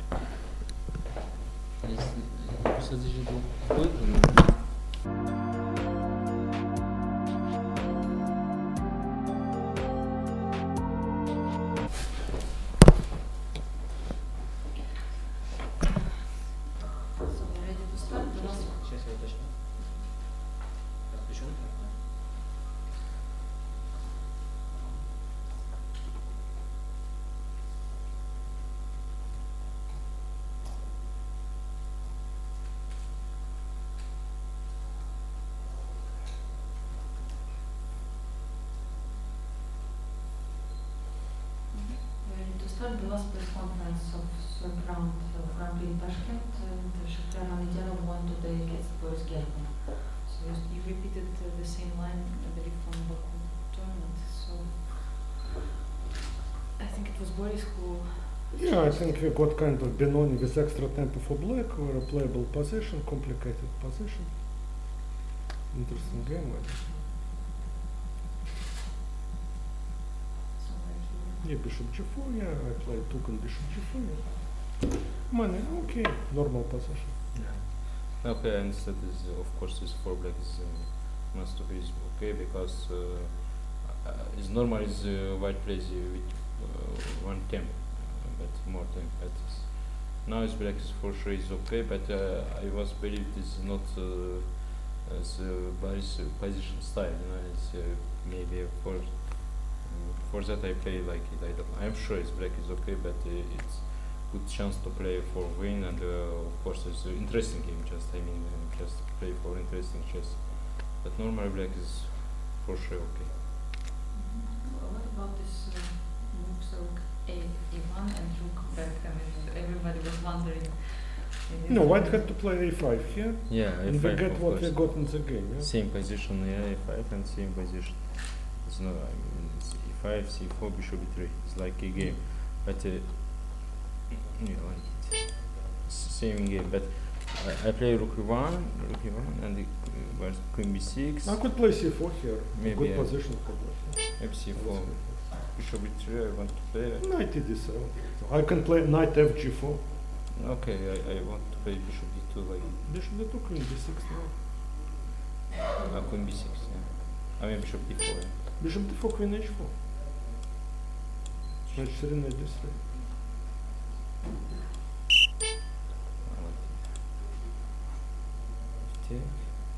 I just d4. I take on d4. c8 and I take on e1 and then c8. Yeah. Yeah, maybe. Yes. Of course, I need to play 5.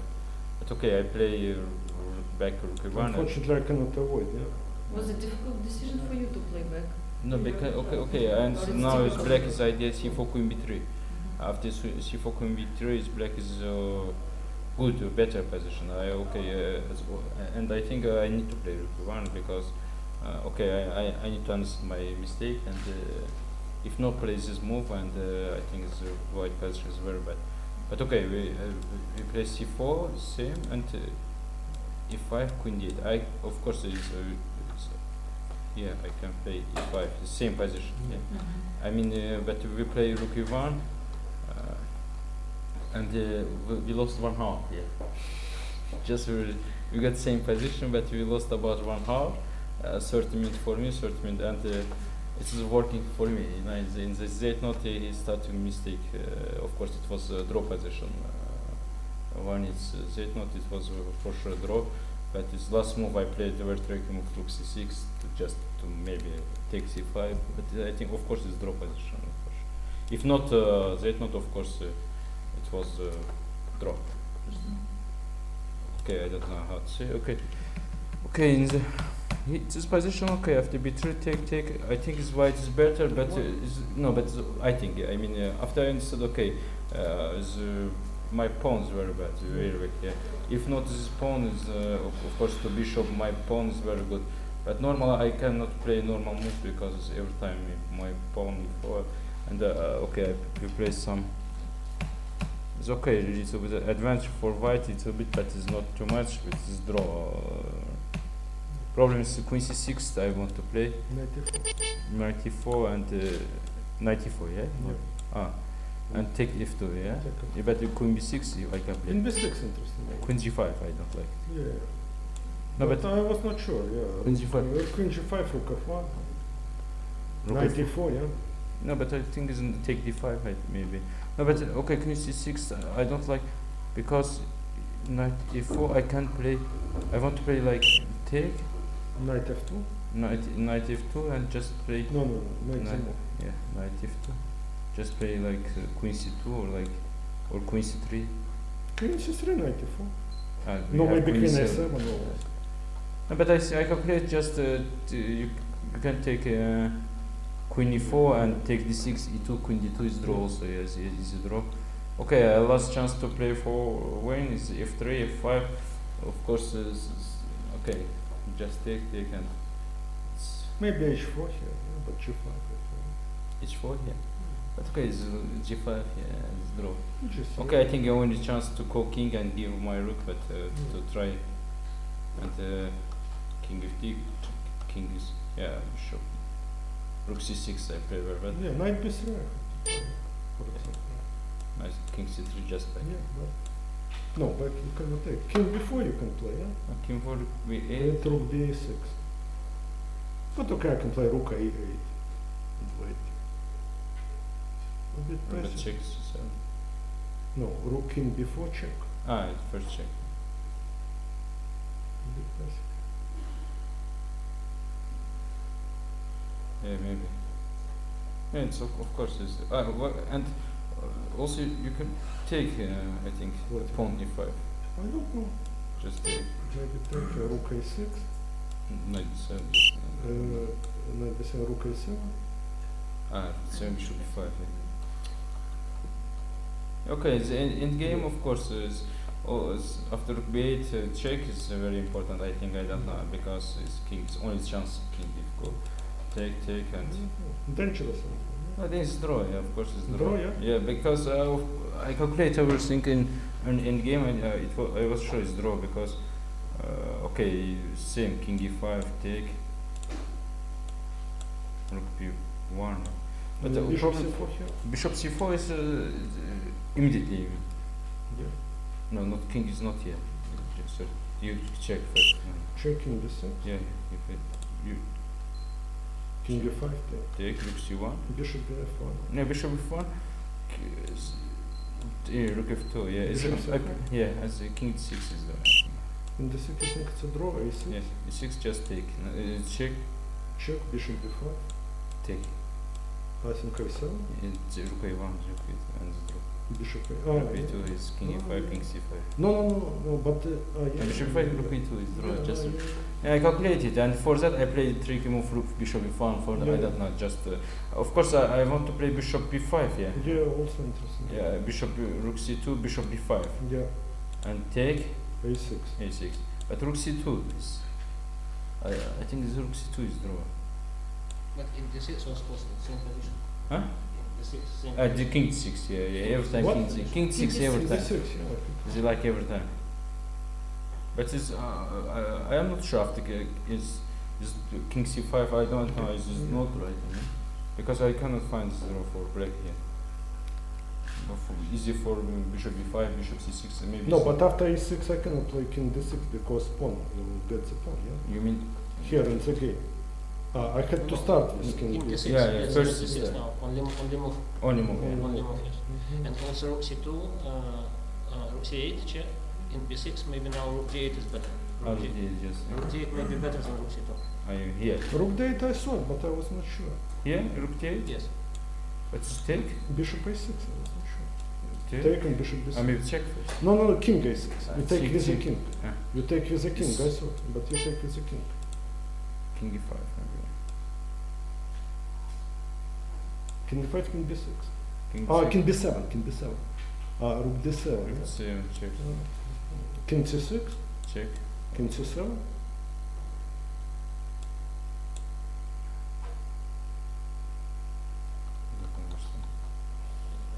king also a6, dangerous. I don't know. King a6, king a6 rook b8 maybe, yeah? Maybe rook d8, take. Maybe rook b8, yeah? Rook d. No, take king b6, maybe rook b8. Ah, maybe like king rook b2, yeah, is there. Yeah, maybe rook d8. Yeah, of course it was, but I think is my Boris is missed king c5 is idea. Yeah, just it's problems king c5 idea. If not king c5 is draw. So if king, but it looks not normal. You just go back. Okay, of course is d6 for me is very important. Just miss and okay. All right. Boris, just one question about the move king h7. This at this point. Yeah. It was like prophylactic move, I believe. Well, king h7, the idea is okay that after I would take on b3, that he would take on c8 without check. And also bishop h6 like I did in the game. But did you consider knight d3 immediately? I thought, take queen d3. Knight d3? No, knight d3 then he takes, take on c8 and knight c3. What? Take d3, take, queen. I think, take, knight b6, I think it's not easy, no? Yeah. Maybe it's not draw. It's better for white. For white, yeah, I think. Check, first c8, rook c8, and after knight b6. Yes, yeah, maybe it's draw, maybe, yeah? Maybe just play knight b6, take bishop d4. Rook c4. Rook c4. Just critical line because it's fourth line, so just No, interesting how to estimate. Maybe rook b4.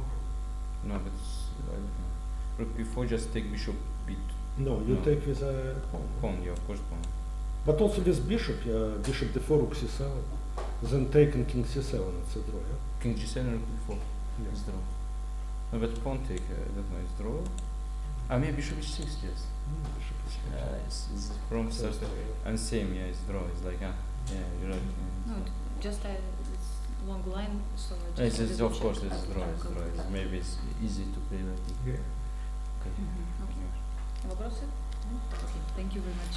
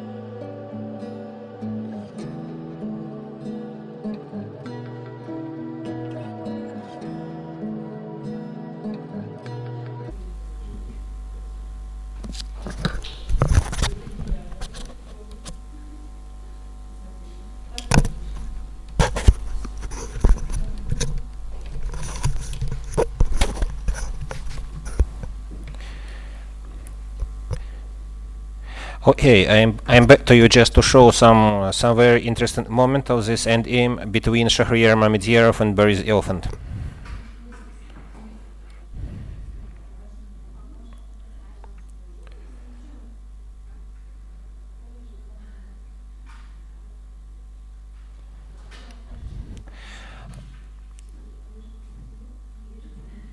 Here, this one was a critical position, and as you know, Boris played here in e5.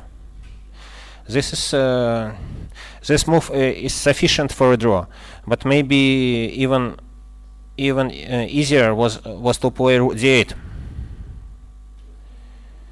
And if white play bishop a6, then this very strong rook d6 check. And then if, for example, I don't know, in b7, then rook d5. So this draw. If white takes with the in, then just rook takes d5, in b6, rook d2, bishop c4, rook c2 important moment, in b5, rook b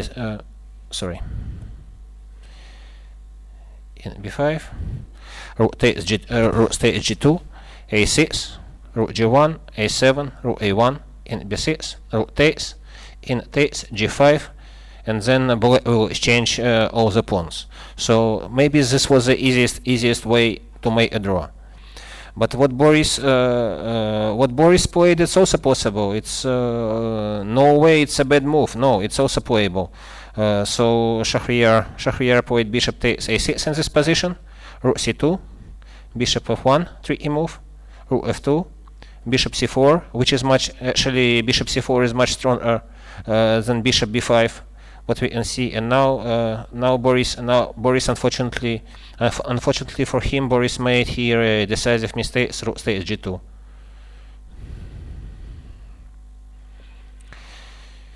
And suddenly now white is winning in all variations. So as you saw, continuation. But instead, after bishop c4, Boris had to find a very strong move, and actually an only move in d6, where is a draw after a6, rook b2 check, bishop b5. Please note that suddenly white even lose after in a5, in c5, and suddenly black is even winning in this position. So very strange situation. So white should play bishop b5, and now with transposition of moves we arrive at the same line, like bishop b5 instead of bishop c4. And here black already and play rook takes g2, a7, rook a2. Actually, Shahryar showed this line to us during press conference. Rook a2, bishop a6. And now main defensive idea, rook b2. And white cannot play in e5 because black is even winning now after in c5. So instead white should play bishop b5, and there will be a repetition of moves. So unfortunately at the very last moment Boris made a mistake. So well, but this happens. So this was very interesting game. So in this round in general was very interesting, and I hope you enjoyed it. Thank you very much, and hope to see you all tomorrow. Thank you. Bye bye.